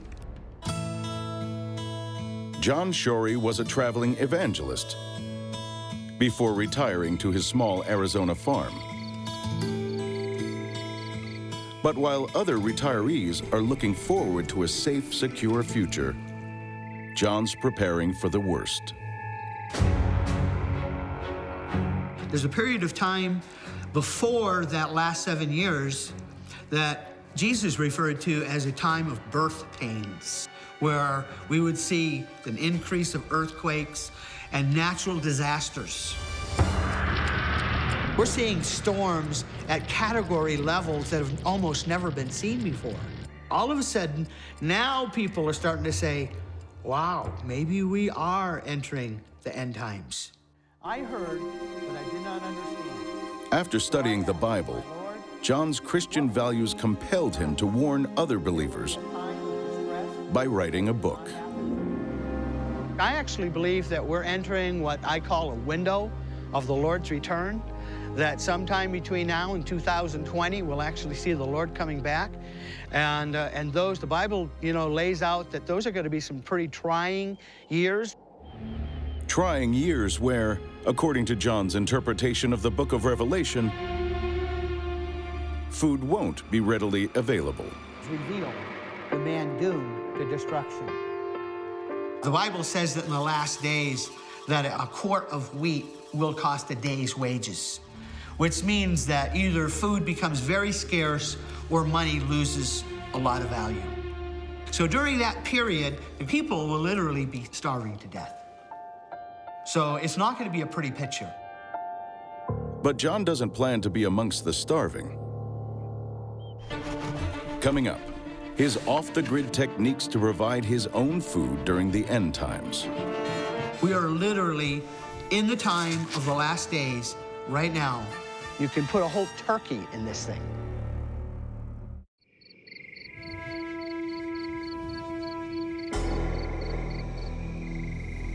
In deepest, driest Arizona, John Shorey is attempting to turn a patch of desert into a haven from the horrors of the Great Tribulation. All of these people that were scoffing and laughing at Noah, but when the rain started falling, they were all knocking at his door saying, "Can I come into the ark?" John used to believe Christians would be raptured or saved before the Great Tribulation, but now he's firmly in the mid-tribulation camp. And with mid-trib, my position is showing that we will go through 3.5 years of tribulation. To survive those 3.5 years, John's aiming to be self-sufficient. So he's got over 20 chickens and guinea fowl. growing 60 nut and fruit trees, maintaining up to a dozen beehives, and storing 6 months of water. We've put in 2 5,000-gallon tanks so that when we're not using water, we can fill up that as our reserve. We could literally see infrastructure going down. We could see the grid go down to where water's not going to come out of your tap anymore. And so people should have, barrels of water or some way of storing extra water, because without water, we're in trouble. John's also figured out a way to make the desert bloom. He's transforming its infertile soil into farm loam ideal for cultivation. Well, this is actually where I'm currently composting. And basically what I do is I pick up anywhere from 2 to a dozen boxes of throwaway produce at a local grocery store, and I just keep spreading it out in layers. And there's hundreds or over 1,000 worms in this bed making fertilizer. You're getting this rich, brown, excellent texture soil that things just can grow very well in. When his greenhouse is completed, John and his family will be able to live indefinitely off the produce they grow. And after harvesting his crops, John's got an off-the-grid way to turn them into a meal. Well, this is what they call a sun oven, and uses, solar to cook on. This thing works virtually anywhere in the United States where you have sun to partial sun. They say that if you can see your shadow, this thing will function and will work. You can boil rice, we've cooked cookies, we've baked bread, you can put a whole turkey in this thing. This morning it was in the 40s, it might be in the 50s right now, and it's over 300 degrees inside that oven. In fact, that water in that bottle is boiling. I've cooked roasts in an hour's time by putting them into a glass jar like that. But why all this preparation? And why urge others to do it too? What makes John Shory believe the end times are upon us? There's a whole number of prophetic events that are all falling in this same window of time that is pointing to a strong possibility that we are literally in the time of the last days right now, leading up to the Lord's return. He says if you read the news, the signs are everywhere. Like the conflict in Syria, which he believes aligns with a prophetic Bible scripture. Because in Psalms 83, it says that Damascus will be destroyed, never to be inhabited again. Well, this prophecy's never been fulfilled. And to me, it makes sense that Israel will be involved in this, and they will probably be pushed back against a wall to where they'll use a nuclear bomb against a city in Syria, Damascus. But John Shory's not the only one sounding a warning. In Texas, there's a pastor so sure the end times are coming, he's built his reputation and his business on it. So it's been this way for quite a while. We're talking about an apocalyptic event of unprecedented proportions. Coming up, I think you should be watching it. the man who's on a holy mission to get the whole world to prepare. In Dallas, Texas, a business owner is planning renovations.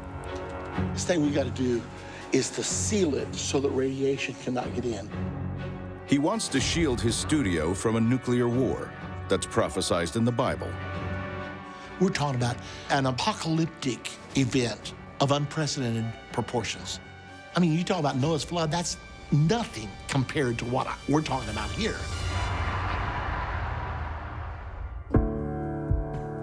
Irvin Baxter is a minister on a mission. Out of the blue comes this announcement. Hamas. He's been studying Bible prophecy for over 30 years. And he's got an alarming message. Well, there's a huge breaking story in the news today. We're a lot closer to the end of everything than most people realize we are. Irvin Baxter is so sure that we're nearing the apocalypse, he staked his reputation and his business on it. End Time Ministries is broadcasting radio shows, producing DVDs, TV shows, and magazines. We have our End Time magazine. This is published bi-monthly. It goes out all over the world. Irvin Baxter's got thousands of followers worldwide and 40 staff, including his daughter, Kara. We have all bought into Irvin's dream and into his vision. And so all of us have that same common denominator, you know, that we're all working towards and striding toward. The goal? To prepare all of the world for the coming of Jesus and the tribulation. We're so short on time, you know, with World War III possibly coming up and everything else. We want to get this message out as soon as we possibly can. Of most concern to Irvin, a passage in the book of Revelation that predicts we're headed for nuclear war. We know a war is coming that's going to kill 1/3 of mankind. Much of the world is going to be affected. Irvin believes in a post-tribulation rapture, meaning Christians will have to endure all 7 years of tribulation. So what is he doing personally to prepare himself and his business? Okay, now, Kara, what I think we could do, let's go over here and take a look at this. We can totally seal this in, even across the bottom here and right up the middle. That would be part of what we could do. Okay. And then I have made inquiries recently about what it would take to turn our studio into a safe room. The biggest thing we got to do is to seal it so that radiation cannot get in. Right. There's going to be nuclear exchanges. Our ministry's right here in Dallas. Could Dallas be hit by such an exchange? Possibly. While we're in a safe place, we can also be on the air broadcasting 24/7. That's our main thing that we want to do. When the tribulation arrives and nuclear bombs are falling, Irvin plans to be bunkered down here, broadcasting advice both spiritual and practical. The most important thing, number one, with you and your loved ones and your family, to have a plan. Say, okay, if all cell phones are gone, if all electricity is gone, where do we meet? And if people can immediately go there, and they've made some preparations, they have some things stored there, then they can possibly ride out the situation. The reason Irvin can't rest in his mission to let Christians know? He believes an imminent event in the Middle East could soon cause the tribulation to kick off. The Bible prophesies an event called the confirmation of the covenant. It actually will be the signing of a Middle East peace agreement. That peace agreement will establish a Palestinian state. When that agreement happens, that marks the beginning of the final 7 years. You know what withholdeth, or you know what with Irvin believes that agreement could happen soon, which means we are here to declare absolutely we are in the end time right now. We're very near the second coming of Jesus to the earth. Guided by the Holy Book, Christians across America are on a crusade to save themselves and their neighbors, spreading the word that the time to get busy is right now. I believe every person should prep. You have to take care of your family, as written in the Bible. They may not know the exact day or hour of Christ's return, but America's Bible preppers are certain of one thing: they won't be caught unaware. The wise man sees trouble coming, and he prepares for it.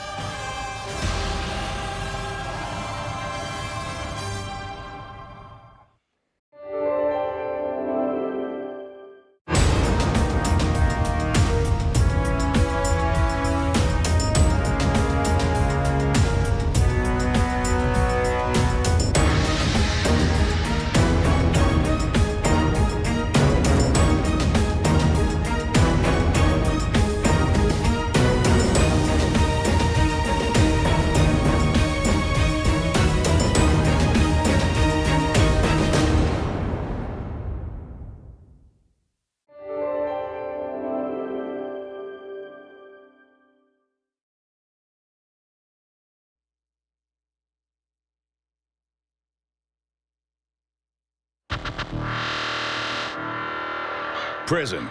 On the surface, a place of punishment and penance. But behind the scenes, hidden from the eyes of prison guards, a place of ingenuity and artistry. It's an art form. It represented your culture. It represented your beliefs. In American prisons, a secret and illegal subculture of tattooing is thriving. Tattooing is a very, very big part of prison culture. Now, for the first time, men who have lived and breathed prison tattooing will reveal the secrets that surround it. They'll unveil the methods of making the tattoo machines.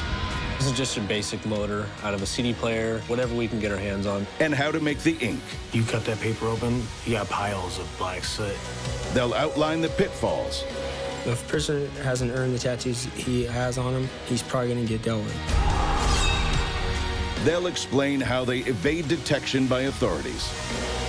There are some very unique, intelligent people in prison, and where there's a will, there's a way. How tattooing drives the clandestine prison economy. And decode the hidden meaning behind the most feared prison tattoos. The teardrops that I have are most commonly known as, for either murders or attempted murders. From dramatic facial tattoos to being inked against your will. Welcome to the raw, real world of prison ink.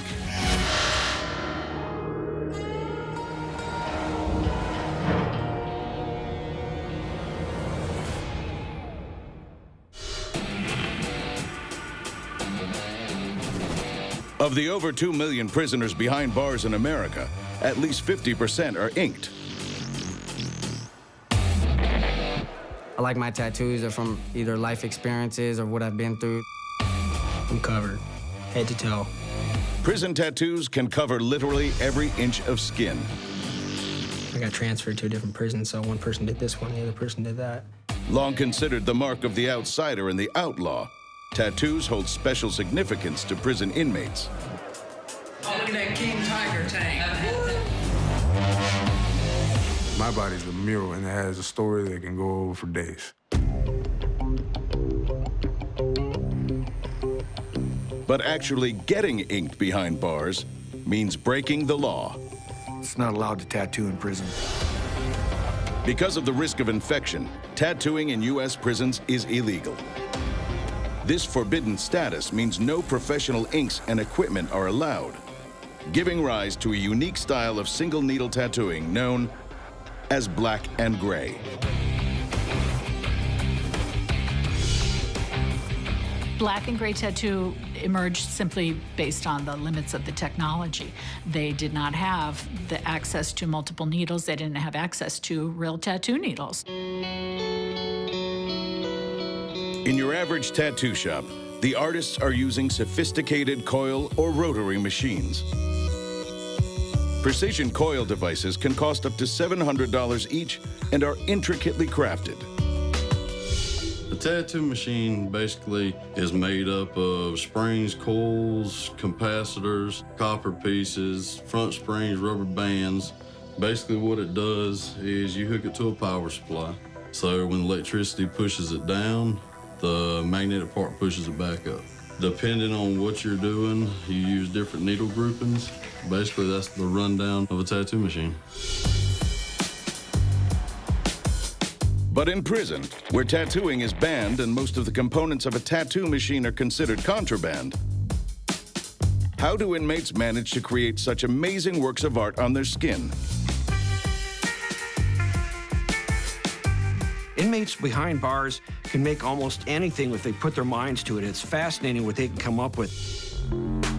The ingenuity begins with the construction of a makeshift tattoo machine, using whatever inmates can get their hands on.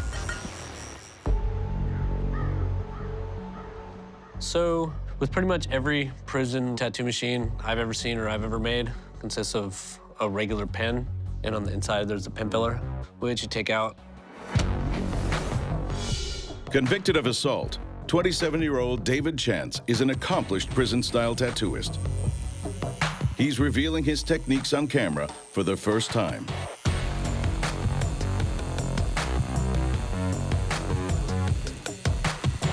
What we're doing is making a needle runner with this. And this is the barrel. This is where your needle's going in and it's coming out this end. Guitar string is used as a needle which will puncture the skin and deliver the ink. You use what you have. And in there, I mean, we're limited. We're allowed CD players. We're allowed musical instruments. So those are two things that you need right there to make a prison tattoo machine. Driving the tattoo machine is a small motor. And this is just your basic motor out of a CD player, out of a tape player, a boombox, whatever we can get our hands on. There's motors and anything. The guitar string is sharpened on sandpaper and tested to see if it pierces the top layer of skin. David then makes a cam, a rotating disc from the pen's ink tube. This will be the connection between the motor and the needle. So I'm gonna heat up a little piece of guitar string and I'm gonna poke a needle in there, which is what this is gonna rest in. And when it rotates, the needle's going with it. The pen barrel needle holder is then attached to the motor, and the sharpened needle slotted into the barrel. Power to drive the tattoo machine comes courtesy of an adapted plug or batteries. And it fits right in your hand, super small, a little tattoo machine. You can do the whole back piece with this. Because prison tattoo guns only have one needle, as opposed to multiple needles in professional machines, to do a whole back piece could take weeks. But before the artist gets started, he has another task that will test his ingenuity: making the ink. Making the ink was interesting. It was definitely dirty. 33-year-old Carl Grace started tattooing behind bars during his first prison term at just 18. He becomes a master of making his own ink, but the process creates hazardous fumes. Luckily, they sold fans in prison, so I would get 2. But I'd get like an empty tuna can, I'd fill it up with baby oil, poke a hole through the center of like the lid, and then I'd get like a brand new mop strand. And I'd stuff it in there on like an old-fashioned wick, throw some baby oil on it and light it, and it would smoke like crazy, like black soot. And we just take our lunch bags, I get a brown bag every day for lunch, and just fold it nice and neat right over it. And it would burn for 6 hours, and when you're done, man, you cut that paper open, you got piles of black soot. And then we just mix that up with a chapstick cap of VO5 and like 5 caps of water and get some ink. I don't know how healthy it is for you, but I got it all over me, and I'm all right. Petroleum-based products are used because they catch fire easily and burn for a sustained period. The reason shampoo is added is as a binding agent for the soot. But there's more than one way to make ink. And every artist has his special formula. My favorite was chess pieces. You'd grab the chess pieces, you'd burn them up, and the soot that would go up in the air, you'd catch them on a piece of paper, you'd scrape it off and then add water to it. Some people's burnt newspaper, because some people said there was more carbon in the paper, so the ink would be black. Because the homemade ink is made from burnt petroleum, it only comes in black, which is why all prison tattoos are black or gray.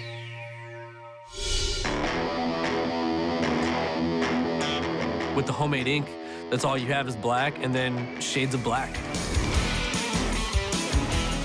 With a prison-made tattoo machine and homemade ink, the inmate is ready to start tattooing.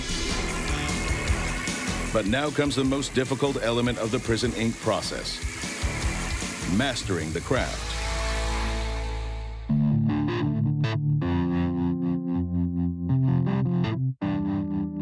If you don't have that craft and you can't lay that ink right, you can't get those blends, it's gonna be a rough road, When David Chance decided he wanted to be a prison tattooist, he didn't dare start on human skin.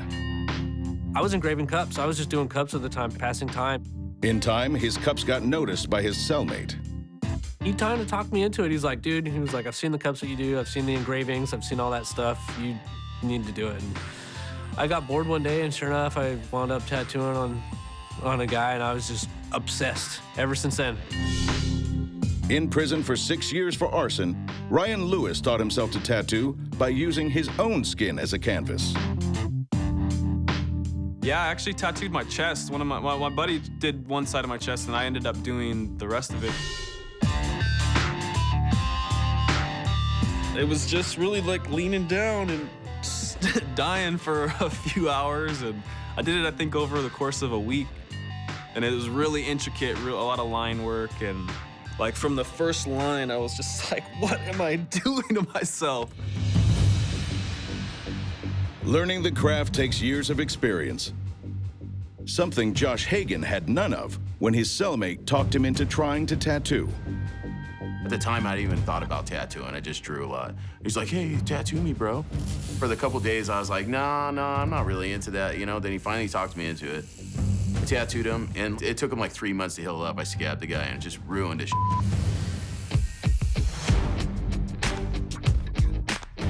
According to convicted armed robber Derek Sanders, inmates who decide to get tattoos should first check the artist as a master of his equipment and his craft.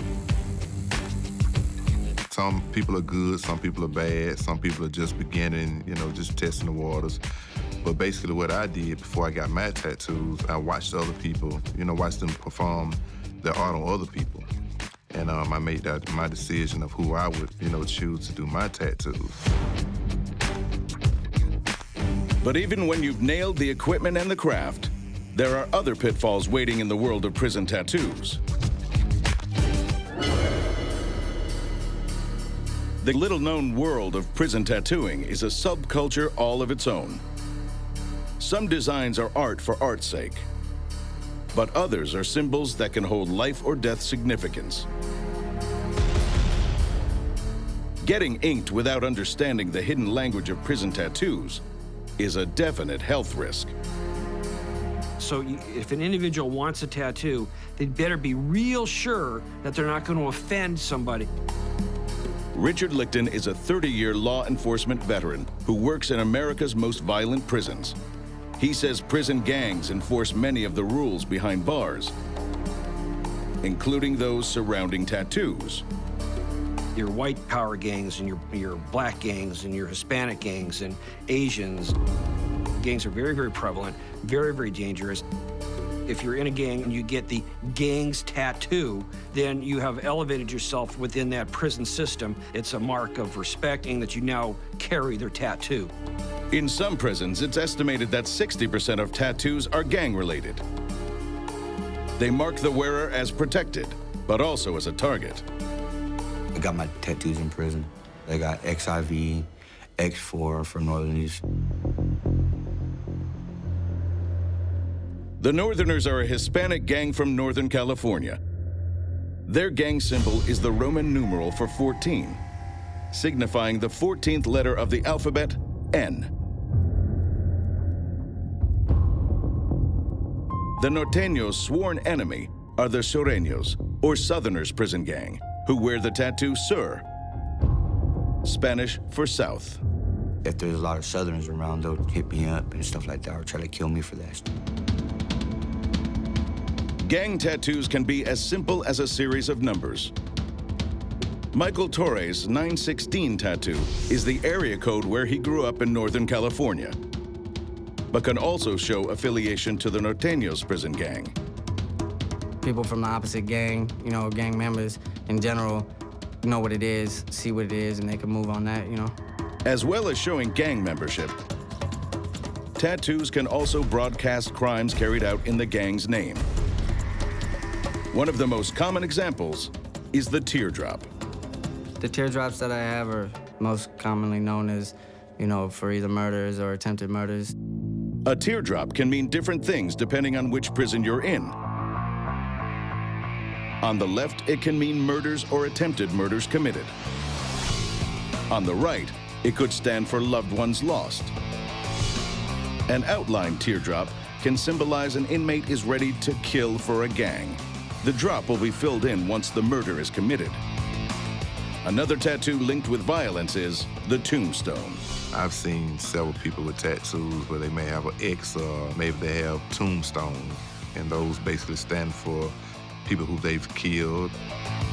Among some prison gangs, tattoos of lips can denote they are kissed by the gang. Lips inked in black can stand for the kiss of death, meaning the wearer is ready to kill. 3 dots can stand for La Vida Loca, or my crazy life. While 5 dots indicates a history of incarceration. The 4 points symbolize the 4 walls of the prison, and the 5th is the inmate himself. On a spiderweb tattoo, each strand can stand for a year of a prisoner's sentence. Other tattoos that can indicate prison time are a clock with no hands to signify a long stretch, and the comedy tragedy mask, Smile Now, Cry Later. The Laugh Now, Cry Later tattoos pretty much just represents that you can't really do anything about your situation, so laugh about it now, you can cry about it later. For white gang members, racist symbols like swastikas or SS bolts can also be a sign that the wearer has committed a hit.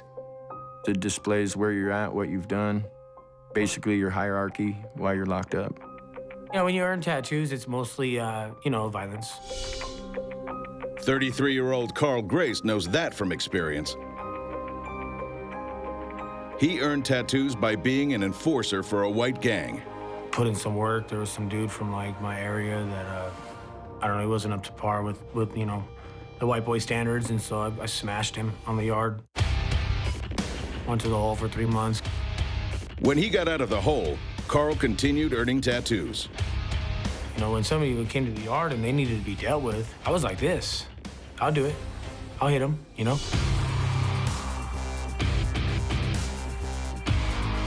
I have like a huge crucified skinhead on my side that I earned for handling some business in the yard that I was pretty proud of at the time. Carl says the majority of these tattoos are earned not through gang-on-gang, but intra-gang violence. This guy messed up, he's got to be dealt with, and somebody's got to do it. It's mostly in-house cleanup all the time. That's how you earn tattoos. I mean, that's how you're supposed to. Not everyone knows the secret code of tattoo meanings, and for those who break it, there are penalties. If a person hasn't earned the tattoos he has on him, he's probably going to get dealt with, One time, an individual thought he would get himself a white power tattoo. He was not a member of that gang. Well, they came to him with a knife, and they said, you either cut it off your arm right now, or we're going to cut it off. And the inmates wound up cutting it off for him.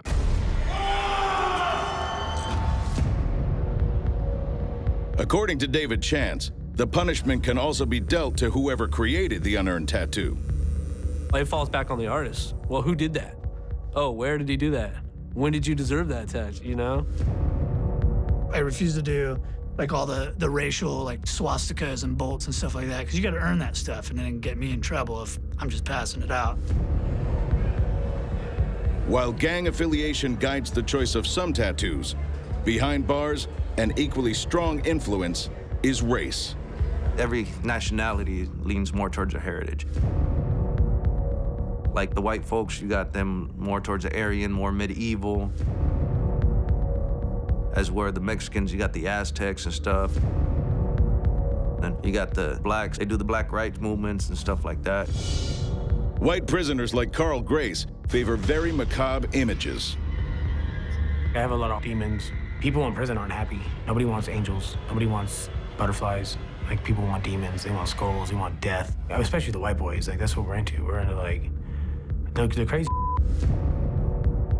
Ryan Lewis has Native American heritage, which is reflected in his prison ink.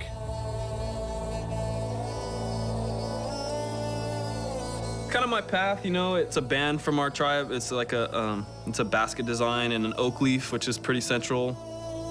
I got Black Elk, who's kind of like a native prophet that was telling, the people of the Lakota to go back to their old ways, to relearn their old ways, to teach their children these ways. Inmate tattoos can also be personal, like an autobiography etched into skin. The demon here that's chained to the wall, it kind of stands for being locked or chained down to your addiction. The drugs, meth was always my weakness. Prison ink can tell of struggles in the past or dreams for the future. My dad was an Iron Horseman in his younger days, and he'd always ridden Harleys, so I wanted to buy myself a Harley. And I figured, well, if I get it tattooed on me, then I'll have to get one when I get out. Sometimes your tattoo choice is going to refer to the life that you left behind. Sometimes it's going to refer to the life that you're going to want to get to on the outside. Sometimes it just refers to the prison life that you're leading right here.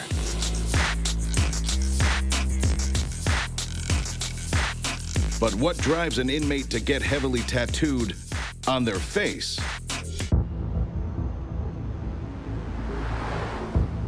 America's prisons are home to a secret tattooing culture that flourishes despite being illegal.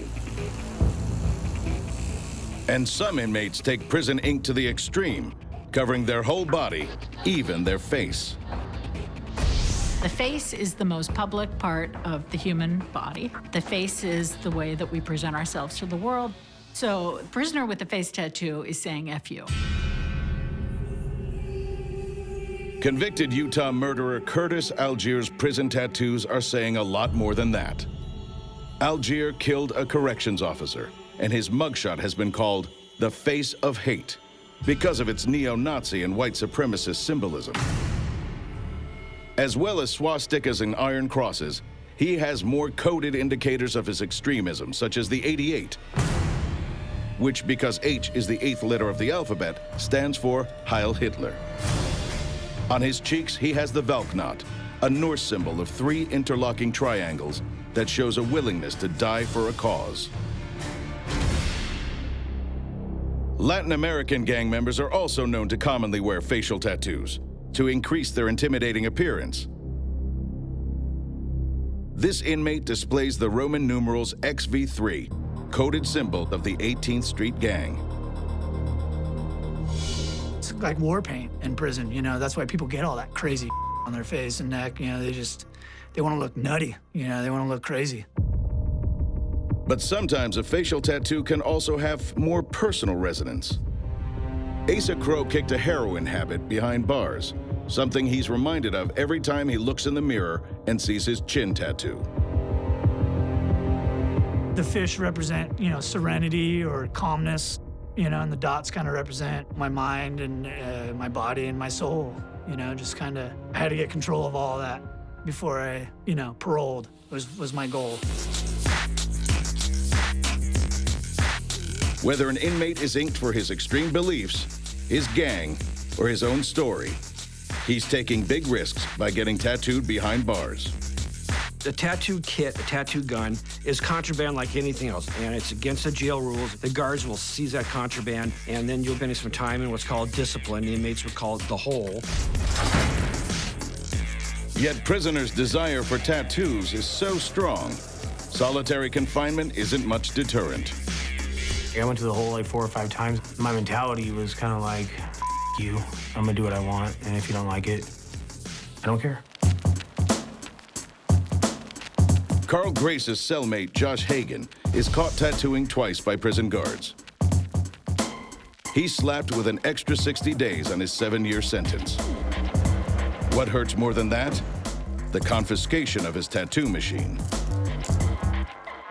Yeah, the thing is, you get this nice little setup that you spend a whole bunch of time trying to put together, and they take it away. And then now you got to like go out to the yard and try and hustle up new parts to put this thing back together, and that was a pain in the ass. Your cell gets tore up and your whole situation gets tore up. You lose all your equipment and ink and all that. To keep tattooing behind bars, inmates have to find somewhere to hide their kit. We had 2 electrical outlets and they were, you know, bolted into the wall.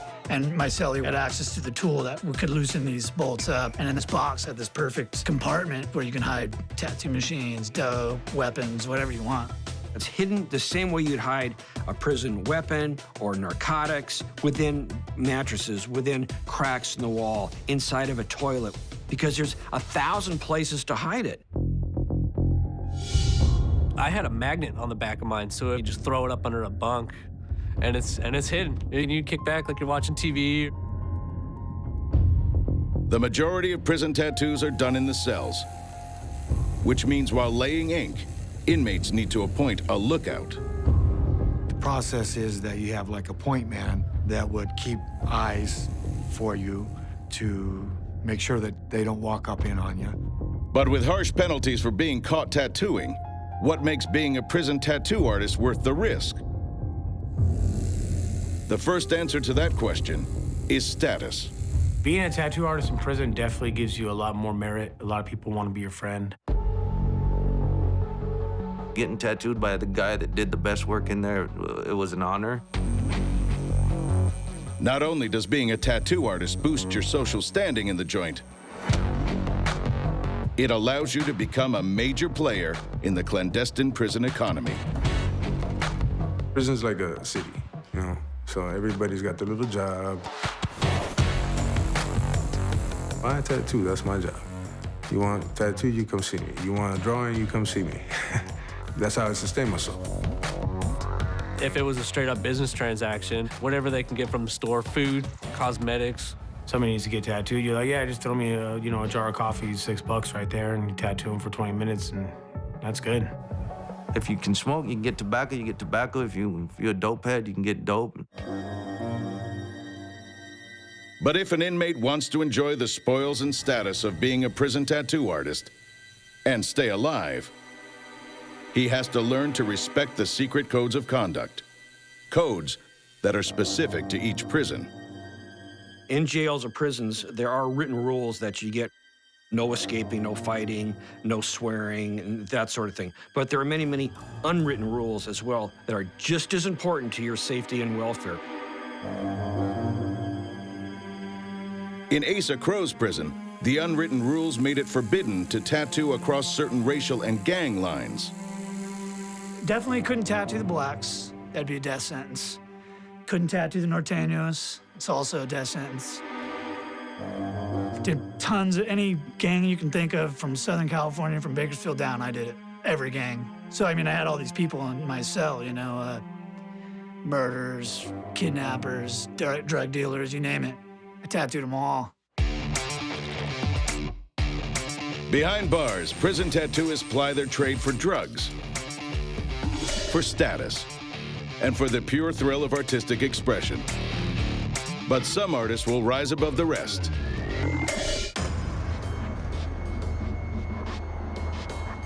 In the tough, deadly underbelly of America's prisons, a little-known and illegal subculture is thriving. Black and gray tattooing. My tattoos were made with makeshift guns. Motors would be taken out of radios and cassette players. But sometimes a prison tattooist can't get the equipment he needs to build a makeshift tattoo machine. Time to go back to basics.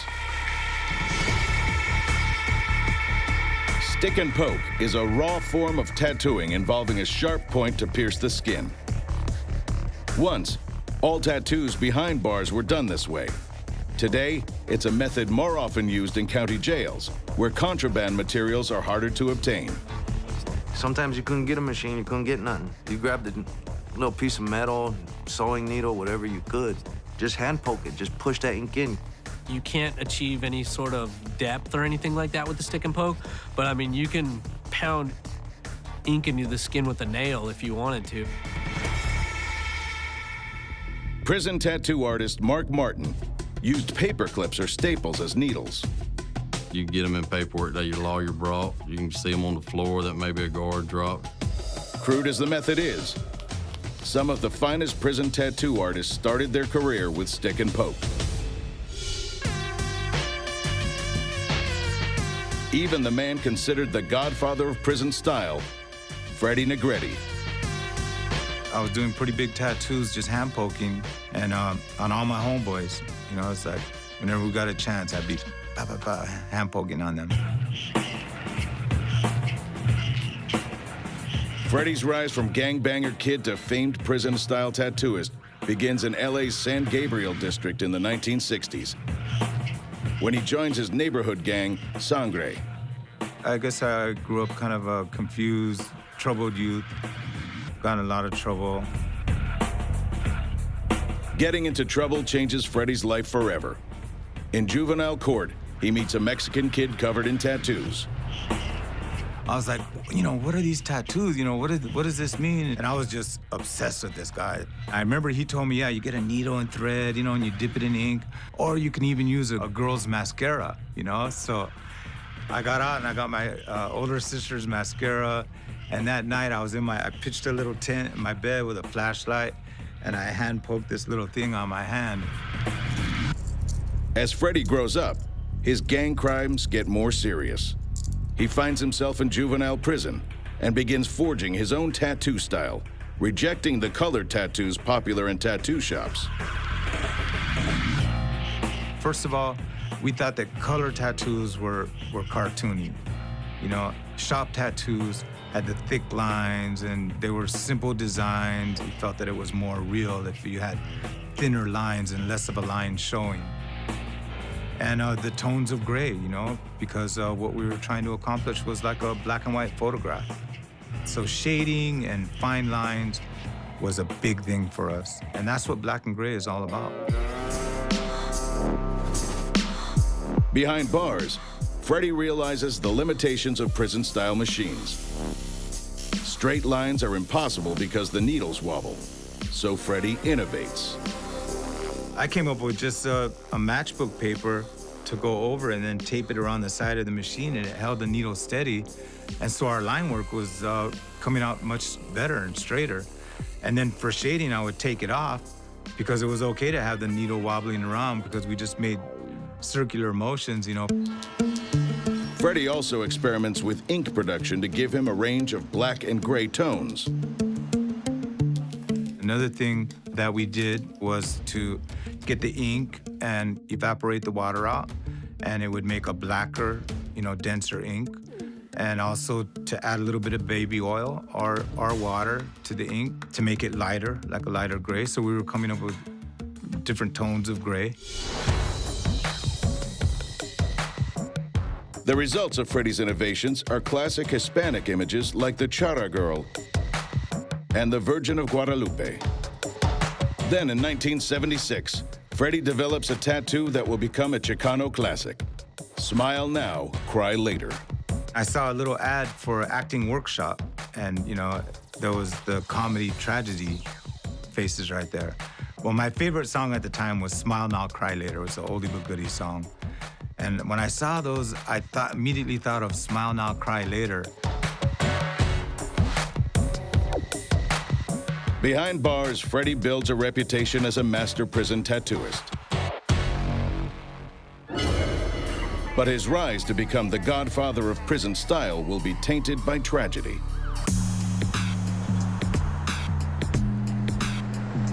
Former Chicano gangbanger Freddie Negrete is a pioneer of black and gray tattooing. The secret of his success? Learning to tattoo behind bars. You know, the prisons, it's like the meeting ground of the minds, you know, and a lot of culture and style came from prison.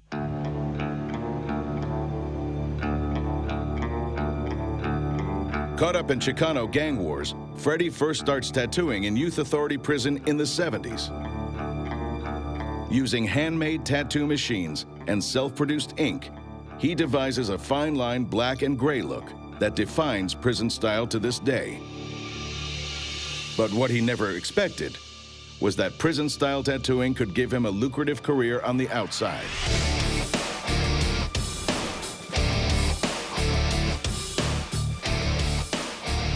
And when I finally got released and I started tattooing just, you know, out of my apartment, I found a huge market, you know, right there, you know, and I charged like $15 for a big tattoo. So I had a huge clientele. In the 70s and 80s, tattooing comes of age, gaining mainstream acceptance. Freddie begins working at East LA tattoo shop, Good Time Charlie's. I knew all the main guys from all the gangs all across LA, and I was respected by them. And so as soon as I started at Good Time Charlie's, you know, it was on.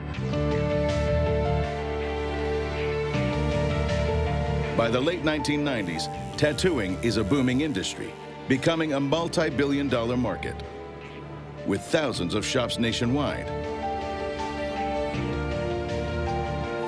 Many of the new customers who want ink crave the cachet of an artist who learned to tattoo behind bars. You know, I'm from prison, I'm from a street gang, you know, and to see it become this global phenomenon is, you know, overwhelming for me. As a famous tattoo artist, Freddie rides the crest of a wave. But a personal tragedy will bring him crashing down. My son Lorenzo, you know, passed away. He was actually shot. You know, he was murdered, and it was devastating for me. Distraught, Freddie slides into drug addiction. And by 2004, he's back behind bars. You know, I pioneered this style of tattooing. I made a livelihood out of it for all these years, you know, but now I was back in prison, you know, using this little homemade machine and tattooing for soup. Locked up, despair sets in. Until the day Freddie decides to change his life in honor of his son who passed away. If he could see me, how would he want to see me? A loser on drugs, dying in prison, you know? Or would he want to see me a success, you know? Freddie beats the drugs and is released in 2006. He memorializes the son he lost with a tattoo of his nickname, Frosty. So, but I've really learned to, you know, to deal with his death, to live with it, remember him, love him. Now working in Mark Mahoney's Shamrock Tattoo Parlor in LA. Freddie's clientele includes Hollywood actors and rock stars. And he's passed the skill of tattooing onto his other son, Isaiah. My first tattoo my dad did when I was 14. I got a smile mark highlighter on my chest. Same one he has on his chest. It seemed right to get a matching one. It's like, I'm still me, just this little guy, but people, when I meet them from other countries and stuff, and they're like, oh, you know, one of the fathers of Black and Gray and stuff, and I'm like, man, I'm just, you know, an old gangster, that's it. You know, just doing my thing that I learned in prison. Freddie has paved the way.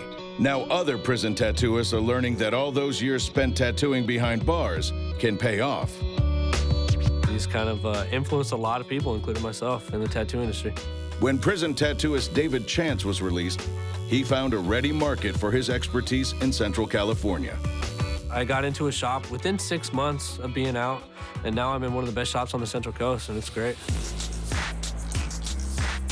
Meanwhile in Phoenix, former prison tattoo artist Sam H. has also found his skills in demand. Despite becoming a respected Black and Gray tattooist, he still uses a gun that resembles the one he had in prison. In prison, we use a machine that's basically a rotary tattoo machine. And the machines that most tattoo artists use now is a coil machine. But I still use a rotary tattoo machine, which is basically a glorified prison machine. And I can do things with this machine that I can do with the prison machine, except 100 times better. I just feel it. It's my roots. I started off with the homemade machine, you know, Walkman motor, guitar string, you know, dipping it in some Pelican, and still what I use today. But while prison tattoos are a springboard for success for some, in other cases, they're just the opposite. Prison tattoos, forged in adversity. These marks of identity can have a dark side, especially when applied against an inmate's will. In 2006, a convicted child murderer in an Indiana prison was inked by force. The words "Katie's Revenge" were tattooed into his forehead by another inmate. Katie was the name of his 10-year-old victim. Prisons and jails are very, very dangerous places with some very, very dangerous individuals that reside in them. But there are other perils in this world of prison tattoos. Less obvious, but no less dangerous. There's no way to sterilize while you're in prison, so therefore you got a high risk of hepatitis, AIDS, staph infection. Even outside prison, tattooing carries a risk of bloodborne diseases and infection. But among inmates, rates of infection of HIV are 4 times higher than the general population, and hepatitis C up to 10 times higher. And nothing transmits bloodborne disease better than a tattoo needle. But some inmates say you can minimize the risk. When I tattooed, every time I tattooed somebody new, I would make a new setup for them because, you know, I wasn't that guy that was like, oh, let me pour bleach down this tube and like clean it up and like use it on somebody else, like, because that's pretty gross, you know, because I don't care what people think, but bleach doesn't kill everything, you know? So like every single person I tattoo, I'd have to make a new setup for them. Incarcerated for 11 years, Art Powell received many tattoos, but always provided the needles and ink himself. I kept my needles. I watched them clean the guns. I kept my own ink. I kept all my stuff because, you know, I knew it was a possibility that could happen. So I took those measures not to make sure it didn't happen to me. But even if you avoid contamination, there are other downsides to getting prison ink. And they start outside the prison gates.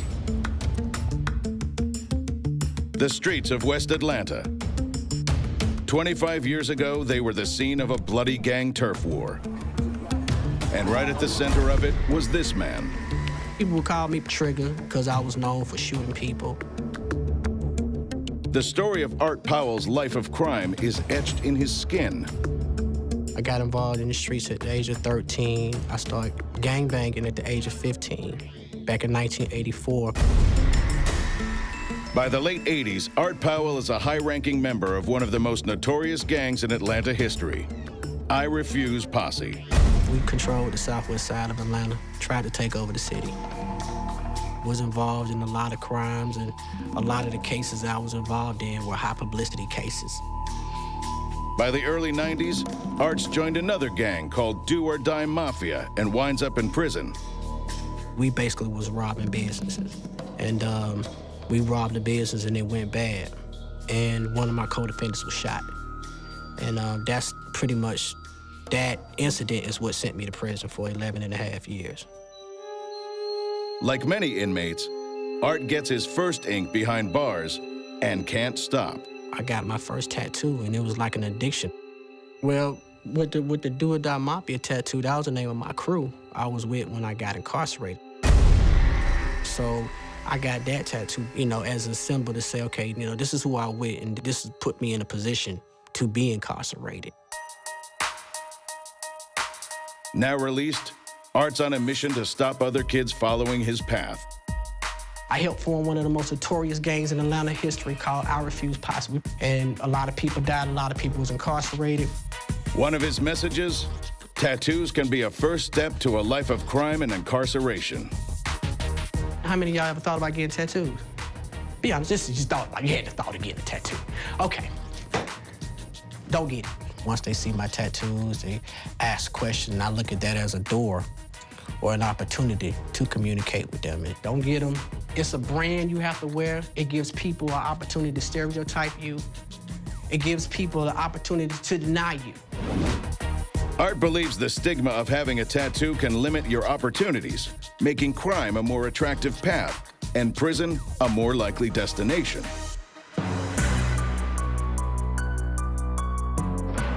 And studies show a link between tattoos and crime after prison, too. Ex-prisoners with tattoos are over 40% more likely to violently reoffend than those without tattoos. According to the study, yes, the person with the tattoos who left prison is more likely to reoffend, both because his tattoos make him less employable and less acceptable in mainstream society, but I would also say that once he started putting those tattoos on in prison, he was already saying, society doesn't want me, and so I'm gonna go ahead and reoffend. Matt Wilcher was recently released from prison after serving time for assault and probation violations. All but one of his tattoos he got in prison. I got both sleeves, got my chest done, got my back done. My left forearm, I did it myself. Now, Matt needs a job. But some employers don't want to hire ex-cons, especially those with visible tattoos. I can wear a long sleeve shirt, and they won't see none of these. You notice I had none on my neck or face. But Matt has a very visible tattoo on his left hand. So he's going to get it removed. He comes to see Mark Martin. Mark is a former prison tattooist who now has his own tattoo shop in Georgia. He removes ex-inmates' tattoos for free. It's hard enough when somebody gets out of prison for people trying to take them seriously. But then when you come out and you're covered with tattoos, I mean, it's even harder. It's hard to get a job. It's pretty much hard to do anything. The process involves breaking the tattooed area of skin with a conventional tattoo machine. It's a bloody process. After you tear up over the area where you can actually start to see the ink, you put the ink eraser on top. Stuff's gonna burn. This is ink eraser, and that's gonna be bringing the particles of ink to the surface and to the scab. For complete removal of his tattoo, Matt will require anything between 8 and 12 sessions. But if you're a former member of a prison gang, there's even more reason to get your tattoos removed. Gang tattoos not only prevent you getting work, they could get you killed. And my tattoos of gangs, my evil ways, girls and stuff like that. Ex-Norteño gang member Henry is getting his tattoos removed with a laser to avoid conflict with rival gangs. And they'll hit me up and stuff like that, or try to kill me for that stupidity that I put on my body. Yeah. All right. Let's take these guys off so you can see. Laser treatment is faster than tattoo gun removal, but it still hurts.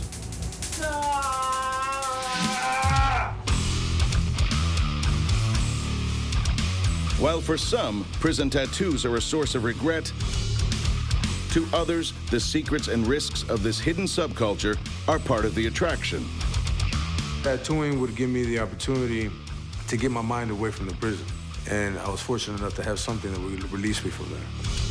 From learning to make the equipment, to becoming fluent in the subculture's hidden codes, prison tattooing doesn't give up its secrets easily. But to many, it's an art form that flourishes even in the most hostile of environments. And a subculture that performed the ultimate escape act by scaling the prison walls. Us little gang members, you know, even though people hated us so bad for the bad things we did, we gave the world beautiful tattoos and beautiful art.